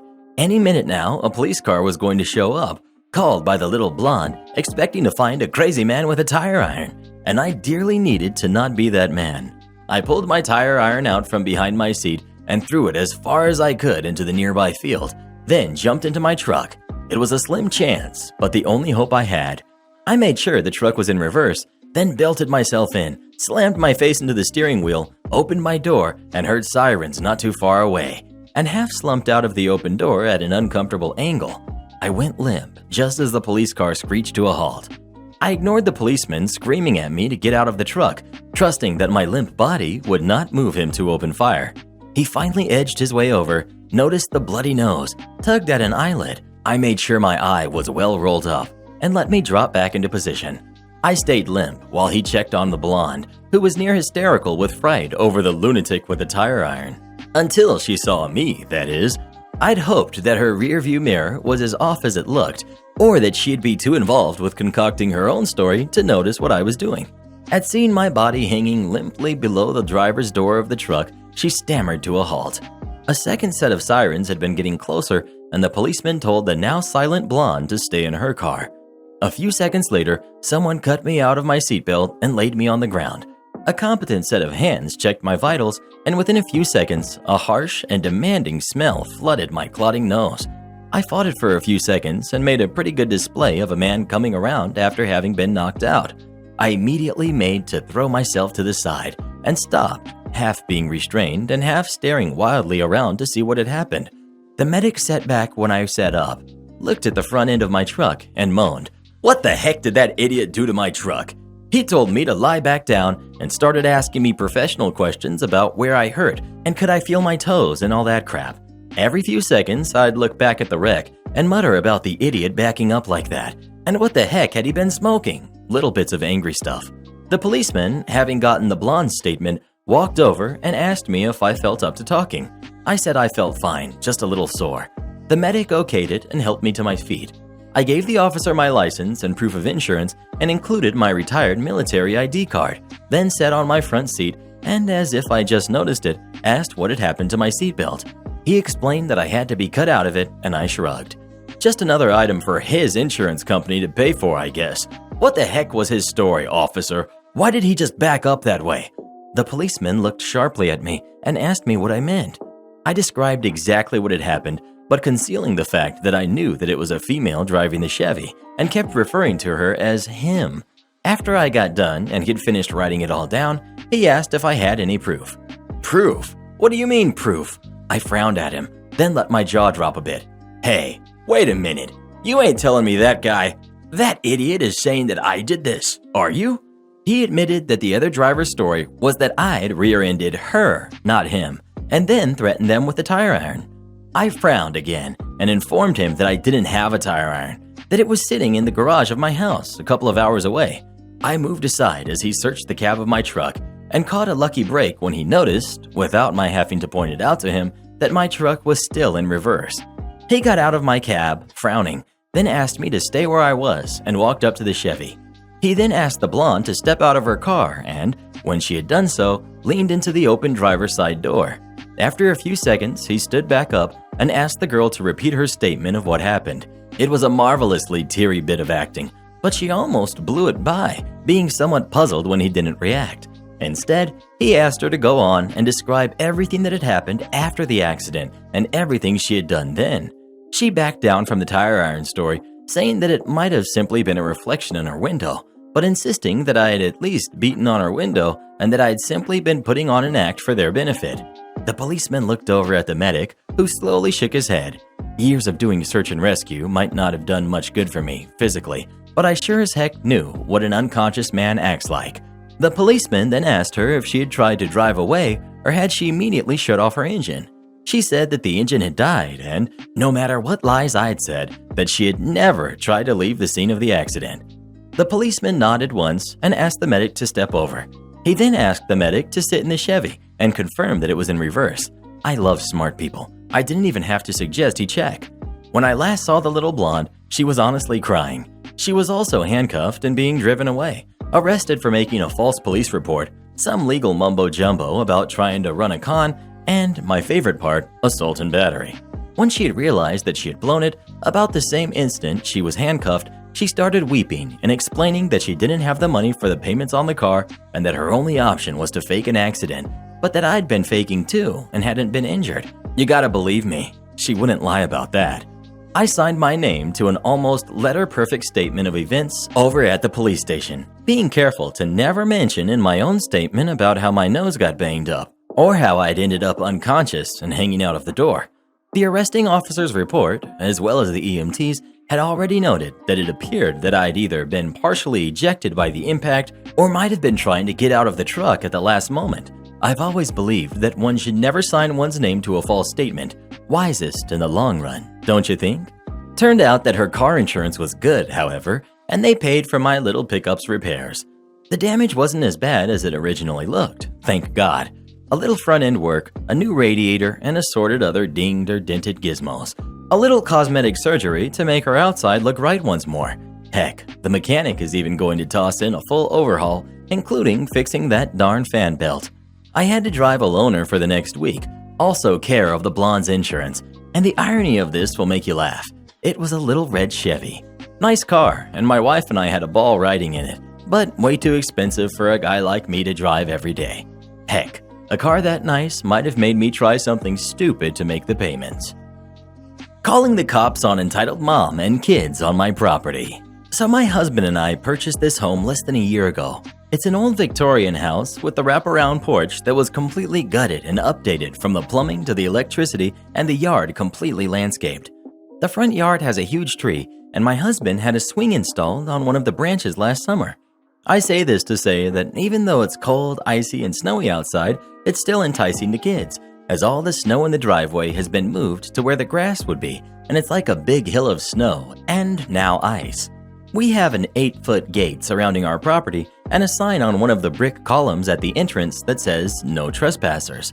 So I was getting a little cabin fever, and nothing I do was making my infant daughter stop crying.